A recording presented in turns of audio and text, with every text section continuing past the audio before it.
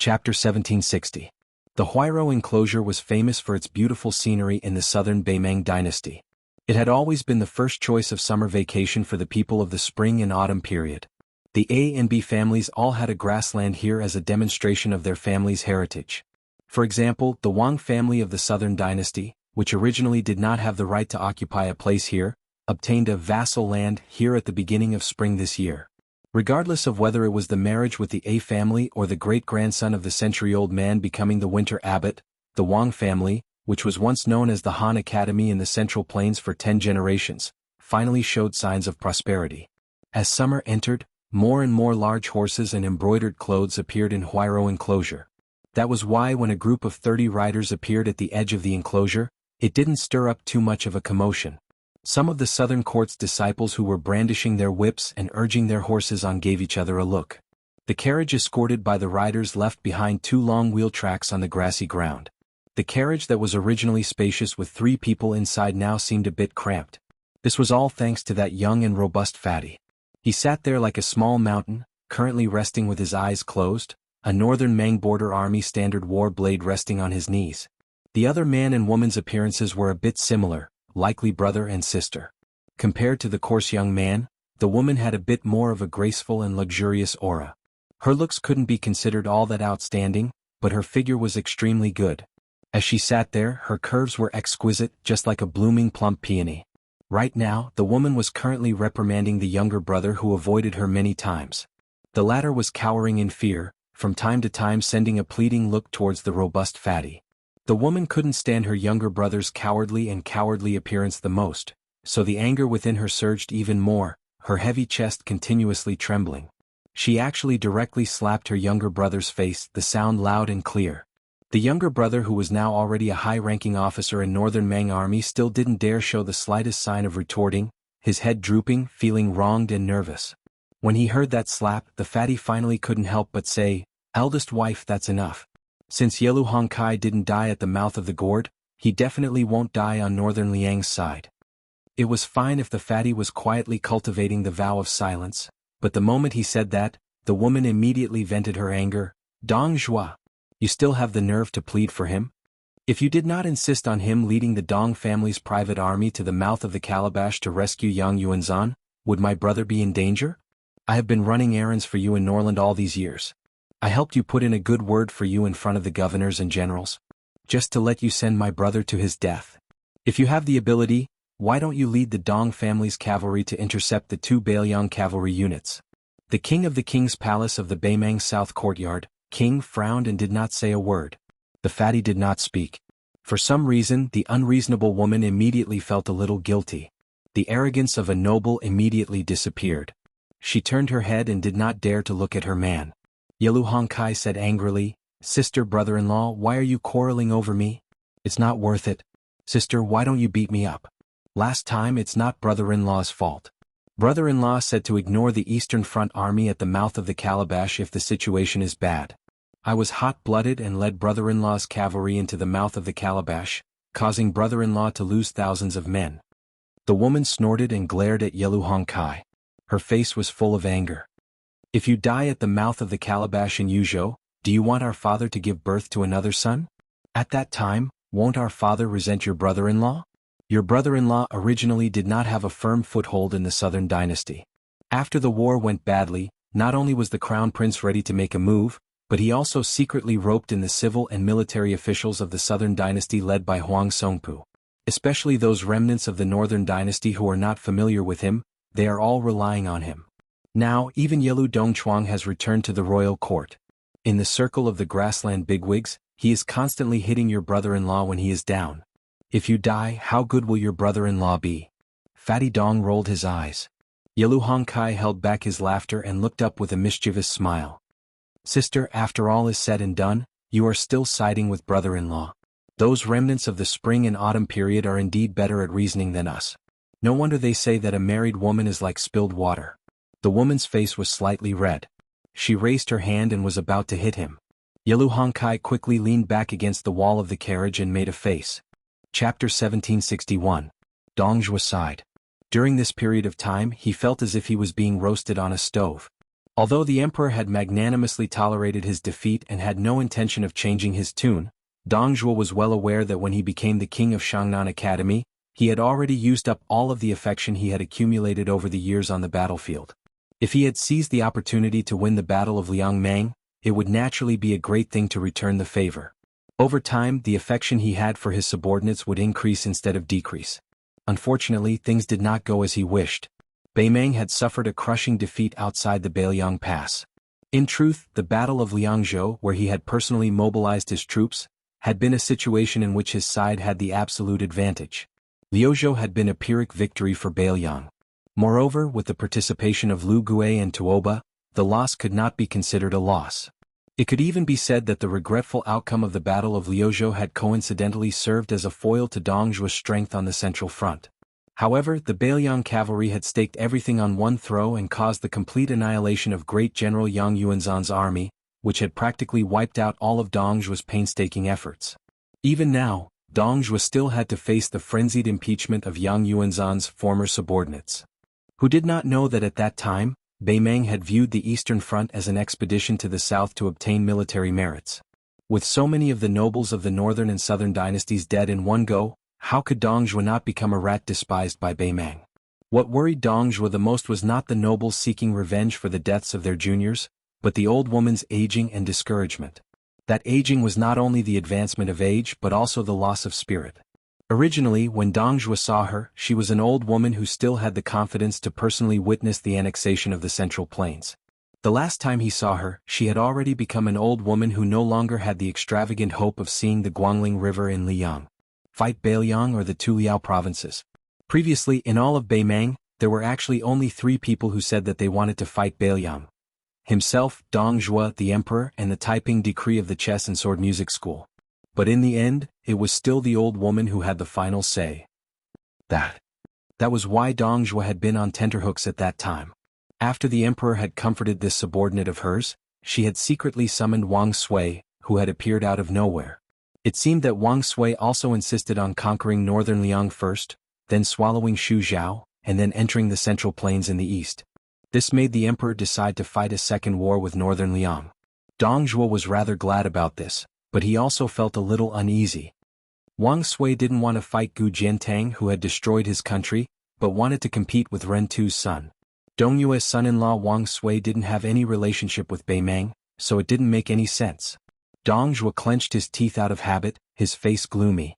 At this very moment, that northern Mang Golden Branch and Jade Leaf who had previously flared up at him saw that her man was deeply worried, so she didn't dare to continue being unforgiving. In the end, she was on his side. Most women in the world were willing to follow their husbands after marriage. Moreover, in her heart, Dong Zhuo had always been an indomitable hero, a great flood dragon with the hope of becoming a dragon in the world. She had chosen Dong Zhuo back then, and the woman with the pseudonym Fan Bainu had flirted with the little Beiliang Tu Qinjibao. The notorious Princess Hong Yan of Yutou Province seemed to have some connection with the king of Beiliang, Su Fengyan. Now she was recklessly advocating going south to Liao. The carriage slowly came to a stop. Dong Zhuo alighted and looked at the elegant courtyard that made him feel like he was in Jiangnan of the Central Plains. The white walls, black tiles and willow trees swayed gently. The courtyard wasn't big and it wasn't famous in the Huairou enclosure. However, the 2 guests in the courtyard today held important positions in Beimeng. Dong Zhuo and Dong Zhuo were both authoritative figures in the southern court who could shake the officialdom with a stomp of their feet. Dong Zhuo had always minded his own business with the 2 of them, but now he had no choice but to come. It was obvious that Dong Zhuo was in an awkward position in the southern court. Dong Zhuo suddenly missed his wife, the 5th fox, and of course that innocent little girl Tao Manwu. Then Dong Zhuo, his wife, and Yelu Hongkai walked into the courtyard together. They saw Murong Baoding, who was appraising the half-faced Buddha, as well as the Zhong father and son, Zhong Shintong and Zhong Tan. At the same time, the Beimeng crown prince secretly brought along the androgynous and handsome young man of unknown identity. Similarly, they were having a private meeting with a few important figures that couldn't be exposed.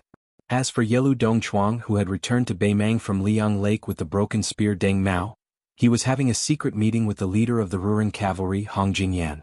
As for the Beimeng war god, Tuoba, he had once again rushed alone to the icy plains of the extreme north. He used an iceberg that never melted as a ferry to continue his journey north. There were fish in the northern underworld. In the Beimang imperial palace, an old woman was walking aimlessly.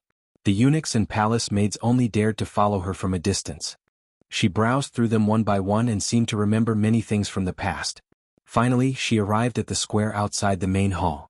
The head of the piece of Beimang had been waiting there for a long time. Before the old woman approached the head of the piece, she gave a young palace maid a strange order. The palace maid was at a loss at first, then she quickly left. The two of them walked up the stairs together. She actually knew many things that many people thought she didn't know. She didn't say it, but that didn't mean she tacitly agreed. The first thing she said was unexpected. Our Beimang seems to have a lot of Yelu Honkai and Yelu Honkai. It's the same among the important figures. They always give their names so casually. Teacher, if we conquer the Central Plains and read more books, will we not be so careless?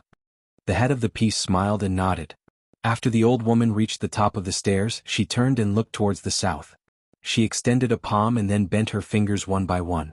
That crown prince of ours who became ambitious overnight, that pair of grandfather and grandson who share the same surname as the late emperor, and the head of the piece who shares the same clan as me. These three parties have already divided up half of my Beimang. The old woman bent her last two fingers. With the two of us, Beimang is gone. The head of the piece was silent. She laughed self-deprecatingly. That fatty dong is capable, but his fate is not very good. If he had helped me conquer Beimang, nothing would have happened. As a result, I ended up in my current situation. But it can be seen that my fate is not very good.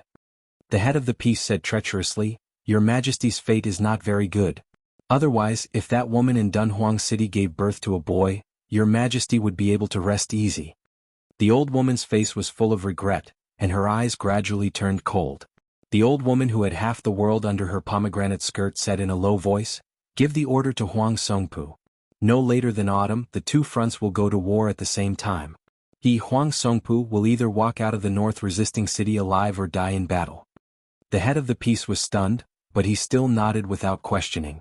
After the head of the piece left, the old woman waited for a long time. Finally, the young palace maid came back. She carefully held an unknown small wildflower in her hands. After the old woman asked everyone to leave her sight, she gently pinned the wildflower into her hair bun. She looked towards the south and thought of an old friend. Suddenly, her face became ferocious. She stretched out her finger and reprimanded, Su Xiao, you make my life difficult, so I will not let you die in peace. Then she withdrew her hand. Her face suddenly calmed down and her eyes were gentle. No one heard her whisper. Chapter 1762. Su Fengnian followed Huda's city to the east, turning into the mouth of the gourd. He then heard the wind pass through Crouching Bao City, weeping and complaining. After meeting Yan Wenluan, Chen Yunshui, and the other Yuzhou generals in Shaoguang City, he entered Tuma Pass on the border. There, in the stone arena where the two Jianghu experts had once sparred, he once again heard the children of the private school playing and laughing together after school.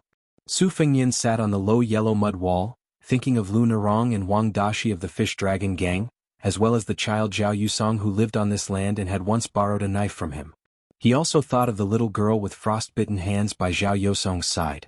He thought of the banquet they had held together, talking and laughing, never forgetting about it. Finally, Su Fengnian thought of that little girl who looked like a grass in the countryside. After she entered the golden thread weaving bureau in Lingzhou, after their meeting on Mount Qingliang, she had saved enough money and paid off that debt of 100 or 200 taels of silver. She then resolutely left Liangzhou and returned here. Ever since he had first left Beiliang to travel the Jianghu, 6 years had unknowingly passed. He had traveled to many places, gotten to know many people, seen many things and remembered many names. The pedestrians at Tuma Pass saw a young man dressed in a blue robe and wearing a white jade ornament on his waist. He raised his head and stared blankly at the sky. Yelu Dongchuang had said that as long as they formed an alliance with him and helped him become the emperor of Beimang, half of the southern court would be his tea money. Before long, Gu Jiantang had eaten the most expensive bowl of dumplings in the world. And regardless of whether the words were true or false, they were all gambling with the country, all shocking and heroic words. Su Fengnian lowered his head to look at the weeds and flowers growing quietly between the cracks of the mud wall. One by one, they were completely unremarkable and not spectacular at all. Su Fengnian raised his head to look at the distant bustling marketplace. A white robe appeared beside him. When the white robe descended from the sky, there was not a single speck of dust on the wall. If everything had its vanquisher, then there were only a handful of people in the world who could pose a fatal threat to Su Fengnian, a great grandmaster instead of the king of Beiliang. After the death of Chao Changqing, even Tuoba could not be counted as a threat if he could not make rapid progress in martial arts. Only the peach blossom sword god Dong Tai could be counted as half a threat. The reason why it was half a threat was not because Su Fengnian could easily defeat Dong Tai, but because Dong Tai was free and unfettered in Jianghu and had no reason to fight Su Fengnian to the death. Then the only one left was the person beside him, the only surviving grandmaster of Qi training in the world, Tantai Pingjing, the head of the Guanyin sect, who had unwittingly gathered great luck. She stood beside Su Fengnian and said to herself, "A wildfire can't burn it out, and it will grow again when the spring breeze blows. But these are plants. Humans were not plants. Moreover, perhaps after some people died, some people would live a life worse than death. No matter how inconspicuous these people were in the midst of the surging waves of war, no matter how insignificant they were in the midst of the drums of war, no matter how insignificant they were in the midst of the war. I once followed my master to the north and south of the Yangtze River. I'm used to seeing life and death, but it doesn't mean that I can treat life and death lightly." Su Fengnian was silent. He hung one leg on the wall and bent the other leg. Su Fengnian's chin rested on that arm. The breeze blew on his face. He narrowed his eyes and appeared to be at ease. Tantai Pingjing's eyes were cold. "Su Fengnian, I believe you should also understand that the current situation in the world is already against the rules. If Huang Longshi is taking advantage of the situation, then you are the culprit. Of course there is also Wudong Liufu. If you stop now it's still not too late. Maybe you can have a good ending." Su Fengnian smiled and said, "According to Huang Longshi, I, Su Fengnian, will die in Beiliang and be infamed in history for 100 years or 1,000 years. Is this your so-called good ending?" Tantai Pingjing said indifferently, "Now they have made concessions. If you continue to push your luck, even if you are invincible in the world, so what? Don't forget that invincible in the world is only invincible in the world." Su Fengnian was non-committal. "If I remember correctly, you should be grateful to me for your current state of cultivation." Tantai Pingjing's eyes were strange and completely snow-white, like 2 cups full of mercury and 2 snowy worlds. She gently stamped her feet. In a trance, the two of them were above the clouds. She stood in the air with the wind and Su Fengnian continued to maintain the same posture. The clouds gathered and dispersed beneath their feet. As they dispersed, they could see ribbons of varying sizes resembling streams and rivers. They were of varying thicknesses and they flowed slowly on the ground. Su Fengnian glanced at it and knew that it was the real world in the eyes of Qi trainers. One would not live long because of good people, and one would not die early because of evil people. One person's life and death and a country's prosperity and decline. Su Fengnian raised his hand and twirled a weed between his fingers. He said softly, "Huang Sanjia once said, reincarnating into this world, even if there are many benefits, it is also a golden millet pillow. Cultivate to immortal, live 1,000 years and still need a few cups of green wine. How long can a golden millet pillow be? How much wine can a few cups hold? Plus the grass in front of me, they are all very small things. No matter what, I don't want to listen to any great principles now. The greater the principles, the less I want to listen." Chapter 1763. Tantai Pingjing, who had reached the celestial being realm, sneered, "Do you really think Gu Jiantang will help you become the emperor?" Tantai Pingjing put her hands behind her back and looked down at the world and the mountains and rivers. She answered her own question, "Yes, it's true. But no matter who becomes the emperor in the world, he will be able to be the emperor longer than you, Su Fengnian. Now Gu Jiantang, who has reached the realm of Deshang and can peek into the mysteries of heaven, has seen this, so he is so kind." Su Fengnian said calmly, "I guessed it." Tantai Pingjing shook her head and said, "In fact, you only guessed half of it. Do you think that after Liufu cut off the connection between heaven and earth, you will not be bound by the laws of heaven? But have you ever thought that since you and Liufu, 2 ordinary people, can cross the thunder pool, there are not many abandoned pieces in heaven who will perish together with you? For hundreds of years, thousands of years, many outstanding people have achieved immortality. Can you and Liufu really escape this disaster?" Just when the 2 celestial beings were talking about the fate of the whole world above the clouds, Beiliang, Liang, Yanji County, Yuzhou, in the small place called Tuma Pass, there was a beautiful girl with a slender waist and a rather spectacular chest. After learning from the children in the village that the man appeared in the market, she plucked up her courage and trotted all the way there. She wanted to ask him if he could go back to his house to have a simple meal. She stood not far from the yellow wall, sweating profusely. She had to put her hands on her hips and bend down to gasp for breath. She did not see the figure that she did not even dare to miss. She missed him so much. Once she thought of him, she could not forget him. She knew that she and he were from 2 different worlds. Before she saw him in the Bailiang Palace on Mount Qingliang, she had already accepted her fate. After that, she was even more so. After learning that he appeared in Tuma Pass, she was about to cook for Yu Song. She could have asked Yu Song to invite him, but she did not. She asked Yu Song to wash the rice and choose the vegetables, and then she ran to the Tuma Pass market. Because in this way he would have to wait for her to cook when he arrived at her house. He could not eat until she finished the meal. She thought that no matter how busy he was, he might agree. He promised to stay not far away from her for a while. That was enough for her. He would not give her more than that, and she would not accept it. The woman named Su Qing stood in place. She straightened her back and wiped the sweat from her forehead. She smiled in satisfaction as if she had already seen him. But after she turned and walked away for a few steps, she could not help but look back. She blushed. Tantai Pingjing found that Su Fengyan's gaze was wandering, and her pair of silver eyes were also moving with uncertainty. Su Fengyan retracted his gaze. The world was so big. How could he find him? Although he had used the spies of the Whispering Chamber to find him after he left Jianghu, Bailiang focused on the spies in the capital, Guangling Road and Jinggan Road. The Whispering Chamber did not have a deep foundation in the southeast. Moreover, there were many mountains in the southeast. It was famous for different sounds and customs. News was blocked. If he wanted to find a needle in a haystack, it would probably take a long time. Moreover, if he was really lucky to find him, he would definitely not want to come to Bailiang. Su Fengyan could not go to his hometown now. Even if they met, it would be many years later. Su Fengyan hoped that by then, not only would that guy be safe and sound, it would be best if he had a family. Su Fengyan had imagined the scene of meeting again after a long separation. Thinking about it, it was not very emotional. Perhaps the two would only raise their palms and give each other a light high five. It should be that simple. Between brothers, there was no need to thank each other. No need to say sorry. In the end, Tantai Pingjing did not make a move. Su Fengyan stood up. It's a once-in-a-lifetime opportunity. It seems that Master Tantai has no intention of putting all your eggs in one basket. Tantai Pingjing's eyes returned to normal. Why should I jump into such an obvious trap? Su Fengyan curled his lips and turned his head. Because of her tall stature, they only needed to look at each other at eye level. Su Fengyan smiled. That's how it should be. It won't be too late for you to make a move after I and Beimang have a life-and-death battle. Just as Su Fengyan was about to fall into the human world, he suddenly stopped. In this kind of battle of fate that has nothing to do with physique, as long as I'm near Bailiang, your chances of winning are not high. Tantai Pingjing raised her eyebrows. You want to ruin my state of mind with just a few words? Su Fengyan dismissed it with a smile. Tantai Pingjing disappeared without a trace. Su Fengyan stood in the sky and stretched his body. At this time, Su Fengyan didn't know if it was because his vision was broadened and his mind was broadened, but he felt a sense of heroism for no reason.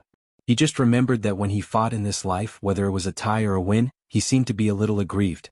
He had never really fought to his heart's content. Beimang, wait and see. Let me, Su Fengyan, fight 10,000 cavalry alone. Let me fight to the death for the only time in my life without any scruples. Not as the king of Bailiang, but as the great grandmaster of martial arts. Let's fight to our heart's content. Beimang's millions of cavalry want to enter the Central Plains, but they have to go through me, Su Fengyan. It was that simple. The figure standing between the sky and the earth, wearing a green robe and a jade pendant, hung a cold blade. Like a green grass. Su Fengyan, whose sleeves fluttered like an immortal, didn't know that. It was the heroism that filled his chest. Ancestor Lu, who passed the divine gate but didn't enter, had it. Li Chungang, who floated across the Guangling River with a sword, had it. Chao Changqing, who became the Confucian sage in the West Wall, had it. It was also called the Great Spirit. Chapter 1764. A pair of travel-worn Taoist master and disciple arrived at the estuary of Guangling River. They watched the 15th tide and escorted the dragon carp through the river into the sea. They started their journey back along the river and finally arrived at the border of Liangyu. The two could already see the magnificent scenery of Wudong's 81 peaks. In the evening, the glow of the sunset hung in the western sky. The young Taoist master carried his exhausted young disciple and walked slowly. His steps were steady. The little Taoist who followed his master across half of Liang was sleeping soundly. When they arrived at the foot of Wudong Mountain, the young Taoist master saw an unexpected familiar figure. He wore a green robe and had a sword at his side. He walked forward quickly. Because he was carrying his disciple, he could not bow and greet him. He could only nod his head in greeting. The young man at the foot of the mountain also nodded his head in return. Without any warm words, they climbed the mountain silently. After walking past the four-character memorial arch written by Lu Zhu himself, Hong Shixiang, or perhaps the reincarnated little Taoist Yu Fu of Lu Dongxian, suddenly opened his eyes. He lay on his master's back sleepily and turned to look at the handsome young man walking side by side with his master. For some reason, the child felt a natural closeness to him but also an involuntary fear. At this moment, the drums of Wudong's peaks sounded at the same time. The melodious sound reverberated between the mountains. Su Fengyin, who was in a trance, came back to his senses at the sound of the drums. He turned his head and looked at the little Taoist. Speaking of which, Li Yufu was able to find this Jiangnan village child named Yufu because of Su Fengyin's help. It was during that battle against Wang Xinji that Su Fengyin had no choice but to go on an out-of-body journey. After that, he vaguely discovered signs of the child's enlightenment. Following the clues, Li Yufu successfully brought the child back to Wudong Mountain. Su Fengyin looked at the young and tender face. Apart from the child's clear eyes, which were just like the elephant washing pond on Wudong Mountain, and the demeanor of the ox-riding martial granduncle, there seemed to be no other similarities. Su Fengyin looked at the ignorant little Daoist child, and for a moment, all sorts of feelings welled up in his heart. Su Fengyin did not have much impression of the immortal Lu Zhu and the immortal Qi Xuanzhen, but how could he forget that Lotus Flower Peak Daoist priest called Hong Shixiang? Su Fengyin could not help but reach out his hand and pinched the little Taoist boy's slightly tanned face. Probably because he used too much strength, the child grimaced and did not dare to refuse. He was just a little angry. Su deliberately said fiercely, "Before you grow up, if you dare to fall in love with someone else, I'll beat you to death." The little Taoist boy said angrily, "Cultivators are devoted to Taoism and do not talk about love." "What are you talking about?" Su Fengyin snorted. "Is it your master who taught you this, or the old immortal Qinyao who taught you this *T principle?" The little Taoist boy almost blurted out. He secretly pulled the collar of his master's Taoist robe. Li Yufu said softly, "This is our king of Bailiang. I can't afford to offend him, and neither can your martial granduncle Chen." The little Taoist boy quickly said seriously, "It's the principle that I figured out. It has absolutely nothing to do with martial granduncle Chen." Su Fengyin and Li Yufu looked at each other and smiled. Then they glanced at the little Taoist boy who was carrying a small bamboo box that was crudely woven. "What's in the bamboo box?" The little Taoist hesitated for a moment, but he still answered honestly, "This little Taoist and master have traveled thousands of kilometers to the east. Along the way, master often treated patients. Many of the medicinal herbs were picked by me from the mountains, and the medicine was also brewed by me. There were some patients who insisted on paying master for his treatment, so master had no choice but to accept them. He would also give me some copper coins while he was at it, and this little Taoist saved them all up. On the way back, I bought some gifts for Grandmaster Yu and Grandmaster Qin." The little Taoist boy's charcoal-like face made his eyes brighter. Yu Fu was in a good mood because he would soon be able to see the senior Taoist priests on the mountain. He was especially happy when he thought of martial granduncle Yu and the others after receiving his gifts. But the guy in front of him, whose name could be heard even in the southeast coast, made the child's mood fall to the bottom with just one sentence. "Those little things in your box, if I received this kind of worthless gift, I would quickly throw them to the corner." The little Taoist boy's face suddenly became gloomy. He wanted to say something but stopped. He wanted to refute, but he couldn't be righteous, so he simply shut his mouth. Su Fengyin smiled and said, "Why don't you sell the box to me? I'll give you a few hundred taels of silver. You can go to Escape Summer Town and pick a few valuable things. How about it?" Yu Fu didn't immediately refuse or agree. Instead, he whispered to his master, "Master, what do martial granduncle Yu and martial granduncle Qin, martial uncle Han and martial brother Qing Xan like?" Li Yufu didn't help the young king to do evil. He smiled and said, "They all like the gifts you give them." The little Taoist boy said pitifully, "But the things in my box are really worthless." Li Yufu smiled and said, "Valuable things are often only valuable. We are cultivating on the mountain. It doesn't matter whether it's valuable or not." The little Taoist boy quickly smiled and stared at Su Fengyin. Su Fengyin also stopped teasing the naive little Taoist boy. He stopped smiling and said to Li Yufu, "Teacher Li, don't you want to think about it? After all, for you, you are different from the ordinary people in the world.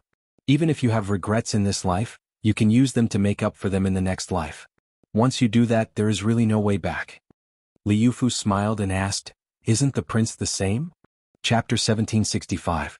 Su Fengyin said helplessly, "But the two of us are still different. You came from the top of the mountain, I came from the bottom of the mountain. In order to achieve my wish, I faced many obstacles, from Wang Xinji to Xie Guining to Tantai Pingjing. And in the end, I acted out of selfishness. You didn't have to do this. You could achieve immortality peacefully and become a celestial. Moreover, Wudong Mountain has always been an anomaly. As long as you are willing to ascend and accept the enlistment, I believe that the top will give you a big reward.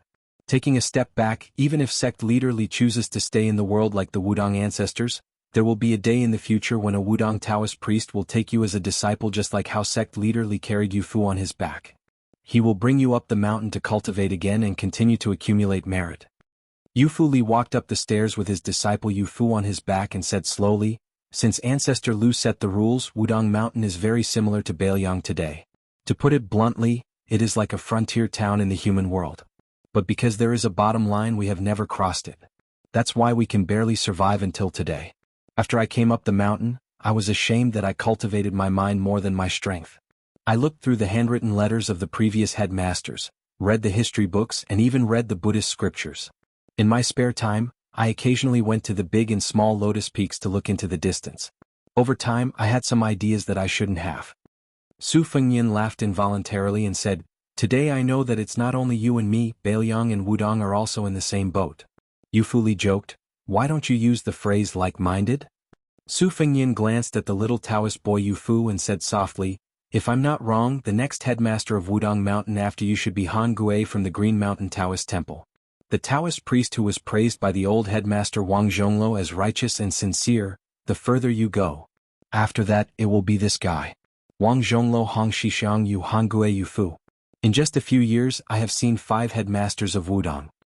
Li Yufu said regretfully, "Unfortunately, I'm afraid I'll only be able to see His Highness, the King of Bailiang." Su Fengyin and Li Yufu were resting in a pavilion located halfway up the mountain. In the darkness of the night, the lights of the escaped summer town at the foot of the mountain were dim. The little Taoist boy Yu Fu had fallen asleep again. Li Yufu said softly, "The fate of West Chu that Chao Changqing carried has been scattered to Guangling Taoism. However, the fate of Chao Changqing as the Confucian sage, I can't figure it out." Su Fengyin nodded and said, "It was split into 2. One was given to Zhao Zhu, the crown prince of Yanqi. The other was originally given to Qin Zhibao, but the latter refused for some reason. Thus, it was absorbed by Tantai Pingjing of the Guanyin sect." Li Yufu asked curiously, "Compared to Qin Zhibao, Chao Changqing should be closer to you." Su Fengyin smiled and said, "Li Chungang lost to Wang Xinji and Wang Xinji lost to me. Chao Changqing chose Qin Zhibao." At first, outsiders were puzzled. The truth may take a long time to be revealed. Li Yufu looked into the distance and said, "The size of Jianghu depends on the fate. Huang Longshi made Jianghu enter an unprecedented year in the past 20 years. Masters came out in large numbers. If it was in the era of Gao Shulu or Lu Songtao, a Jianghu could accommodate 3 or 4 terrestrial immortals at most. In bad years there may only be 1 or 2. There were only a dozen martial artists who reached the 1st grade. I believe that the predecessors couldn't imagine the prosperity of Jianghu in these years. Originally, after the death of Chao Changqing, either someone could quickly become an terrestrial immortal, or many 1st-grade masters would emerge. I didn't expect that in the end, it was the Qi Trainer Grandmaster who became a celestial being." Su Fengyin smiled and said, "It has always been the modern people who are ashamed to face the ancient people. Now it is the ancient people who are ashamed to see the modern people. It is very interesting." Li Yufu suddenly said, "Your Highness, from then on, Mount Wudong will need your care." Su Fengyin said with a sad face, "Then won't there be another burden on my shoulders?" Li Yufu laughed and said, "When I went down the mountain to travel, I heard an interesting saying. The lice on the rich are double eyelids. The more I think about it, the more reasonable it is. Your Highness has a big family and business, so don't refuse." Su Fengyin smiled. Then he felt a bit of sadness in his heart as he looked at this young Taoist who was destined to one day disappear from this life. Su Fengyin and Li Yufu both knew that the way of heaven was selfless. The so-called good will be rewarded with good and evil will be punished with evil. This was only the beautiful pursuit of the world that was almost wishful thinking. In fact, as long as there were immortals and gods in the clouds, the world could not escape the fate of being a puppet. Su Fengyin wanted to cut off the karma for himself. Li Yufu wanted to cut off the karma imposed on the world by the celestial being. The battle between the celestial being and the celestial being that the two fought side by side may have been quiet from beginning to end, but it determined the grand pattern of the world for the next 1,000 years. Su Fengnian still did not know what Li Yufu was really thinking and what he wanted. However, when Su Fengnian looked at this young Taoist in a plain and clean Taoist robe, his heart was filled with respect. Li Yufu carried his disciple Yufu on his back, and the little Taoist boy carried the small bamboo box. The young leader of Wudong exhaled and said softly, "I want to say something for the world." Su Fengnian was puzzled. The young Taoist looked at the peaceful night in the distance and said with a smile, "I hope that in the world after my death, the gentleman will strive for self-improvement and the gentleman will be virtuous. I hope that thousands of years later, whether there is Jianghu or not, there will be chivalrous people who will act righteously." Su Fengnian could not help but interrupt, "Is that 2 sentences?" Li Yufu nodded and said with a smile, "Then I will say one more sentence." Su Fengnian was silent for a moment. "This can be." The two stood side by side on the mountainside of Wudong. It seemed that 1,000 years had passed. Chapter 1766. In Jianghu it was a dark and windy night to kill. On the battlefield, it was autumn when the horses were fighting. Fortunately it was not autumn yet and it was summer. In the temple of the Southern Dynasty in Beimang, there were many basins of ice and it was chilly. An old woman wearing an old yellow dragon robe made in the style of the Southern Tang Dynasty was sitting leisurely on the steps in front of the dragon throne instead of sitting high up on the dragon throne. There were more than 40 people standing in the spacious hall, but it was not crowded. The hall was not divided by civil and military officials. On the right side of the hall were people wearing yellow and purple official robes, no different from the officials who attended the court meeting in Liang. On the left side, most of them were wearing casual clothes, but almost all of them had Shinbei jade belts on their waists. Among them there was the first person of the old Southern Dynasty, Huang Songpu, who had returned to command military power, Dong Zhuo, who still held the title of King of the Southern Courtyard, Halian Wuwei, who was in charge of the Heshi province, Wang Yong, who was in charge of the Aquarius province, Murong Baoding, who was in charge of the Tangerine province, General Zhong Shentong, Lu Gui, who had lost in the Battle of Lu province in Bailiang, Wang Yong, who was in charge of the Aquarius province, and Wanyan Jinliang, who was in charge of the Longguan aristocracy. Not only were these Beimang generals and heroes gathered, but there was also Beimang's only surviving minister for 3 dynasties, Yelu Hongkai, the leader of the Ruran cavalry Hong Jingyan, and Crown Prince Yelu Hongkai.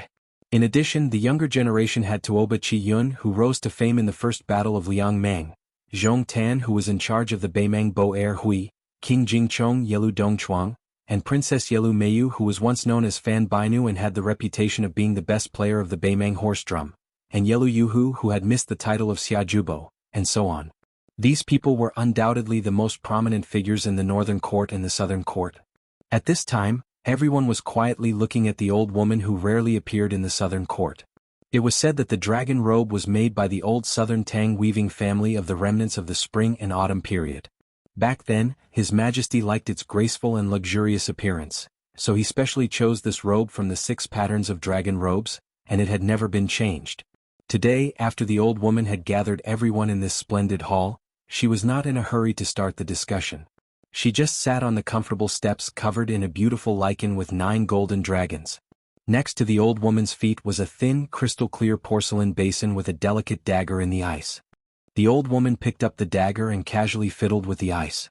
She said without reason, "I heard that Li Gongda, the Taoist administrator of Bailiang, has a son who has made great military achievements. As a white horse crossbowman, he has been to the gentleman's pavilion?" Li Mibi, who had single-handedly created the Beimang spider web, said in a deep voice, "Your Majesty, there is indeed such a person. His name is Li Hanlin. After he entered the Bailiang frontier army, he participated in more than 20 battles, big and small. In every battle he always took the lead. Now he has become a crossbowman lieutenant." The old woman laughed and said, "In only 3 years he has become a Bailiang crossbowman lieutenant? Isn't it said that in the world, the Bailiang frontier army is the most difficult to be promoted, and the white horse crossbowman is even more difficult to be promoted?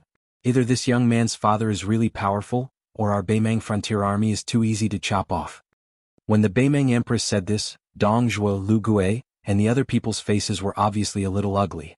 However, the big shots like Zhong Shintong and Murong Baoding, who were not involved in the War of Liangmang, were much more relaxed. There was even a subtle smile on their faces.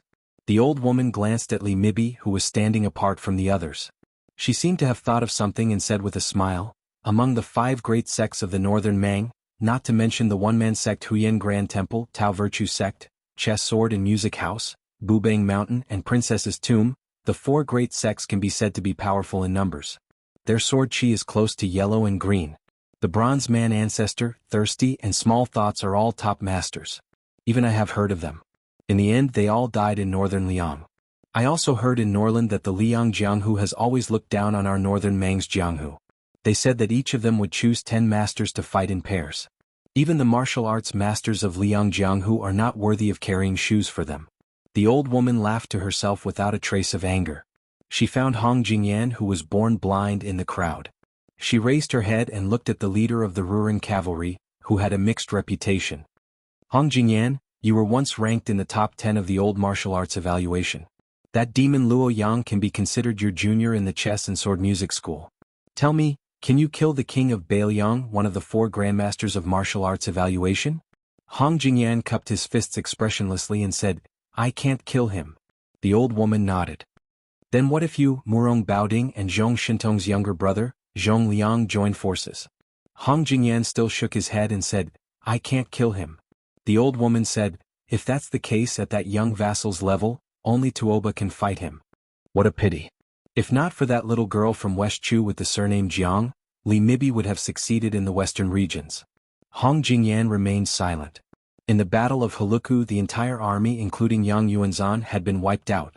Only his Ruren cavalry had been lucky enough to avoid 2 of Bailiang's heavy cavalry and break out of the encirclement. Although they had suffered heavy casualties, they had managed to preserve the structure of the Ruren cavalry.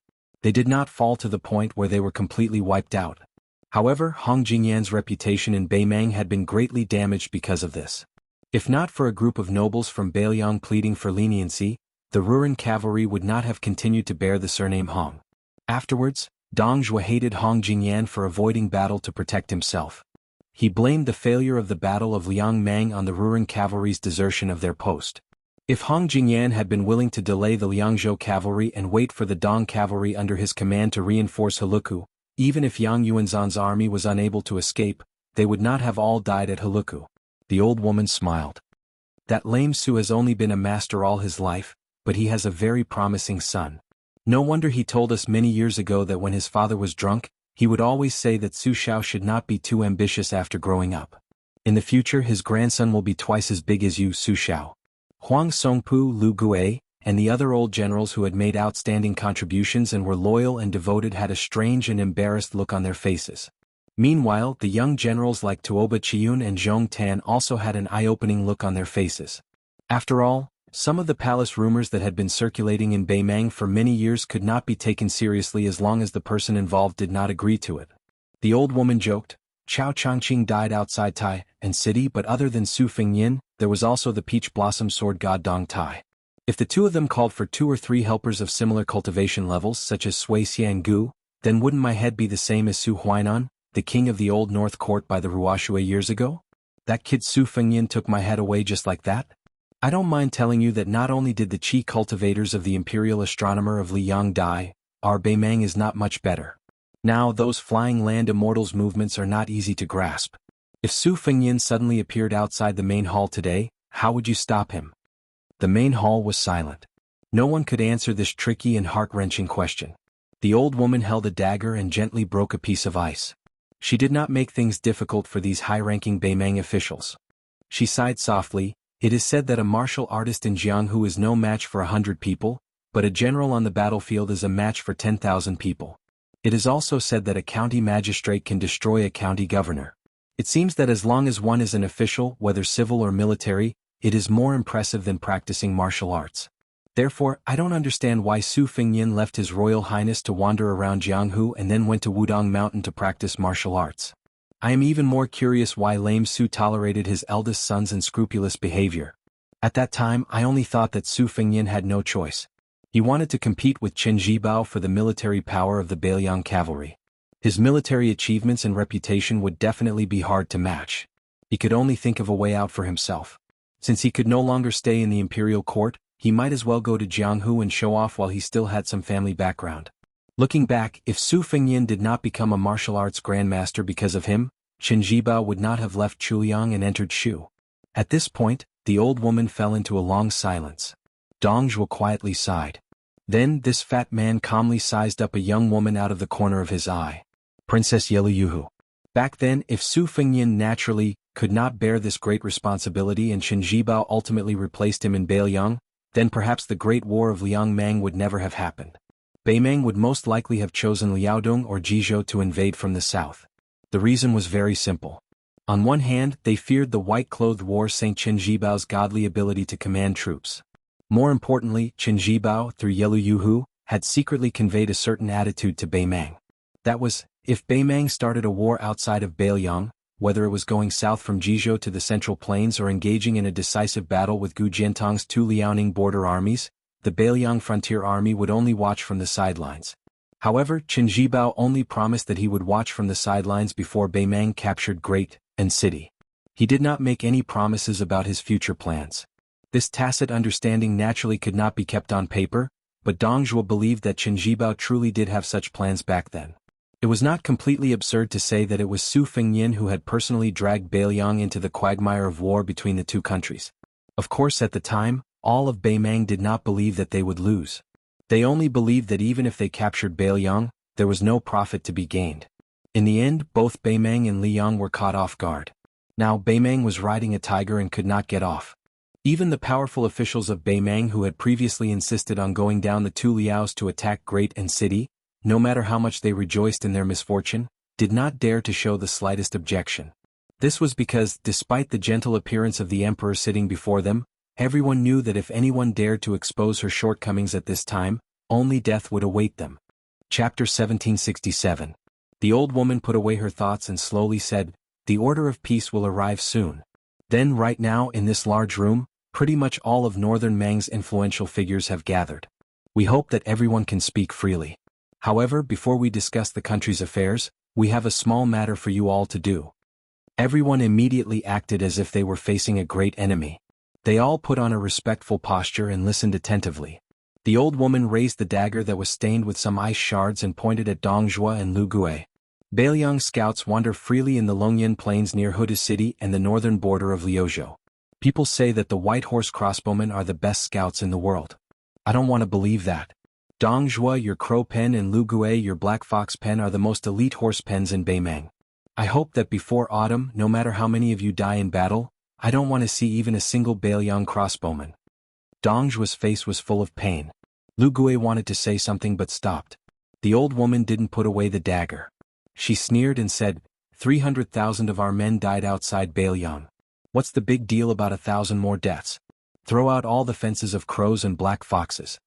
The old woman's face became colder and colder. She said sternly, "Let's not talk about the imperial bulletin of the provincial governors of Liang Imperial Court. We can even get the imperial bulletin of the Jidushi and the administrator. However, the war with Beiliang is imminent, and we can't even get a single useful spy report on the specific deployment of the Beiliang frontier army. Not a single one. What a joke." Lu Gue bowed and said in a deep voice, "My black fox pen was willing to die before the war." Dong Zhuo had no choice but to agree. Crow's Nest is the same. At this moment, the imperial decree of peace walked into the main hall with a scroll in his hands. Under the instructions of the Empress of Beimang, a huge map of the Liang-Mang confrontation was spread out at the bottom of the stairs. It was more than 10 feet long and wide. It included Huda City, Huayang Pass, Liuya Fulling Grave, and the 3 military towns as well as Beiju City, which was being rapidly built. The map had a panoramic view of the entire Liangzhou Pass. As for the passes of the 4 prefectures, it was even more detailed and accurate, down to the county level. Apart from the geography, Beiliang's Great Snow Dragon Cavalry, the left and right cavalry, the Longxiang Army, the 2 heavy cavalry armies, and all the other main forces in the field were also marked in the vicinity of a certain encampment. From the leading general to the approximate number of soldiers and horses, everything was written in red ink. The old woman stood up and casually threw the dagger into the porcelain basin mixed with ice water.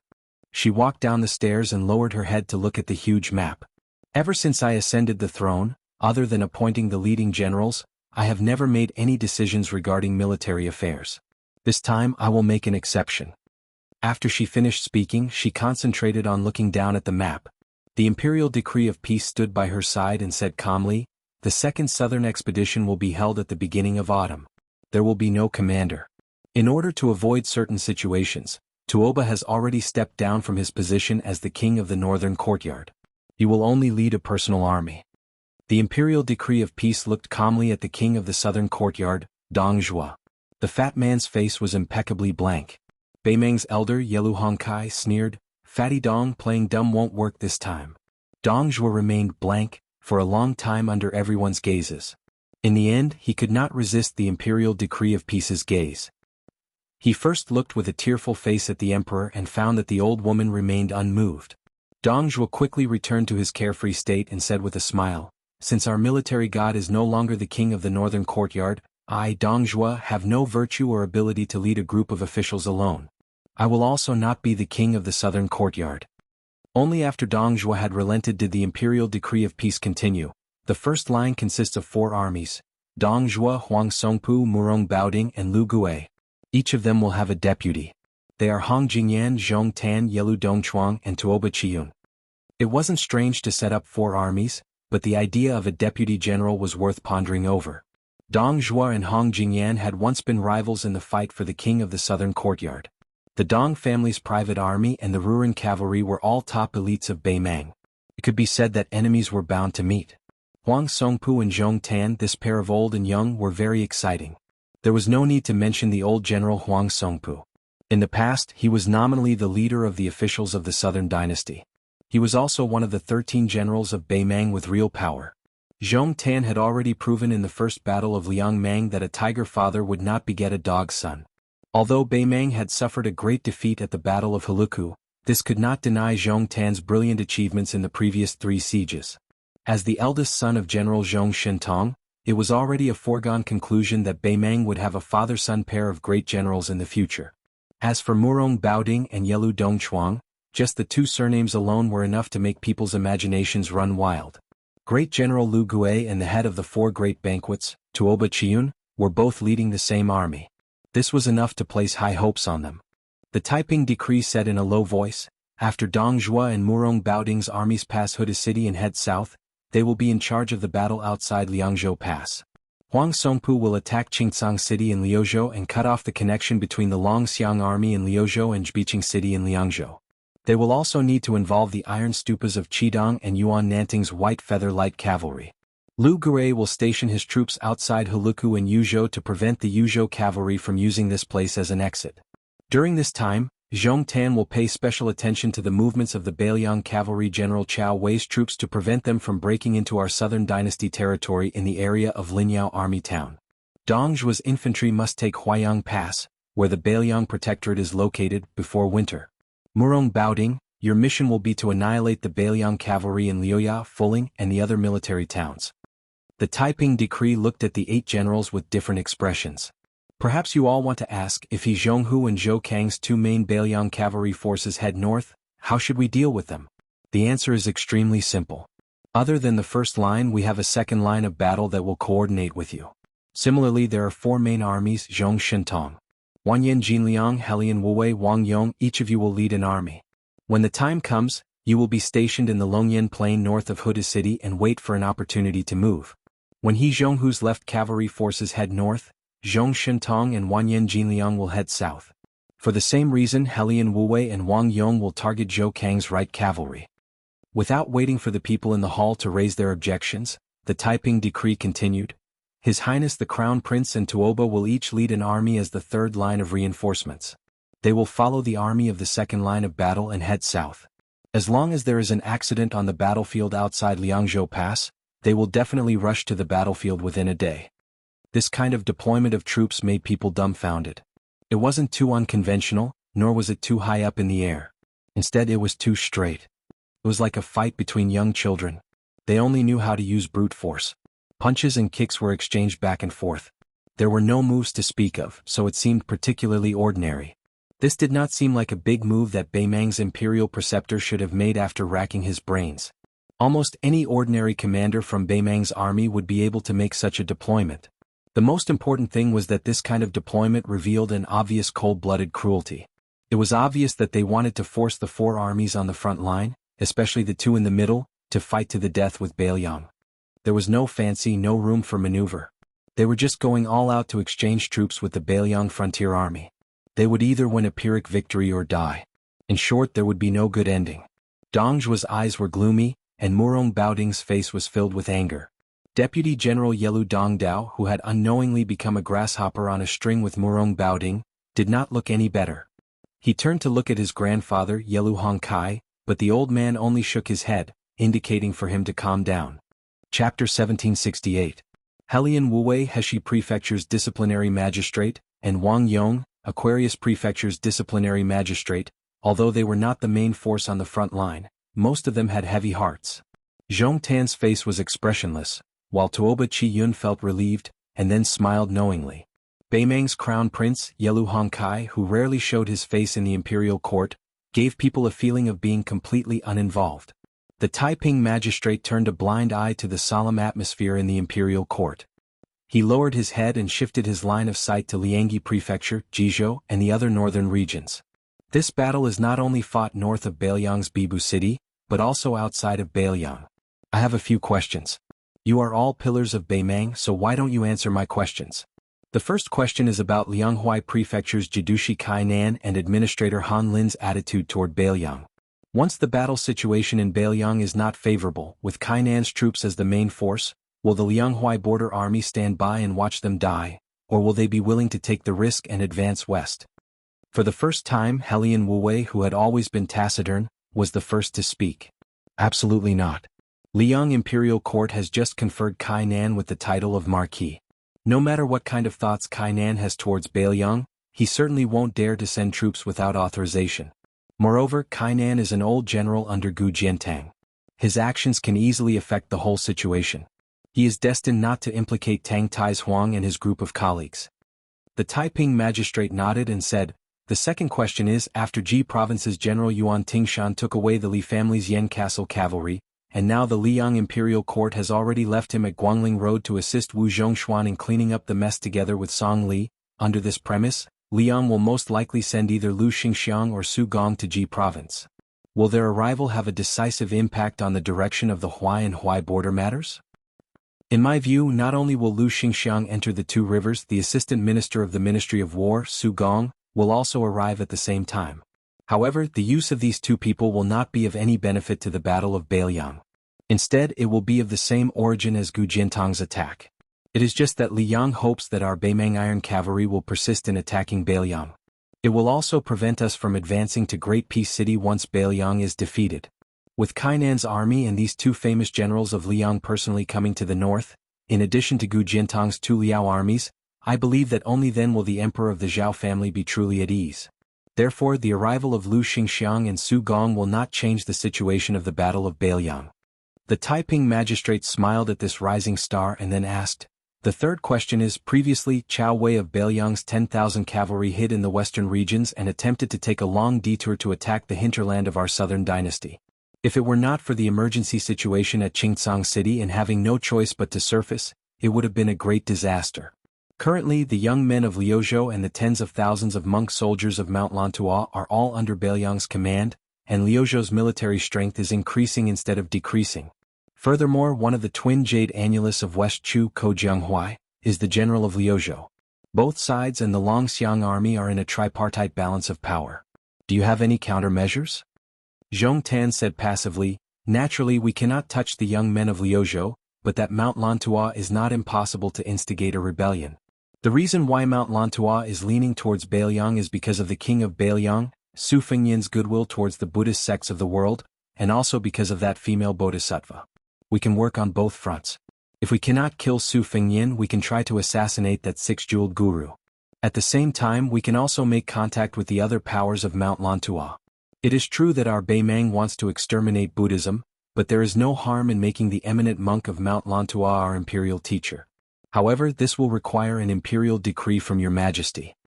The Taiping magistrate nodded and said, the imperial decree has been prepared. Zhong Tan was not surprised. He cupped his fists and said, this general is willing to personally go to Mount Lantua in the western regions. After the Taiping magistrate agreed, he said, fourth question, once the matter of Huai and the western regions is settled, can we add some firewood to Xu Zhao? Li Mixi smiled and said, that prince surnamed Zhao of Nanzhao, who caused the people under his jurisdiction to complain everywhere, has actually been our Beimang spy for a long time.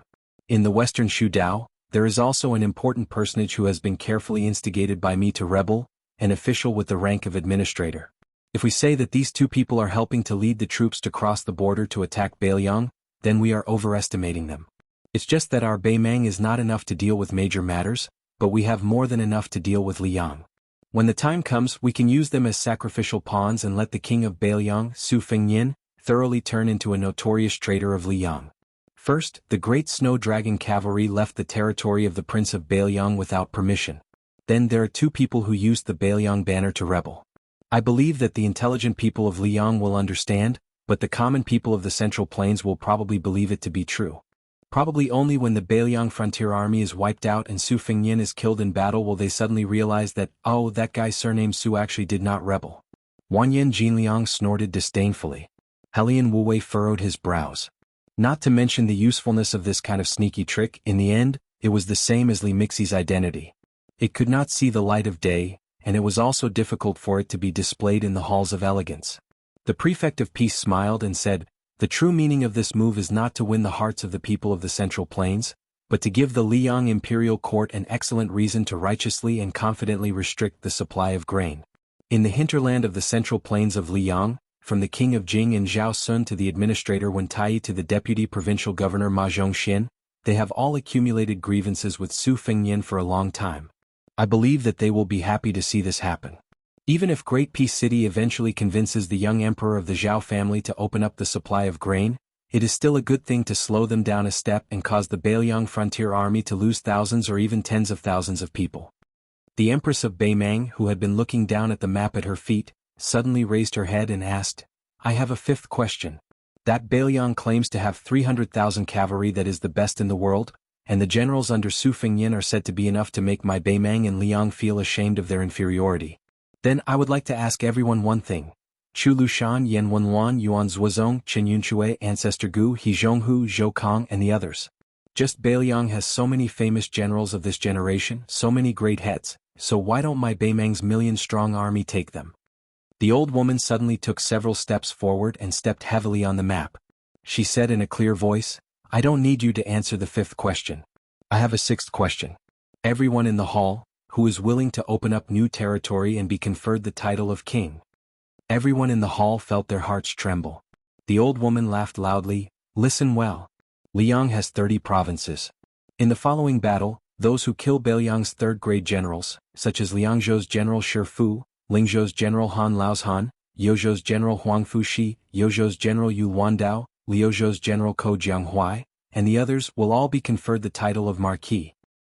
Those who kill Beiliang's third-grade civil officials, such as Li Gongda, Song Dongming, Yang Guangdou, Chang Sui, Su Beiji, and Qin Shiliang will all be conferred the title of marquis. Those who kill Qin Yunshui, Ancestor Gu, He Zhonghu, Zhou Kong, and the others will be conferred the title of king. In the future, after annexing Liang, you will have a province in the Central Plains. Those who kill Chu Lushan, Yan Wenwan, Su Longxiang, and Yuan Zuozong will be conferred the title of king and have 2 provinces in the Central Plains of Liang. The old woman's face was ferocious. In the end she said, those who kill the king of Beiliang, Su Fengnian, they will be conferred the title of king. They will be the king of the South Courtyard, whose territory includes the entire Central Plains. They will be conferred the title of Prince Liang. Other than the 4 provinces in Beiliang, they can also take any province in the Central Plains. The hall was silent. There was no sound. Dong Zhuo laughed loudly. His eyes were burning. He cupped his fists and said loudly, Your Majesty, I Dong Zhuo will gladly accept Chu Lushan's head. Murong Baoding glanced at the map and said with narrowed eyes, Then I will accept the heads of Jean Partridge, Zhou Kong, and the others. Huang Songpu laughed loudly and said, Fortunately there are still the heads of Su Longxiang, Ko Jianghuai, Yang Guangdou, and Qin Shiliang in Liuzhou. They are still valuable. The old woman slowly walked forward. Step by step, she entered Beiliang's territory on the map and finally stepped on Mount Qingliang. Before it snows this year, I will let every inch of Beiliang be covered in blood. Chapter 1769. Mount Wudong was flourishing. Many pilgrims spared no effort and traveled thousands of li to Mount Wudong to burn incense. Pilgrims from other places were especially numerous in the capital and Jinggan Road. Many of Mount Wudong's Taoist temples, big and small, provided lodging. Even Shaozhou Peak, which had just been opened not too long ago, had an endless stream of pilgrims. Wudong's main peak, Zishu Temple and Elephant Cleansing Pond, Little Lotus Peak's Persimmon Forest and Tortoise Carrying Tablet, and Yuzhu Peak's huge auspicious murals. These scenic spots were undoubtedly fascinating and unique. However, the Wudong Taoist priest's amiability made the pilgrims feel as if they were bathing in the spring breeze. Even those with high seniority like Qin Zhao and Yu Xingrui, as well as the Honorable Chief Li Yufu, would always follow the rules set by Ancestor Lu, my mountain Taoist priest, every 10 years, and explain the signs to the pilgrims free of charge. However, the prosperity of Mount Wudong's incense could only be attributed to one person, Su Fengnian, who had once cultivated on the mountain. The Elephant Cleansing Pond, which was not far from his cottage, had now become a place of pilgrimage for the people of Jianghu. It had also attracted countless female pilgrims to Mount Wudong because of its reputation. Burning incense was true, as was their admiration for the northern Su. That young man was really too legendary. As a vassal with a different surname, he was an extremely high official, and in his hands he controlled Bailiang's 300,000-strong cavalry. As a martial artist, he was ranked among the 4 great grandmasters of Wushu. Moreover, it was said that he was handsome. Word of mouth spread that he was even known as a banished immortal. His style was not inferior to that of West Chu's Chao Changqing. As a result, an extremely interesting scene appeared on Mount Wudong. Unlike other temples and Taoist temples, Mount Wudong had more and more female pilgrims, and most of them were young women who came with their companions. When Su Fengnian, Li Yufu and Yu Fu parted ways in the twilight, the master and disciple continued to climb the mountain towards Mount Wudong, while Su Fengnian went to the thatched cottage. Unexpectedly, he was met with a closed door. Looking from a distance, there was clearly a faint light in the house, but when he approached, the light suddenly went out, and then he knocked on the door. Su Fengnian was somewhat baffled, and only thought that she was embarrassed and did not have the face to live in the same room with him. This made Su Fengnian laugh involuntarily. In fact, when she carried the books up the mountain, the two of them lived together, but it had nothing to do with sharing a bed. He slept on the small bed and she could only pitifully sleep on the floor in the corner of the room. At that time, His Royal Highness did not have protective feelings for the fairer sex, and the little clay figurine absolutely would not accept his kindness. If Su Fengnian really suggested that she sleep on the floor, she would not be able to sleep soundly, and would only think that His Royal Highness had bad intentions. From this, it could be seen that at that time, the little clay figurine of Mount Qingliang was really badly bullied by His Royal Highness. 2 thin wooden doors, just like that, blocked the young lord who had even forced his way into the imperial astronomer's house. Su Fengnian turned around and saw a small bamboo chair that she had probably forgotten to take back into the house. Su Fengnian sat on the chair he had woven himself when he was riding a bull, his hands tucked into his sleeves as he looked up at the bright starry sky. The night sky was as cold as water, but unfortunately, there was no Qing Luo to chase away the fireflies with her little fan. Su Fengnian sat alone for a while, but he was really bored, so under the starlight he went to the vegetable garden adjacent to the hut. It was full of lush greenery that had been taken care of by the little mud men. Many wooden shelves had been set up, covered with vines of cucumbers and loofahs, and many small yellow flowers. Su Fengnian counted some green peppers, and there were even some round watermelons hidden in the greenery. Su Fengnian counted about 5 or 6 of them, all of different sizes. He didn't know if it was because he loved the house and its crow, but Su Fengnian always felt that they were very cute. He thought that when they grew up he would pick them and ice them in the elephant washing pond. They would definitely be delicious, but perhaps he would be reluctant to eat them. Su Fengnian returned to the small bamboo chair and sat down, closing his eyes, but not thinking about anything. With a creak, the hut's door gently opened, only opening a small gap. Jiang and I secretly looked at the back of that figure, feeling a little uneasy. Since she started climbing the mountain alone, she was used to sleeping on the floor. Later, she gathered her courage and spread the bamboo mat on the small bed. These days she had a good sleep. Previously, when she heard Su Fengnian's familiar footsteps, the first thing she did was to jump off the bed barefooted, close the door and throw the bamboo mat on the floor. She lay on the mat and pretended to sleep, covering her ears and pretending to be dead. This series of actions was done in one breath, very much like a master's style. After waiting for a long time, when he got up and left, she returned to sit down, and then there was nothing else. Instead, Jiang and I began to feel apprehensive, not because of her conscience, but because she was afraid that the person who liked to hold grudges the most would come to settle the score. She was in a dilemma for a long time before she gathered her courage and opened the door. In the end, she saw that person sitting quietly outside, without any intention to argue with her. Suddenly, a clear voice sounded, and Jianghu was like a cat whose tail was stepped on. She instantly flew into a rage, feeling distressed and resentful.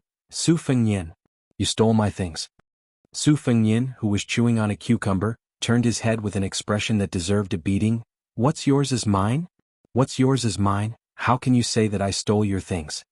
Jianghu stretched out her hand with a straight face and resolutely said, Pay up. Su Fengnian seemed to have expected this.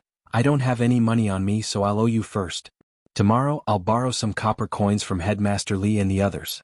How many copper coins do you charge me for a cucumber? 1 copper coin or 2 copper coins? Jianghu hesitated for a moment and confidently said, 2 copper coins. Su Fengnian smiled gently, biting on the cucumber, and vaguely said, You don't know how to bid 3 copper coins? Jianghu was stunned at first and then became angry out of humiliation. If you say 2 copper coins, then 2 copper coins. She quickly added, But it can't be the 2 copper coins of the eternal emblem Tongbao, it must be the 2 copper coins of the auspicious talisman Tongbao. Su Fengnian joked, Oh, you've collected Hongjia and the eternal emblem 16 big and small springs. Today you're planning to collect the auspicious talisman money. Little mud man, your ambition isn't small, huh? Jianghu angrily said, Why do you care? Su Fengnian turned his head and remained silent. Jianghu came to his side, and warned Su Fengnian as if guarding against a thief, The watermelon is still small, you can't steal it. Su Fengnian grunted. He didn't know why, but he thought of Wutangin on Mount Qingliang. The second-class maids had cucumber, green ant, white wine, and so on. The first-class maids had sweet potato and bluebird. Some were still there and some were no longer there. Jianghu went back to the house and moved a small chair to sit slightly away from him. She used the corner of her eyes to watch him slowly eat the cucumber, as if he was eating her copper coins. 2 copper coins. Chapter 1770. Su Fengnian stopped chewing. Holding the remaining half of the cucumber, he said softly, Xie Shibian and the others are doing well, you don't have to worry. The Song family has become the leader of the local officials of the new Guangling Dao. The emperor of the Zhao family has specially summoned Song Maolin to the capital to become a scholar of the Hanlin Academy. The former Guangling Dao administrator Wang Xiongui has been able to return to the capital. The new Guangling Dao administrator Wang Xiongui is one of the favorite students of the old Gangnam-do, Yu Jiankang. He is naturally close to the scholars of the Guangling Dao. Once he arrived at the Guangling Dao, he did not immediately go to the yamen to take up a post. Instead, he held a large banquet and called for hundreds of famous scholars of Jiangnan to chat. Additionally, he invited more than 20 Jishang from the Shangyin Academy. It can be said to be a rare literary event. Song Li, one of the main generals of the Guangling Dao, immediately married a woman from a powerful family of the Guangling Dao. All these signs indicate that Tian City does not wish for the Guangling Dao to have any more waves. Jianghu did not speak. Su Fengnian turned his head to look. Looking at that beautiful face, he said softly, In this world, there are some things where no one is indispensable. Your luck has always been good, you are also within this usually. Jianghu said lightly, There is no need to comfort me. I have never felt that Westchu needs me that much. Su Fengnian smiled and said, I am relieved that you can think this way. Jianghu suddenly asked, Then what about Bailiang? Is it impossible without you? Su Fengnian met her gaze and said seriously, Of course it is impossible without me. Jianghu rolled her eyes. Su Fengnian smiled and started eating the cucumber again. If Su Xiao did not die, if my master Li Yishan was still alive, if Chen Zhibao was willing to assist me in becoming the king of Beimang, if the court did not restrict the northwest border, if the Murong and Yelu families of Beimang had internal strife, if the Bailiang frontier army was not 300,000 but 500,000. It is a pity that there are not so many ifs in the world, so I appear very important. Jianghu tilted her head. Are you complaining to me? Su Fengnian rolled his eyes at her. I am not bitter. I am clearly showing off to you. Do you still remember? Back then, when I told you that I was such a talented martial arts genius, I only needed 2 or 3 years of practice to become invincible under the heavens. My life was as lonely as an avalanche. What did you think of me then? At that time, and now? Jianghu did not refute with words, but showed a disdainful look as if he had stepped on dog shit and it was a big dog shit hole. Su Fengnian raised his hand and threw the cucumber but high, his face full of pride. I have taken 3 disciples. If there is a martial arts evaluation in Jianghu in the future, then Wang Xing, Yu Dilong and Lu Yunchang will definitely be in the top 20. That little bastard Yu Dilong is even expected to be the first. Jianghu said, You Dilong? The child who was a scout in the Yuzhou cavalry? Su Fengyan nodded. He did not expect that the power of Jiang Ni's next sentence was no different from a flying sword taking a head. Even I heard of the famous story of leaning against the wall on the Wudong mountain. He is really the most powerful person in the world. Su Fengyan was stunned. Then Jiang and I heard the master of leaning against the wall murmuring, "Clean up the family." Jiang and I looked up at the Milky Way hanging in the sky. After going to Guangling Road with her uncle, she had always heard the people there call it the Guangling River in the sky. Su Fengyan followed her to look at the river in the sky, murmuring, "I heard that there are hundreds of thousands of mountains in Nanjiang. I heard that the snow in Liaodong is heavier than in the northwest. I heard that there is a butterfly spring in Nanzhou. Countless colorful butterflies are connected head to tail, hanging from the trees to the water." Jiang and I listened to his murmuring and said softly, "Those places that make you yearn for, will you go to see them in the future?" Su Fengyan narrowed his eyes. "Of course." Jiang and I withdrew her gaze. "Tomorrow I want to go to the Purple Void Temple on the top of the mountain to burn incense." Su Fengyan wondered, pray for blessings and make a wish? Or ask for a lot from someone? Jiang and I said unhappily, "It's none of your business." Su Fengyan dismissed it with a laugh. "If I remember correctly, tomorrow there will be Wudong Taoist Master Chen Yao personally interpreting the lot. No matter how late you sleep in, I can have the old Taoist immediately interpret the lot for you. Who told me to be Wudong Mountain's heavenly great pilgrim? How could they dare to neglect me?" Jiang and I was about to mock him when Su Fengyan spoke first. "That year Dong Tai gave me 12 pocket flying swords. Later, in those deadly battles with Han Xingxian, Wang Xianji, and Tuoba, many of them were destroyed and could no longer be assembled into a set. Later on, I had the Mahist master craftsman at the back of Mount Qingliang forge a new set of 9 swords, each of which is compatible with my different sword intents. The names of the 9 flying swords are Fengdu, Yixin Yu Shujing Lao Jiao Meizu Chaochu Wild Fox and Yangji. How about it, doesn't it sound very interesting?" Jiang and I bluntly said, "Sour, really sour?" Su Fengyan laughed loudly. After he restrained his smile, he reminded him softly, "That's right, when you burn incense tomorrow, there are some trivial matters that I have to tell you first so that you won't be a headless fly running around randomly. You don't need a lot of incense. You can't just buy a bunch to show your sincerity. 3 sticks of incense are enough. Moreover, the copper coins for the incense must be paid by the person making the wish and cannot be borrowed. In Wudong, there is a difference between burning incense in the temple and burning incense in the altar. The former pays particular attention to the fact that the incense does not exceed an inch, and the latter is best with sandalwood incense. Real pilgrims bring their own incense, unlike you who are cramming at the last minute." "Oh, wrong, cramming at the feet of Jianghu the great emperor. That seems even more wrong. After entering the Taoist temple, men on the left and women on the right. No matter if it is the stairs or the threshold, do not walk in the middle. When you make a wish, do not casually promise to provide for them in the future. This is the same principle in Taoist temples and temples. Whether it is a bodhisattva or a true immortal, they do not lack your incense. Also, burning incense in Wudong is said to be the most effective way to pray for peace and prosperity. Remember not to make a wish that is too big. In the future, if your wish comes true, don't forget to fulfill it." Listening to Su Fengyan's tireless nagging, Jiang Ni's state of mind was peaceful, and there was even some warmth in his heart that made people feel warm. However, Su Fengyan did not let Jiang and I down. His last sentence revealed his true colors of a fox.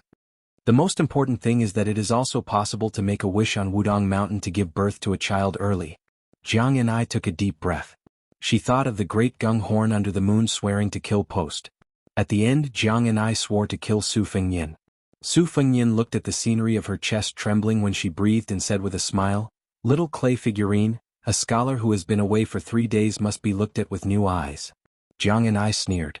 She was no longer the little clay figurine who always lost in bickering in the past. Now she had a bit of the style of His Majesty the Emperor of West Chu. The next day the sky was slightly bright. When the melodious morning bell of Wudong Mountain sounded at the same time. On the square outside of Wudong Mountain's main peak, Big Lotus Peak, stood hundreds of Wudong Taoist priests of various generations. Not only that, there were hundreds of pilgrims who either stayed here last night or climbed the mountain in the dark. Together, they practiced the fist technique that was said to be found by the previous chief Hong Shixiang from ancient books. It was round and smooth, fair and peaceful. There were 3 people leading the fist technique. The current chief of Wudong, Li Yufu, and his disciple Yufu. There was also the king of Bailiang, Su Fengyin, who wore a green robe and a jade pendant. A cool breeze blew gently. It was natural. The mountain was full of fog, immortal air, chivalrous air, and spiritual air. Jiang and I, who had originally vowed to burn incense alone, secretly stood at the back of the square. She stood on her tiptoes and looked at the slender figure. Hearing the shameless whispers of many female pilgrims, she smiled and two dimples appeared on both sides of her cheeks. After Jiang and I finished practicing with Su Fengyin, she openly walked through the crowd. Under the eyes of everyone, especially those women, she blushed slightly and took his hand. He said last night that his martial arts practice began at Wudong Mountain. Then his Jianghu should also end at Wudong Mountain. Between the beginning and the end, and even after the beginning, there would be her. Chapter 1771. In the battle between the two countries, the spies died first. In the battle between the two countries, the scouts died first. In the battle of Liangmang, the spies and scouts all died. In the second year of Liang Xiangfu, in the heat of the summer, the battle had not yet officially begun, but outside the Northwest Pass there was already an atmosphere of impending mountain rain. Unlike the spies on both sides of the border who were wandering around and watching each other, after the furious Empress of Beimang issued an order, groups of Bailiang crossbowmen and Beimang cavalry began to exchange lives with each other, almost fighting to the death when they saw each other. In a short period of 20 days, more than 40 battles, big and small, the Bailiang's white horse crossbowmen had already suffered more than 800 casualties. Dong's Black Crow cavalry and Lu Gui's Black Fox cavalry were the main force of Beimang's scouts, and they had lost more than 1,000 cavalry. As for the mixed cavalry from the southern dynasty's Longguan border army, they were even more numerous. In the world, probably only on this battlefield where yellow sand was flying could there be such extravagant large-scale battles between the enemy and their own side. It should be known that in the history of the Central Plains, there was no lack of records of a few hundred roving bandits being able to plunder several provinces, so much so that the capital was shaken. From this, it could be seen that whether it was the scouts at the front line, the light cavalry in the field, or the heavy cavalry used to make the final decision, Liangmang had reached the peak of cavalry battle strength that would make later generations gasp in amazement. As the situation of the scouts on the border around Huda City became more and more desperate, this also meant that their military strength was even greater than the previous Beimang army, and they were about to stake everything on one throw and move out in full force. When the time came, the grassland would be empty, and they would mobilize all their troops and horses to the south and kowtow to Liangzhou. Before autumn, a battle decided that most of the scouts on both sides of Liangmang were unable to last until autumn. Yelu Chukai, the brother-in-law of the previous southern courtyard great king Dongzhua, the commander of the Black Fox Bars, and Lin Fu, the trusted aide and favorite general of the great general Lu Gui, the commander of the Black Fox Bars, used 200 Qilong Pass horse bars to lure the enemy deep into the Dragon Eye Plains, with a total of 1,400 elite cavalry. They lured Sun Ji, one of the three captains of the Liangzhou White Horse Crossbowmen, into charging alone into the hinterland of the Dragon Eye Plains, about 160 li north of the Huda city. Captain Sun Ji died on the spot, while the other three captains died on the way to the rear. Only 120 crossbowmen managed to break out of the siege and retreated to the southern end of the Dragon Eye Plains. All of them were wounded, but they were still cut off by Lin Fu's 200 Black Fox Bars. At this time, the cavalry under Lin Fu's command was between more than 100 Bailiang crossbowmen and Huda city. Behind him, the silhouette of the former most majestic city at the border of the Liang dynasty could be faintly seen. After Dongzhou broke into the city, he had climbed up the city wall and personally broken a flag with the word Su. Lin Fu was wearing light armor and riding an extraordinarily handsome rouge horse. He was a remnant of the spring and autumn period who had personally experienced Lu Gui's journey to the north. Originally, Lu Gui had used his military exploits to become the main force of Lu Gui's army. Logically speaking, he didn't need to personally lead the army and participate in this scout battle. However, the Black Fox Bars were old generals' blood, sweat, and tears. Furthermore, Lin Fu, whose ancestors were from a prominent family in the central plains of Qing province, also had an old score to settle with the Su family. Thus, he wanted to collect some interest first. Moreover, although there weren't many scouts on either side, it was obvious that the emperor and a large group of generals were all staring at the battle reports that were sent to the imperial court. Even his benefactor, Lu Gui, who had never had any unique experience as an official, had told him in private that Lin Fu had to perform well this time. Whether or not Lin Fu could advance further in the future, and whether or not he could turn from Lu Gui's trusted aide to an important official of the southern dynasty, depended on this battle. Previously, Lin Fu, who had chased after the stray dogs of Bailiang all the way to the south and didn't engage in close combat, had been very leisurely. He hadn't drawn his bow or drawn his saber. Therefore, the 200 black fox bars beside him, who had been conserving their strength, were naturally more powerful than the wounded crossbowmen in front of him. In the end, they suddenly sped up and circled to the front of the Bailiang cavalry, looking very relaxed and relaxed. The Bailiang cavalry was the best in the world, and the white horse crossbowmen were crowned the Liangliang cavalry. Sitting high on his horse, Lin Fu couldn't help but snort. It wasn't that he underestimated the strength of the Bailiang crossbowmen responsible for the direction of Huda City, but as a general's, Lin Fu didn't think it was worth it to die in such a cowardly manner when the enemy had such a large disparity in numbers. At the same time, Lin Fu also felt that it wasn't enough to fight to his heart's content. There were 3 groups of cavalry outside of Liangzhou's pass. The veteran Captain Sun Ji was in the middle, Wei Tumu was stationed at the border of Liangzhou's Liangyu region, where the 2 heavy cavalry groups of Bailiang had quietly exited the pass, and the new young Captain Li Hanlin's 600 cavalry mainly roamed to the north of the Qingyuan military town in Liangzhou's west gate. This time, in order to take down all of Sun Ji's crossbowmen in one go, Lin Fu had no choice but to invite the royal descendant Yelu Chutsai's crowbars to participate in this hunt. He really didn't have any confidence in the useless horse bars trained by the nobles of Longguan in the south. They were practically a disgrace to the name of Beimang's horse bars. In a battle of equal numbers, they had no chance of victory against the Bailiang's white horse cavalry.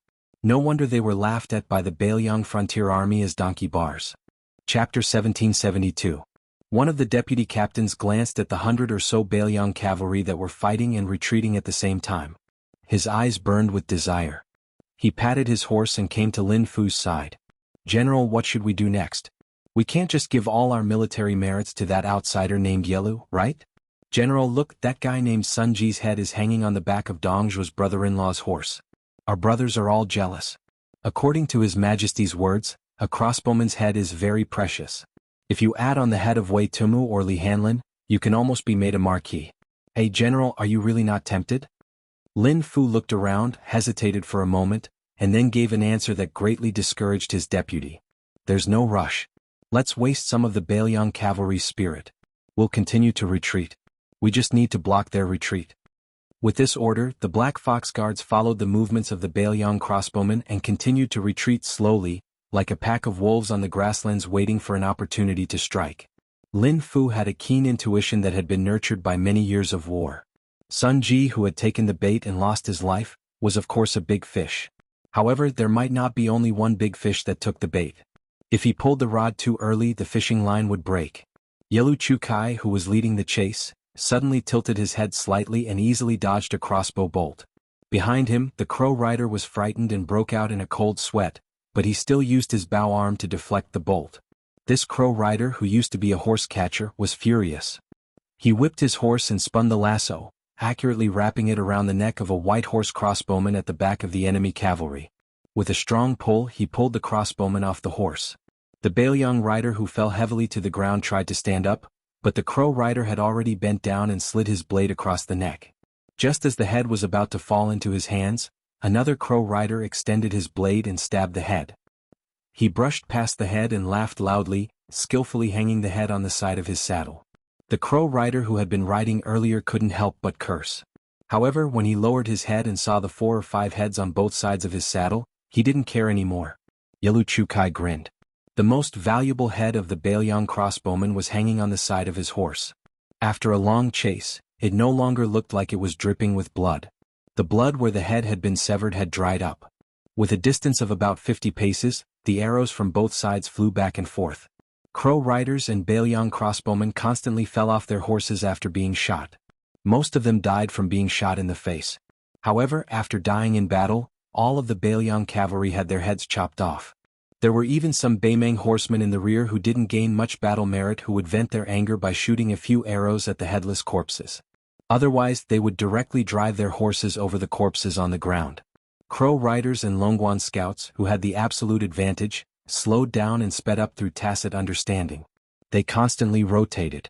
Many of the horsemen roamed around the Bailiang crossbowmen's flanks and shot at them.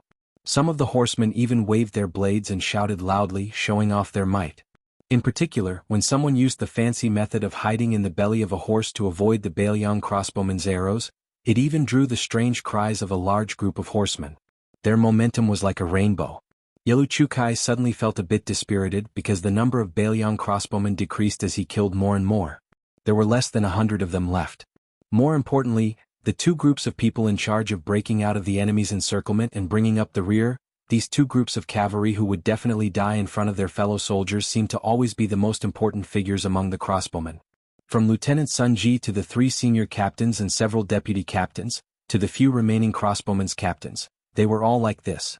Yelu Chukai narrowed his eyes as he looked at these elite soldiers of the Bailiang frontier army who, from beginning to end, had fought silently and died silently.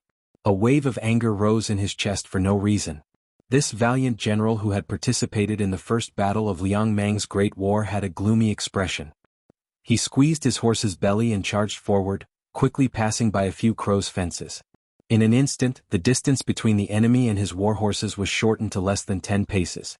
The crossbowman who turned his head and saw this scene silently threw away his light crossbow and pulled out his cold blade.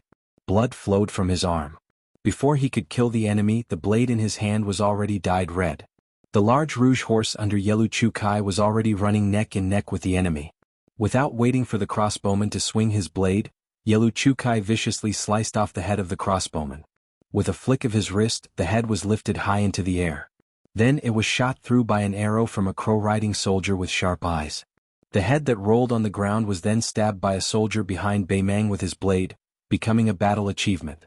The scouts of both sides were running all over the long border. For a cavalry of more than 1,000 to move without anyone noticing was as difficult as ascending to the heavens. Only the elite cavalry under Dong Zhuo's command, like the crow-riding soldiers, could move hundreds of cavalry without making a sound. More accurately speaking, they had enough strength to clear out all the nearby spies. Not only did they win the battle of contact, they also had to completely cut off the small groups of crossbowmen's transmission of military intelligence, causing them to be paralyzed on the battlefield. If one looked down from the sky at the southern end of the Longyan Plains, the two cavalry forces were like a moving carpet. It was just that on the carpet there was blood constantly sputtering. Chapter 1773. Sun Ji's white horse crossbowmen, who had been invincible outside the pass for more than 10 years, were now left with only 60 or so riders. Blocking the path ahead were 200 Black Fox bars under Lin Fu's command. For some reason, there were also 200 Black Fox bars further away that had yet to show their faces. They were merely moving about in a concealed manner. Chasing behind them were 300 Crow Lanzi and 400 Longguan Horse Lanzi. This was actually all the Baimang Border Horse Lanzi had. Of course, if the second and third-rate Baimang Horse Lanzi were included, the overall strength could be doubled. 20 years ago, Northern Liang Border Army's crossbowmen numbered more than 2,600 cavalry. After this battle, if Sun Ji's troops were completely wiped out, then only Li Hanlin and Wei Tumu, these two officers, would be left with just over 1,000 cavalry troops. Suddenly, just as Lin Fu's Black Fox Lanzi had unknowingly arrived at the edge of the Longyan Plains, the 60 or so white horse crossbowmen all turned their horses around. They did not continue to try to break out of the encirclement, but turned their backs to Huda City, to Liangzhou, and to Bailiang. When the Bailiang crossbowmen collectively made this inconceivable movement, Yelu Chukai, although realizing that something was wrong, did not stop his attack at all. He took the lead and charged over. In his view, even if something unexpected happened, as long as he could swallow up these remnants, there was nothing wrong with it. Brother-in-law Dong Zhuo had a catchphrase, saying that the good things in the world were only truly good things when they were in one's pocket. Otherwise, no matter how good something was, as long as it was not in one's hands, it was useless. In a close-distance cavalry battle, the Liang Mang cavalry all drew their blades in tacit understanding. At this time, two bugle horns sounded from different places, vigorous and solemn. It was as if they were paying tribute to the dead, to the comrades who had lost their heads. In a battle of scouts, the bugle horn should not have appeared on the battlefield. Lin Fu and Yelu Chukai, the two commanders of the Horse Lanzi, followed the sudden bugle horn and looked in different directions. Lin Fu looked into the distance to the right, where a cavalry troop covered in blood was charging over. A tall and sturdy Bailiang cavalry general raised the head of a Baimang Horse Lanzi, roaring angrily, "Bailiang crossbowman Wei Mushing is here. The 200 Black Fox Lanzi are all dead." Meanwhile, in Yelu Chutsai's line of sight, a cavalry troop numbering around 500 solemn, breaking through the yellow sand and dust, galloping over. The cavalry general in the lead silently said, "Sun Ji, Commander I Lin Hanlin will wipe out the Crow Lanzi." The riders at his side were all comrades who had slaughtered their way into Southern Dynasty's Gentleman's Pavilion military town, uprooting countless northern Mang beacons along the way, Zongpuzi Lu Do Li Shuriwe Fang Hutu. At this moment Lin Fu and Yelu Chukai understood that even without mentioning the Longguan scouts, just their Crow Lanzi and Black Fox Lanzi, even if they encountered other large-scale Bailiang cavalry, even if there were tens of thousands of Bailiang light cavalry troops, the two-horse Lanzi would still be able to safely retreat. Unfortunately they encountered those two white horse crossbowmen, unable to escape, unable to retreat. Yelu Chukai turned his head to look at the strange horse Lanzi mixed in with the cavalry on his side. They did not carry bows or sabers and did not even wear armor. During the pursuit of Sun Ji's crossbowmen, they did not make a move at all. It was because they were martial artists from one of the 5 great sects of Beimang, Ti Bingshan's son-in-law, his brother-in-law, Dong Zhuo, his personal retainers. This group of hidden Jianghu experts was also the reason he dared to lead his troops near Huda City. Yelu Chukai originally did not want these Jianghu people to participate in the battle, but now it seemed that if they did not participate, his brother-in-law's Crow Lanzi would definitely suffer a great loss. Without needing to communicate, Lin Fu led the 200 Black Fox Lanzi to meet Wei Muxing's White Horse crossbowmen, while Yelu Chukai led his troops to meet Li Hanlin's 500 cavalry crossbowmen. The 400 Long Pass scouts were responsible for taking care of the remaining 60 cavalry of Sun Ji's troops, and then reinforcing the Black Fox Lanzi who were temporarily at a disadvantage. Once one of the main forces of Liangzhou arrived and entered the battlefield, Beimang's 3-horse Lanzi would of course risk great losses to quickly retreat. But right now, in this type of close battle, even if they knew that the 3 white horse crossbowmen had created a dangerous situation, Lin Fu and Yelu Chukai were still unwilling to retreat.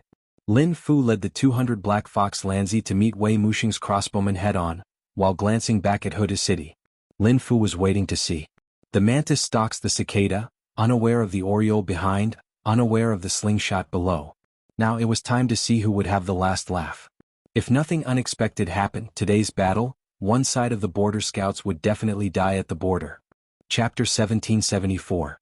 Lin Fu's benefactor Lu Gue, as one of the 4 leading generals in the Second Battle of Liangmang, stationed his troops outside Gourd Mouth in Yuzhou, far away from the battlefield in Liangzhou, in order to prevent the same mistake from happening again. Therefore he could not solve the thirst outside Liangzhou Pass. The reason why Lin Fu dragged Yelu Chutsai's black crowbar into this hunt was because firstly, he wanted to wrap dumplings and eat Sun Ji's crossbowmen. Secondly, Lin Fu was ambitious. He purposely gave the military merit to Yelu Chukai in order to make friends with Dong Zhuo, who had just resigned as the king of the southern courtyard. He also wanted to persuade Fatty Dong, who would not act unless he saw a rabbit, to mobilize 8,000 of the Dong family's private cavalry to follow behind the horse bars from afar. This was to deal with the field light cavalry outside Liangzhou Pass that might quickly enter the Longyan Plains, such as Luya and Fulling's cavalry troops behind Huda City, so that they could report back to the king before the battle began. This was why Lin Fu had no choice but to hand over the head of Bailiang Sun Ji with both hands in the previous battle. His black crowbar was like a spectator from the beginning to the end. Dong Zhuo once laughed and asked Lin Fu if he was not afraid that all his efforts would be in vain. After all his efforts would go to his brother-in-law's military merit in the end. Lin Fu did not mince his words. Since both sides of Liangmang wanted to wipe out the enemy scouts in one fell swoop, completely blinding the enemy, Lin Fu believed in his own intuition. He believed that the Liangzhou border army, whose resources were not as deep as his own, would definitely not allow several hundred crossbowmen to die in front of their eyes. Once the main force of Bailiang's cavalry entered the battlefield, the military merit would be enormous. However, Lin Fu felt that it was a pity. Only Dong Zhuo was willing to accompany him to the gambling table.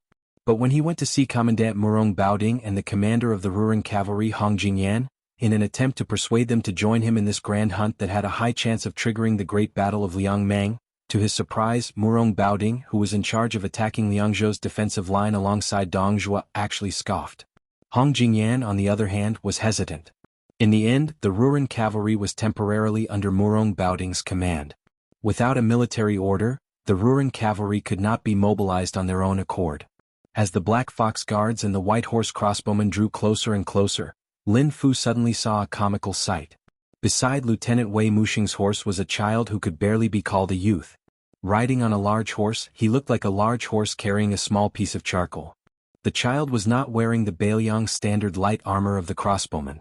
Instead of a sword, he carried a cold saber on his back. Looked very absurd. Of course, Lin Fu did not believe that the Bailiang cavalry was lacking in soldiers to such an extent. This was because in the first great battle of Liang Mang, it was said that a young rider had followed the king of Bailiang, Su Fengyin, to battle outside gourd mouth of Yuzhou. He killed people like scything wheat, using his 2 fists to kill 100 people. Lin Fu suddenly understood. It was no wonder that not a single person from the Black Fox Guards had survived to report back. There was an 80 to 90% chance that they had been killed by this person. Lin Fu did not dare to lower his guard in the slightest.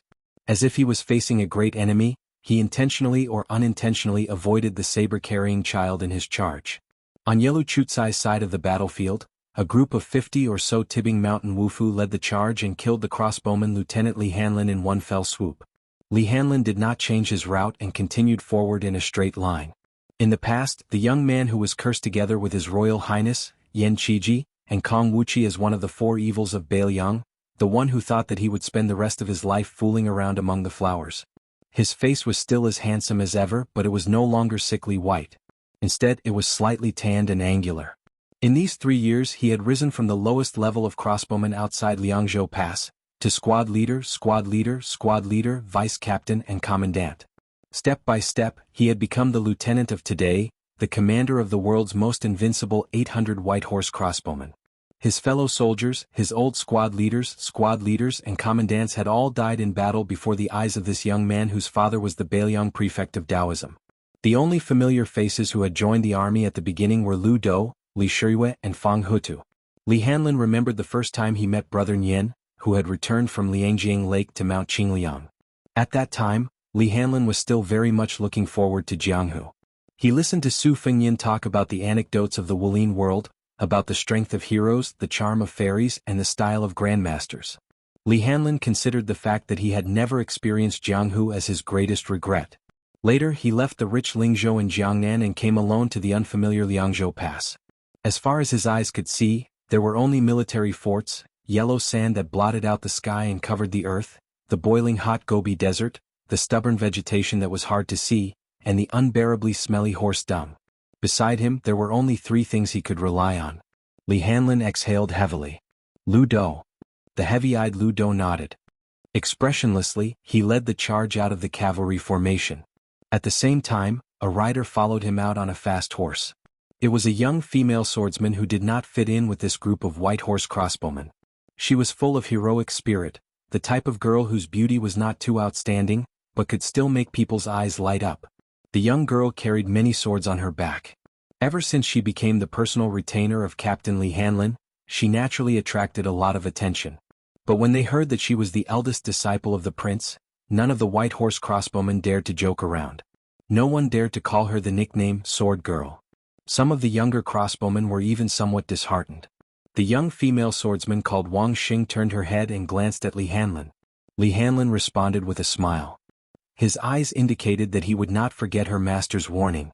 After the old woman of Beimang declared that she would exterminate all the crossbowmen of Bailiang, and especially after it was rumored that she had specifically mentioned his name, Li Hanlin, in front of all the civil and military officials in the imperial court, Su Fengyin very quickly had Wang Xing enter the crossbowman as a temporary scout. He also sent a message to Li Hanlin. That message had nothing to do with heroic words, nothing to do with soul-stirring emotions. Do not die so easily. The meaning of these words was that he, Li Hanlin, could die when he needed to, but he had to die a worthy death. Li Hanlin did not feel that there was anything wrong with these words. On the contrary, as a crossbowman captain who was used to a military life and had seen many deaths, he felt that only such words were worthy of their 20 years of brotherly love. Sunji, I, Li Hanlin, will collect your corpse today. If I die, brother Nian, there is no need to trouble you to collect my corpse. Pull one hair and the whole body will be affected. Liang Mang used their own scouts as bait. Yuan Nanting led 10,000 white feather guards and Qidang led 6,000 iron stupas. Based on the strategy of the Huayang Pass, they entered the battlefield of the Dragon Eye one after the other. The 8,000 Dongzhuo elite cavalry and the 6,000 Ruran cavalry of Hong Jingyan, who had changed his mind for some reason, also entered the battlefield one after the other. This encounter, which had been planned by both sides long ago and was full of variables, happened so abruptly that no one was prepared for it. Murong Baoding's army could not send reinforcements in time. The Bailiang cavalry of Liuya and Fuling were also unable to send reinforcements. In the dilapidated Huda city, the brand-new Sioux flag on the city wall flapped in the wind. The summer grass that had spent a spring in the cracks of the city was still green, but the autumn wind did not arrive and did not wither. Chapter 1775. The carpet that previously seemed to have been laid out on a desert of yellow sand seemed to have been pulled up into a satin, only there was still blood splashing out. Every dog has its day. Right now, it was the white horse crossbowman chasing Baimang horse bars. A Longguan scout with cracked lips could already clearly feel the exhaustion of the horse beneath him. Around him were his sorry-looking comrades who had their backs to Bailiang's Tiger Head City. Even further ahead were the Crow and Black Fox elite cavalry that had pulled some distance away from them. Great General Lu Gui's trusted aide and favorite General Lin Fu and Dong Zhuo's brother-in-law Yelu Chu Kai were both on their way north. The former had a ghastly bloody wound on his face during the battle, his skin and flesh lacerated. The latter wasn't much better off. 4 or 5 crossbow arrows pierced through his armor but didn't fall, making him look like a hedgehog. His entire body was covered in blood. It seemed like his muscles and bones had been injured. This Longguan A-rank generals couldn't understand how they ended up becoming the prey of the Bailiang crossbowmen. As a top-level scout at the border, it wasn't that he couldn't tell that the Crow and Black Fox troops weren't that weak. If they were willing to fight to the death and not retreat, they still had a chance to fight to the death against the 2 groups of Bailiang crossbowmen. However, those generals with real authority and the imperial relative surnamed Yelu chose to retreat. That was why when he was shot in the neck by a crossbow arrow and fell off the back of his horse, he seemed to have thought it through. Perhaps it was because those 2 people's lives were too valuable. Compared to the tyrannical actions of the Baimang scouts when they chased down Sun Ji's crossbowmen, such as bending down to cut off heads, riding horses to trample on headless corpses, or using the corpses on the ground as targets, Li Hanlin and Wei Muxing's crossbowmen similarly chased down without hesitation. If a Baimang scout dismounted from his horse, regardless of official status, the nearby crossbowmen would all raise their arms and point their crossbows downwards, accurately adding a crossbow arrow to ensure the death of the scout. Lu Do, who had astonishing martial prowess, led 100 mounted crossbowmen and was responsible for patrolling the left flank of Baimang's defeated army to prevent their formation from dispersing, which would be detrimental to their side's victory. On the right flank, there were only 2 riders keeping watch, but their deterrence to Baimang's cavalry was no less than that of Liangzhou's 100 cavalry. These 2 riders were the female swordsman Wang Sheng and the scout sergeant Yu Dilong, who had previously followed Yu Luandao to Liangzhou's pass. Not only did Wang Sheng carry as many as 6 swords on her back, she also used a rope to tie up 4 famous swords that her master had helped her take from the city wall of Wu City. She had a strange habit. Towards Jianghu masters who did not use swords such as Yu Dilong and Lu Yunzhang, the Saber Dao champion, as well as Go Yufang, who was known to be invincible along with Yu Dilong, Wang Sheng was never willing to exchange pointers with them. Even if they met by chance and were close at hand, she was never willing to use her sword. Wang Sheng defeated dozens of Jianghu masters who were renowned throughout the world. Only Dongyue sword pool's Shan Baoi, who had forged a sword for herself, did not have any other sword. They became mortal enemies for the rest of their lives. They were each other's victims, and this became a long-lasting Jianghu story. Wang Sheng had defeated dozens of Jianghu masters who were renowned throughout the world. Wang Sheng had defeated dozens of Jianghu masters who were renowned throughout the world. Only Dongyue sword pool's Shan Baoi, who had forged a sword for herself, did not have any other sword. They became mortal enemies for the rest of their lives. They were each other's victims, and this became a long-lasting Jianghu legend. Wang Sheng had defeated dozens of Jianghu masters who were renowned throughout the world. She had defeated dozens of Jianghu masters who were renowned throughout the world. Only Dongyue sword pool's Shan Baoi, who had forged a sword for herself, did not have any other sword. They became mortal enemies for the rest of their lives. They were each other's victims, and this became a long-lasting Jianghu legend. Wang Sheng had defeated dozens of Jianghu masters who were renowned throughout the world. She had defeated dozens of Jianghu masters who were renowned throughout the world. Only Dongyue sword pool's Shan Baoi, who had forged a sword for herself and had no other sword. Wang Sheng's master was never known for his unparalleled swordsmanship. Later generations remembered Su Fengyan because of the female sword saint Wang Sheng. At this time Yu Dilong secretly turned his head to look at the girl. He originally thought that she would not be used to fighting on the battlefield. Previously, he only knew that she had once accompanied White Fox Face, who had a deep relationship with his master. The two of them traveled together in Beimang. He only knew that her swordsmanship had improved by leaps and bounds. The girl's clothes were stained with blood. As she spurred her horse forward, her hands pressed on the hilt of the sword at her waist. Her hands were stained with blood. She raised her head and looked forward. Her hair gently fluttered in the wind. She was in high spirits. His master had told him in private that as long as one was a girl, there was no girl who did not like rouge and face powder. The reason why Yu Dilong asked his master for the reward money for his military exploits, other than sending it to Antipei to repair the small courtyard, was that he wanted to secretly save some money. However, Yu Dilong was still young. He felt that even if he bought those feminine things, he might not be able to give them away. What do you mean by extreme love for the sword? My life is devoted to the sword. In the next 100 years, he would be honored as the most powerful man in the world. He did not use weapons his entire life. He defeated all the heroes in the world except for Go Yufeng with his bare hands. It was said that he did not have a girl he liked, but year after year, he would personally buy a few boxes of rouge. In the end, he would pile them up in a house like a mountain. Many years later, an old man who had lived for nearly 2 decades opened the door of the house. The old man with snow-white hair and brows sat alone on the threshold. He looked back and seemed to see a dark-skinned girl with her hands behind her back, picking and choosing in front of the Rouge Mountain. Wei Mushing, who was bathed in blood, rode his horse to Li Hanlin's side. He said in a hoarse voice, "Captain Li, these barbarians are unwilling to fight with all their might. Something is not right. Crow Lanzi and us crossbowmen are sworn enemies. They have never been soft-hearted. It seems like they have a backup plan like us. Be careful of ambushes." Li Hanlin casually spat out a mouthful of blood and raised his head to look at the sky. He then nodded and said in a low voice, "Captain Wei, your troops have suffered heavy casualties. Leave the pursuit to us for the time being. If you can take the opportunity to change horses, then change horses. There is no need to worry about wasting time. Once you encounter a large group of Beimang cavalry, you will need to stall for time. You must hold on until Yuan Nanting's White Feather Light Cavalry arrives on the battlefield. According to previous intelligence reports, I believe that with the current deployment of Beimang's Dongjua and Murong Baoding, they will not be able to transfer too many cavalry troops to deal with this battle. We still have Chidong's Iron Stupa. When the time comes, whether we fight or retreat, we will have room to maneuver." Chapter 1776. After pondering for a moment, Wei Mushing said with a murderous look, "Dong Zhuo, that bastard, is determined to compete with our Yuzhou army with infantrymen after all.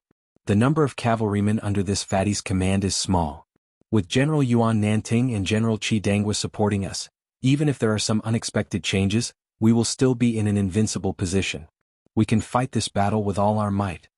Li Hanlin revealed a bitter smile. Wei Mushing hesitated for a second before saying, "Now that we want to lure the snake out of its hole, Beimang barbarians are not all idiots." At that time, Sun Ji proposed that we 3 draw lots.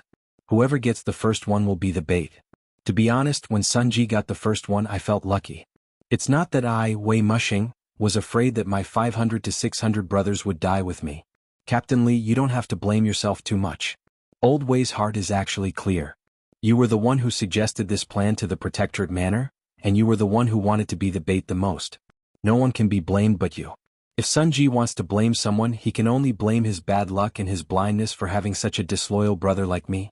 Li Hanlin shook his head and raised his arm to wipe off the blood at the corner of his mouth.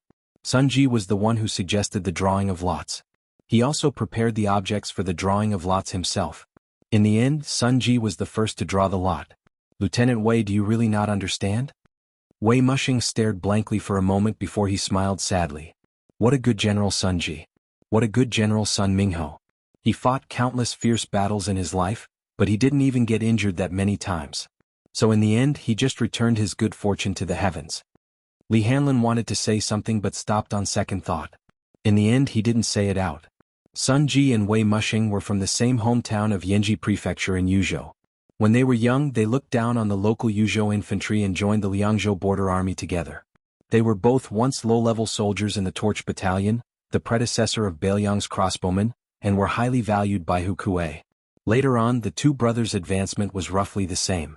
Eventually, they both became crossbowmen captains and became the 2 most glorious captains among the dozens of captains in the Beiliang Frontier Army. However, when one of them became a captain, there was a conflict between the 2 brothers, Qin Zhibao, the protector general of Beiliang, and Zhong Hongwu, the cavalry commander. After all, the captains of crossbowmen were an official position that the Beiliang frontier army would not change even if it was called the general of the three provinces. It was not simply a special position that could be explained by the words high official and generous salary. In the end, Sun Ji, who had the backing of the old Huaihua great general Zhong Hongwu, was the first to become a captain. When Zhong Hongwu had yet to retire in a fit of anger, his power in the frontier army was at its peak. As a result, Wei Mushing, who had a slightly better military exploits, continued to hold the position of captain for 2 more years. As a result, one of the two brothers went to his hometown in Yuzhou to celebrate the new year while the other stayed in the frontier army. After Li Hanlin had drawn lots at Fuling military town, he and Sun Ji walked together on the street. The two people who were not familiar with each other did not talk much. Sun Ji had always been a ruffian in the Beiliang frontier army, but he was also popular. He dared to throw a tantrum at General Su Xiao and ask for horses and money, and also dared to joke around with veteran generals like Yan Wenluan and He Zhonghu. Even Lu Jinu of Huda City was willing to call Sun Ji his brother. In contrast, the taciturn Wei Mushing was much inferior, especially after his backer Qin Zhibao betrayed Beiliang in the past. As for Li Hanlin, the son of administrator Li Gongda, his meteoric rise to become a crossbowman captain, many of the generals of the frontier army speculated that ultimately, it was because the new Liang prince was not at ease with the white horse crossbowmen in Beiliang. During the conversation on the street of Fuling military town, Li Hanlin had told Sun Ji why he had become a crossbowman in the frontier army. He was very open and honest, and Sun Ji did not feel that it was a matter of 300 taels of silver being hidden here. Sun Ji talked about Hu Kuei and Zhong Hongwu, these two important people in the officialdom. He also talked about his old brother Wei Mushing, who was gradually drifting away. He talked about the old and new Liang princes, and he talked about Lu Jinu, who had died in battle at Huda City and whose corpse had been exchanged by Su Fingyan for the heads of Yang Yuanzan and several others. In the end, Sun Ji said something that was very appropriate for the hot summer. He made fun of Li Hanlin, the son of one of the few officials in Beiliang. He said that in the summer the wealthy people of Lingzhou not only had resorts to avoid the heat, they could also enjoy quite a few luxurious foods to avoid the heat. He said that in the early years of his life he had always had a dream, which was that in the future when he could no longer fight, he would bring his family to Lingzhou to retire. When that time came he would definitely let Li Hanlin, this rich person, do the honors of being a host. At the time, Li Hanlin did not know what to say. He could only smile and say that in the summer, every rich person in Lingzhou would have a food called immortal grass. It was a local thing that was sent from the distant Nanjiang road to Lingzhou in Beiliang.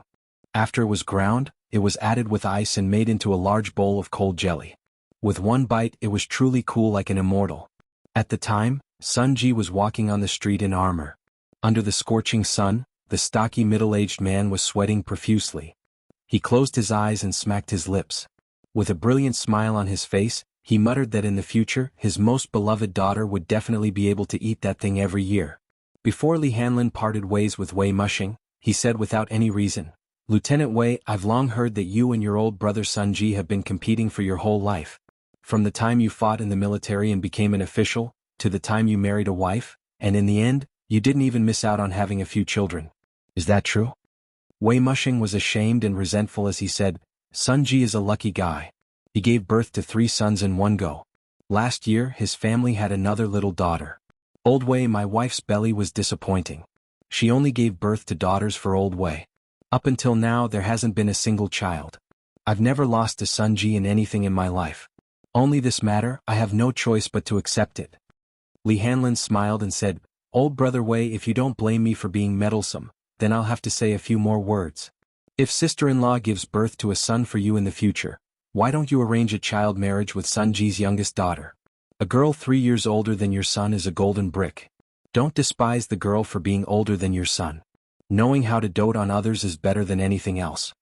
The burly man who was called Old Brother Wei by Li Hanlin and not Lieutenant Wei was in a daze. No one knew what he was thinking.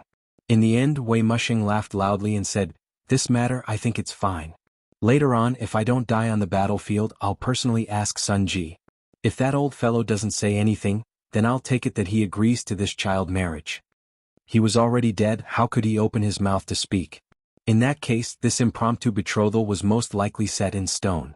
In the second year of Jianghu, the Great Summer. Bailiang's white horse crossbowmen Lieutenant Sun Ji and Wei Mushing successively died in battle on the Longyan Plains outside the border. On this day Beimang's Yelu Hongkai also died in battle. Old Liang's Prince Su Zhao's adopted son, Qi Dang, also died in battle. And that seemingly inconspicuous child marriage on the battlefield of the border where iron hooves were like thunder did not happen in the end. Chapter 1777. Beimang's various horse bars that belonged to different factions had already been routed to the previously set up ambush. Ballista Colonel Sun Ji had died in battle here. The white horse ballista soldiers chased after them like a hot knife through butter. Their casualties were extremely low. Occasionally, a rider would be injured by an arrow and unable to continue fighting. They would dismount and search for the headless corpses of their fellow soldiers who had died in the retreat and place them on the back of their horses. Along the way, many of the Beimang horse bars' ownerless mounts paced back and forth around the corpses lying in pools of blood on the ground. From time to time, they would lower their heads to lightly touch the corpses in an attempt to wake up the Beiliang frontier army soldiers who had fallen off their horses after being shot down by the Beimang cavalry. Meanwhile, most of these war horses had one or two heads of Sun Ji's ballista soldiers hanging near their saddles.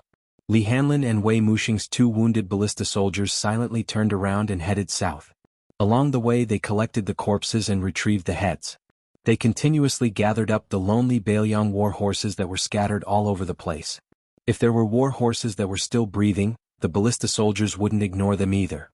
They would squat down and pat their heads, and then quickly stab their blades into the horses' necks to give them a quick death. The Beiliang Frontier Army Iron Cavalry.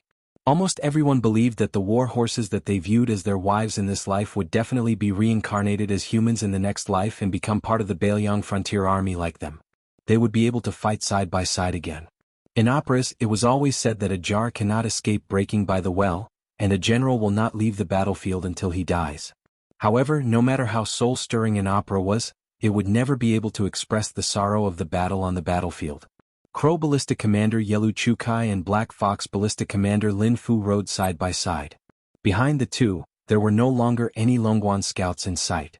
Most of the ballista soldiers had already died under the ballista and cold blades of the white horse ballista soldiers. Lin Fu, who had a bloody groove on his face, was gasping for air. Every time he breathed, he would pull at the wound that was so deep that his bones could be seen. Yelu Chukai casually broke a crossbow bolt that was nailed into his shoulder. Looking back, he saw that all of the Longguan ballista soldiers had fallen on the Longyan Plains. Crow and Black Fox ballista's fighting strength was also less than 40%. Yelu Chukai suddenly frowned. Why are the ballista soldiers behind us slowing down their horses? Could it be that Li and Wei Mushing have begun to realize our intentions? As long as they advance another 30 miles to the north, my brother-in-law's 8,000 cavalry will be able to form an encirclement. Lin Fu, this time, whether or not we can wipe out Beiliang's 3 ballista soldiers will depend on whether or not the Beiliang is willing to let us continue the 30-li journey. Do you have any ideas? Lin Fu endured the pain and laughed. How could I not have any ideas? Just kill them. It depends on whether or not you, Yelu Chukai, are willing to pay the price. Although Yelu Chukai had always been scolded by Dong Zhuo as an idiot, he was, after all, an experienced commander. But Lin Fu didn't want to expose him, so he still had a compassionate heart. Yelu Chukai took a deep breath and made a hand gesture, summoning one of the Crow ballista soldiers. Without needing Yelu Chukai to say anything, the valiant lieutenant who had fought alongside Dong Zhuo since his youth grinned at Yelu Chukai. He didn't say anything and simply nodded. He turned his horse around and shouted a few words. Then he led the 80 or so elite Crow ballista soldiers to slow down and quickly fell behind. At the same time, Lin Fu's Black Fox ballista soldiers also did the same. Both sides were determined to completely cut off the pursuit of the ballista soldiers. When Li Hanlin's men who were in charge of the pursuit slowed down, Wei Mushing immediately rushed to Li Hanlin's side. With a hint of condemnation, he asked anxiously, "Lieutenant Li, if your men are tired and unable to pursue, just let me know in advance and let my men kill the enemy instead. Why did you let the enemy escape?" Li Hanlin stared at the signs of the northern Mang horse bars. When he saw the movements of the 140 northern Mang barbarians' elite cavalry, he raised the war blade in his hand and pointed forward.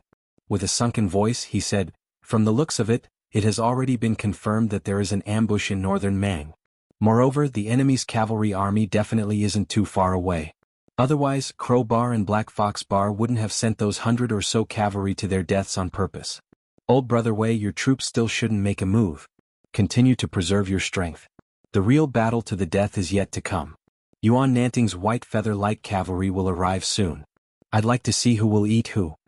The reason Northern Mang headed south was to pass through northern Liang and annex the Central Plains. Every single one of Northern Mang soldiers fought with their lives on the line for military merits and rewards. Our Beiliang, on the other hand, was fighting for fewer deaths. It was different. Wei Mushing followed the direction of Li Hanlin's sword and indeed saw the 100 or so Beimang elites blocking the rear. It looked like they were trying to buy time for their commanders to escape the battlefield. Li Hanlin's face was suddenly filled with hostility. It's not hard for you to die. 10th month lead Tiger Head Fong, each lead 100 riders and charge with me. This time there's no need to conserve your strength. Just focus on killing. In the distance, Lu Do shouted, "Count me in." Both sides had used up most of their crossbows and arrows, so they could only fight with their sabers. Beimang Ballista waved their swords. Beiliang's crossbowmen tightened their grip on their swords. The 140 or so Black Fox cavalry clashed fiercely with Li Hanlin's 200 crossbowmen. Then they crossed the line between life and death. The two cavalry forces didn't have many people to begin with, so they didn't spread out too far. Could be said that they met on a narrow path.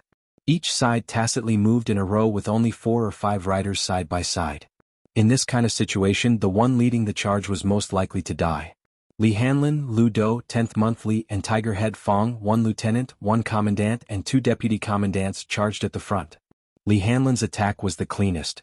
He directly cut off the neck of one of the Black Crows. Lu Do, who was born with astonishing physical strength, attacked with great force.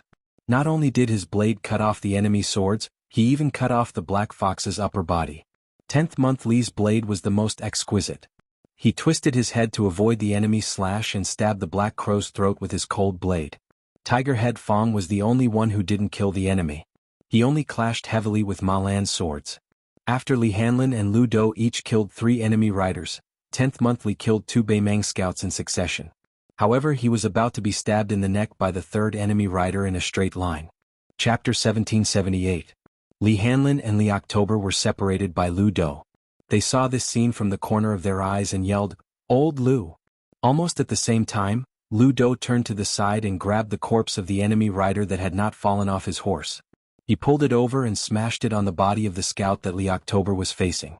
Lu Do was still in the mood to smile at Li October, who had just dodged a bullet and seemed to say 6. Li October snorted coldly and ignored him.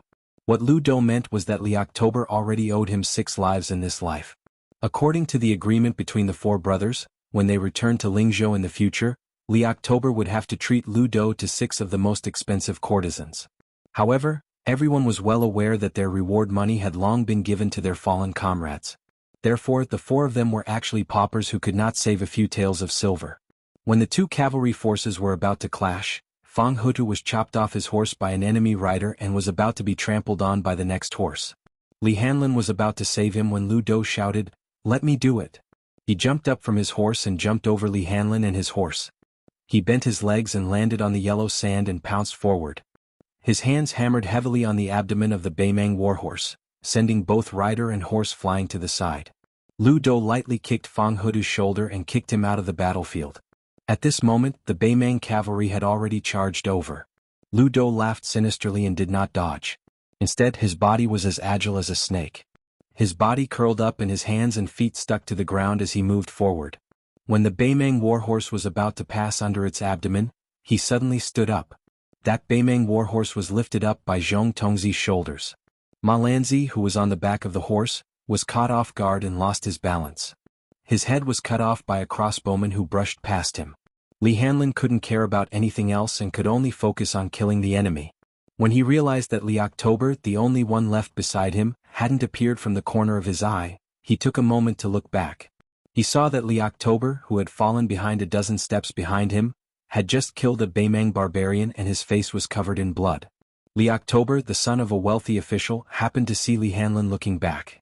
He smiled brightly and nodded in greeting, telling Li Hanlin not to worry about him. Li Hanlin smiled knowingly and turned back to continue fighting. However, when he was the first to break through the enemy formation, he took a breather and waited patiently for October Li to appear. Unfortunately, October Li did not appear. In this lifetime he did not get to see her again. At that time, Li Hanlin's eyes were red. He turned his horse around like a madman and rushed away. Finally, when the 140 Beimang elite scouts were all dead and the crossbowmen under Li Hanlin's command continued their pursuit, Li Hanlin finally found Li October. He lay in a pool of blood, staring at the sky with his eyes wide open. October Li's breathing gradually weakened. Li Hanlin sat on the ground and hugged him gently. Lu Dou and Fang Hutu, who were covered in blood, sat across from Li Hanlin in a daze. Among the four of them, Fang Hutu, who was burly but had the most gentle personality, suddenly hugged his head and wailed, "It's all my fault. If I wasn't useless, old Lu wouldn't have had to save me. As long as old Lu kept an eye on October Li October wouldn't have had to die. It's all my fault." A man who had suffered more than 30 wounds on the battlefield but had never shed a tear was sobbing uncontrollably. October Li's lips quivered as if he wanted to say something, but also as if he wanted to shake his head. The pale Li Hanlin looked up and said softly to Fang Hutu, "Hutu, don't say such things if you're a brother. Do you want October Li to die uneasy?" Fang Hutu struggled to stop crying. He raised his arm to cover his mouth and looked at October Li with tears all over his face. Lu Dou hurriedly wiped off the blood on his face. As a result, his face was now covered with blood. Lu Dou gently held October Li's hand and said, "In Qingzhou province, we're very particular about keeping accounts with our brothers. It's natural for us to repay our debts. You October Li owe me 6 lives. Don't try to deny it. Even if you can't pay it back in this life, you'll have to pay it back in the next life. Therefore, let's continue to be brothers."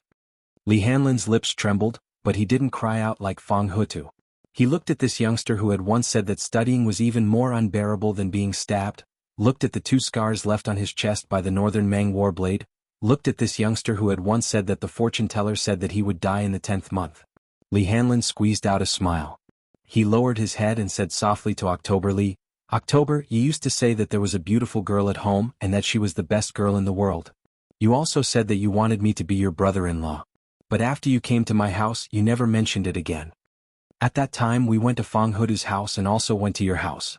After I met her, to be honest, your sister's looks were average. Compared to the women I, Li Hanlin, had seen when I was drinking in debauchery, she was much worse. However, her personality was really good. I actually liked her very much. I believed that if I married her, she would definitely be a virtuous daughter-in-law. But when I thought of calling you brother-in-law, I couldn't open my mouth. I'm telling you now. Don't think it's too late." October Li slowly closed his eyes. Li Hanlin rubbed his eyes and exhaled softly. He turned to Fang Hutu and said, "Hutu, accompany October Li and send him back to Qingyuan Army Town." Fang Hutu wanted to say something, but Lu Dou shook his head at him. Li Hanlin and Lu Dou exchanged for a Liangzhou horse. Li Hanlin looked into the distance and said, "I'll make up for October Li. You take over for Hutu?" Lu Dou nodded silently. Lu Dou suddenly said, "Hanlin, do you really like October Li's sister?" Li Hanlin smiled without hesitation and said, "I didn't say those words because of October Li. I really like her. I fell in love with her at first sight. It's an unreasonable kind of love." Lu Dou's eyes were gentle as he looked into the distance. "October Li and Hutu only know that I'm from Qingzhou. But Hanlin, you should know more. You know that I was once a death warrior raised by Lu family in Qingzhou. I was also the retainer of King of Beiliang's concubine, Lu Qingyan." Li Hanlin grunted and said, "The girl you like is also worthy of your love. That's enough." Lu Dou laughed for the first time and said, "She likes that person. I admit defeat wholeheartedly. I, Lu Dou, have you 3 as my friends in this life. That's enough." Li Hanlin turned to look at Fang Hutu's horse gradually disappearing into the distance. He whispered, "October Li is most afraid of ghosts. You don't have to be afraid anymore." Chapter 1779. This chapter can be considered an interlude, but it won't hinder the next chapter from continuing on with the Dragon's Eye writing battle. Recently, there's a book review competition and I welcome everyone to participate. For example, you can write about the various endings of the characters in the snow. If it's written well, I can even directly move it into the book. In the 3rd year of auspicious charm, in the spring breeze where peach blossoms were in full bloom, a middle-aged man rode an old donkey through Jianghu and entered Western Shu. He pretended to carry a peach blossom in his hand, and the passers-by, especially the young ones, couldn't help but smile. Oh, it's another Jianghu person who admires the sword god Dong Tai. However, there were rumors in Jianghu that the peach blossom sword god was not only like a crane in a flock of chickens in the current Jianghu, but he was also very handsome. As for the appearance of the uncle in front of him, it was really a bit unpresentable. The ordinary-looking man leisurely rode the donkey and looked at the scenery of Shu. He walked and stopped and was not in a hurry. The reason he entered Shu was because he received a letter from his disciple in a familiar restaurant. The letter said that he liked a girl, and it was about time for him to talk about marriage. He wanted him, his master, to be the matchmaker. In the letter, his disciple reminded him many times not to go to Western Shu in a sloppy manner. Not to mention helping his disciple gain face, but after all, Jianghu people believed that like master, like disciple. If the master was not capable, how good could the disciple be? Therefore, master, you must tidy yourself up, or else the girl's family would not be at ease leaving their daughter in his hands. After the man received the letter, he was not as inattentive as before. He really put his heart into it. He borrowed 30 taels of silver from the manager of the restaurant and bought 2 sets of new clothes. Only then did he travel from the distant Jianghu to Western Shu. The letter was sent half a year ago. Fortunately, the disciple knew that his master was always wandering around, so he pushed the date to half a year later. At the end of the letter, the disciple vowed that if he saw the letter late, it was fine. He, as the disciple, could wait patiently for his master. This man, who had used and forged swords before, but had never carried a sword, was hesitating on whether he should buy a sword and hang it on his waist. This was because his disciple's letter said that the girl he liked was from a wealthy family in Western Shu. Everyone in the gang, from the leader to the odd-job disciples, used swords. Even the names of the swords were very charming. The leader's sword was called Huozhu, and the chief consecrator's sword was called Mandril, which was on the great weapon list. Even the outer disciples who were familiar with each other named their swords grandly. Most importantly, the leader's daughter, who was the girl his disciple liked, happened to have a sword named Peach Blossom. It was fate. When the middle-aged man arrived at Yi province, he only needed to ask for directions in the provincial capital before he found the famous sect of Western Shu Path, the Sword Rain Pavilion. It was said that every time there was a grand occasion, all 300 swordsmen of the Sword Rain Pavilion would climb up the 6-story main building together and throw their swords out at the same time. The swords would fall like rain. Although the rain of swords, the pavilion was not well known in the entire Liang Lake. It was not as famous as the Spring Invitation Cottage that had a beauty critic. However, it was indeed one of the top sects in the territory of West Shu. There was a saying that the West Shu Sword Pavilion came out of the Rain Pavilion. Back in the days, the West Shu Sword Emperor, who later swore to guard the city gate in front of the Su family's cavalry, had gone to the main pavilion many times and personally commented on the sword skills of the outstanding disciples in the Sword Rain Pavilion. On the highest floor, there were portraits of the Jianghu sword grandmasters that were established by the sect. They were used to encourage the disciples to persevere and sharpen their sword hearts. For example, there was the great Feng sword deity Ji Xinding, who was in the same generation as Gao Shulu, the great demon Lu Songtao from 100 years ago.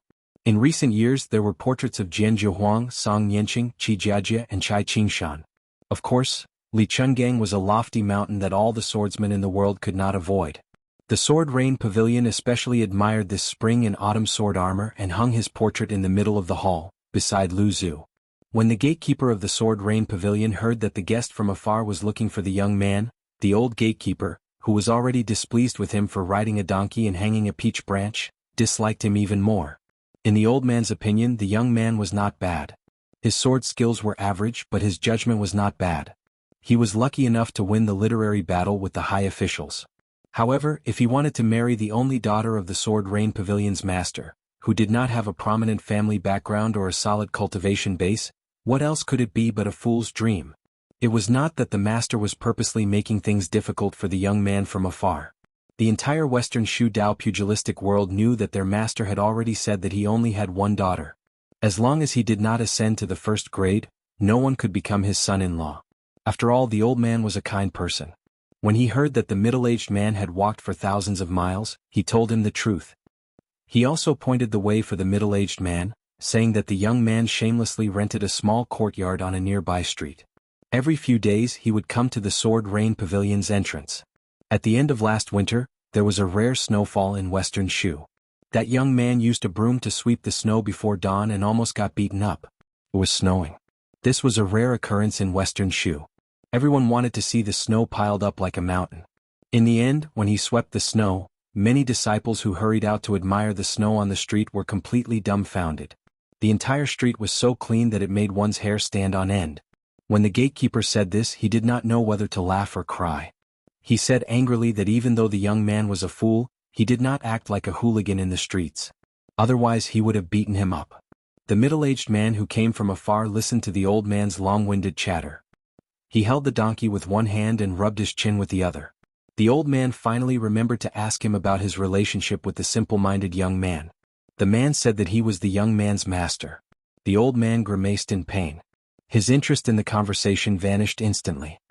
He quickly waved his hand and signaled the man to look for his disciple. As the sun set in the west, the old man looked at the back of the man who did not ride the donkey. His back gradually elongated on the street. The old man felt that this pair of master and disciple were both strange people. However, when he thought about it carefully, he could not tell what was so strange about them. The middle-aged man led the old man, who was reluctant to ride the donkey, around and around. It was not easy for him to find the shabby courtyard in a shabby alley. He stood at the door and suddenly felt guilty. It turned out that his disciple had followed him everywhere for so many years. He did not ask for anything, so he did not gain anything. He knocked on the door. A young man who could no longer be called a young man walked out quickly. When he saw his master's familiar face, his face was filled with surprise. The middle-aged man was about to speak with a smile when his disciple went around him and hugged the old donkey's head. This made the middle-aged man, who thought too highly of himself, feel a little hurt. Only then did the middle-aged man realize that other than his disciple, there was also a young girl wearing a wooden hairpin and a cloth skirt. She was holding a water ladle and watering a small tree at the corner of the courtyard. When she saw the middle-aged man, she smiled shyly and was a little at a loss. The disciple and the old donkey who had depended on each other for many years talked about old times. He casually introduced the donkey to his master. "Master, this is Ah Chow. She is my neighbor here. She found this peach tree and planted it. Ah Chow's parents are also very easy to get along with. Their family opened a small porridge shop on the street. Ah Chow usually goes to the downtown market to sell flowers. She sells apricot flowers, peach blossoms, and orchids. Master, if you go to Ah Chow's house, you can smell the fragrance of flowers in the courtyard."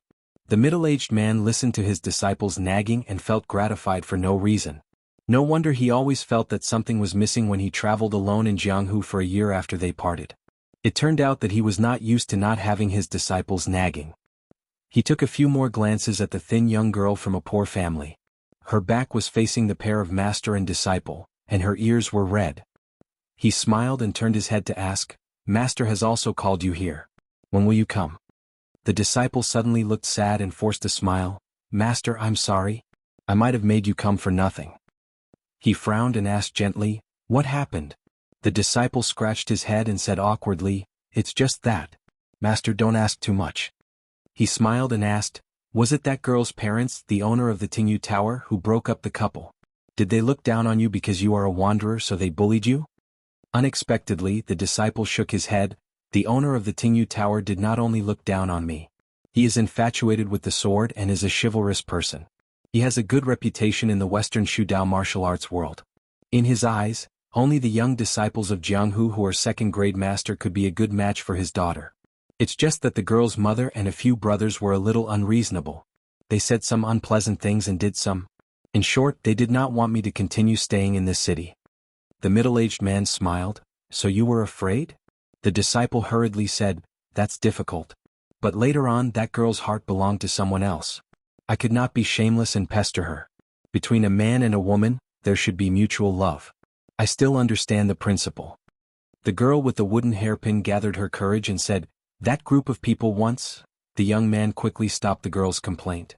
The middle-aged man's expression was normal, but in an instant he grabbed his disciple's arm. "You don't have enough qi in your words. I thought you were not acclimatized in Western Shu, but it turns out that you have suffered internal injuries. For months ago, someone used a sword to stab your Shanzhong Juk and Qihai acupoints. What a good technique. It seems that the wound is not serious, but it actually injured your foundation. A swordsman of this level must be a well-known Jianghu person in Western Shudao. Tell me his name and let me talk to him personally." The young man shook his head and said, "Master, forget it. I wanted to leave this place long ago, but I was afraid that you would not be able to find me in Western Shu, so I did not leave." After hearing this, the middle-aged man who did not show any anger suddenly became gloomy, as if his reverse scale had been touched. The middle-aged man who had always been calm and collected raised his voice slightly with a hint of blame. "You didn't tell them what your master's name is?" Chapter 1780. The young man was stunned. He lowered his head and said, "At that time they came to me aggressively and wanted to kill me. I accidentally forgot." The middle-aged man snorted. I think you don't want to say it. The young man smiled foolishly and said, how embarrassing would it be if people knew that master found such a useless disciple? Besides, if I really don't have the face to say your name, who would believe me? The middle-aged man was stunned. As an abandoned child, he had lost his family's protection when he was young. When he was young, he had to live alone in that eerie sword mountain. It could be said that he had experienced extreme hardships. After he walked out of the Wu family sword tomb, no matter what he encountered, he turned a blind eye and watched with folded arms. In his opinion, since he had chosen to walk into Jianghu, life and death were fated. If he encountered injustice and was unable to voice it, he could not blame the heavens and blame others. If he wanted to blame someone, he should blame himself for being inferior. That was why Wang Xianji from the martial emperor city said that this person's sword heart was naive. It was the best fit for heaven. It didn't matter whether he had a sword or not. He suddenly remembered many things. This disciple always complained that he didn't have the demeanor of a master and didn't have the demeanor of an immortal. He always told him to pay more attention to his style. He was always angry that his name was suppressed by someone. He wanted the whole Liang to know that his master was worthy of the title of #1 in the world. However, this young man seemed to have never thought of letting the world know that his master had taken in a disciple. He never thought of letting Jianghu know the name of that person's disciple. No one in Jianghu knew the name of the young man with the donkey. They didn't even know the name of the disciple of the peach blossom sword god. Since he took in this disciple, the two of them walked in Jianghu together. When they saw injustice on the road, he had to help because of his disciple. Every time he saved someone and was about to leave impatiently, his disciple would dawdle and say to the person he saved with a smile, "My master is the peach blossom sword god Dong Tai. Don't forget. Your master is the peach blossom sword god Dong Tai." Then who is my disciple Dong Tai? The middle-aged man took a deep breath and looked at the young face with some stubble. He then turned to the flower girl and said with a smile, "Little girl, my name is Dong Tai. My disciple is Li Huanyang." The confused girl said with a red face, "Uncle Deng, I know brother Li's name." Dong Tai asked himself and said sadly in a voice that only he could hear, "But this son of AB** Xinjiang who doesn't know." That day in the twilight, Dong Tai and his disciple Li Huanyang went to the girl Akao's house as guests. Dong Tai even took the initiative to pick a few gifts under his disciple's shocked gaze. They were not too expensive, but in the eyes of a small family, they were items that would give them face. This made the girl's parents beam with joy, especially when they heard that this man was Li Huanyang's only elder in this world. They couldn't stop smiling. The girl became more and more shy. Dong Tai's disciple was a little slow to realize, but after understanding the meaning and thinking about how they had been together for half a year, he felt that the conditions were right. He didn't think that his master was randomly setting up a couple. Dong Tai, who rarely drank, and Akao's father drank more than 2 liters of wine each. Dong Tai decided to get straight to the point and frankly said that his disciple had a pure and kind personality. Although he was half a Jianghu person like him, he had never thought of making a name for himself in Jianghu. He was a young man who lived a stable life. The girl's parents, who originally had some concerns, were completely relieved after hearing this. That night, Dong Tai, who reeked of alcohol, walked slowly in an alley with his disciple Li Huanyang. Dong Tai suddenly said, "Buying a pig to look after the pen, getting a daughter-in-law to look after the mother. From what you said, the girl from Tingyu House is obviously not suitable for you. Akao, on the other hand, is a girl who can accompany you for the rest of your life." Li Huanyang laughed. Dong Tai patted his disciple's shoulder and said without any reason, "Master has never done anything for you in his life." Li Huanyang wanted to say something but stopped. Dong Tai waved his hand and interrupted what his disciple wanted to say. He continued, "It's your business whether you want to or not. I don't care. Since you are most likely going to settle down in Shishu, I have to try my best to prevent this place from falling into turmoil and chaos. In addition, I originally wanted to go to Bailiang. You don't have to worry. In today's world, whether it is Liangtai and city or the border of Liangmang, as long as I want to go, no one can stop me." The young man whispered, "Master, if I get married and start a family, I'm afraid it will be difficult for me to travel Jianghu with you in the future." Dong Tai smiled and said, "In the future, I will often come to Shishu to visit you." The young man hesitated and asked, "Master, I'm not like Su Fengyan. I'm sorry that I can't let you have a disciple who won't disgrace your reputation." Dong Tai shook his head seriously and said, "You're wrong. It's already the best to have you as my disciple. Liang Jianghu has Chao Changqing and Su Fengyan. Of course it's good. But I, Dong Tai, have a disciple like you, it's the best. If someone wants you to live a bad life, it's very simple. They have to ask me, your master, if I agree. In Izhou of Shishu, peach blossoms were still smiling in the spring breeze.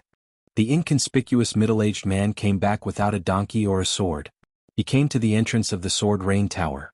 On this day, the Sword Rain Tower was hosting a banquet.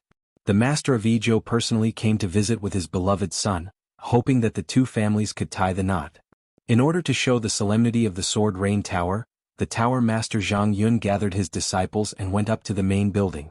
They all took off their swords and the swords fell like raindrops. This was an eye-opener for the master of Izhou and the deputy general of Izhou, who were standing at the edge of the square. The whole city of Izhou knew that the master of Izhou had attached himself to the white-clothed king of Shu. The master of Izhou's position was equivalent to that of a small provincial governor. Now that the provincial governor, who came from a local power, had become a mere figurehead, it was only a matter of time before he became the #1 civil official in Izhou.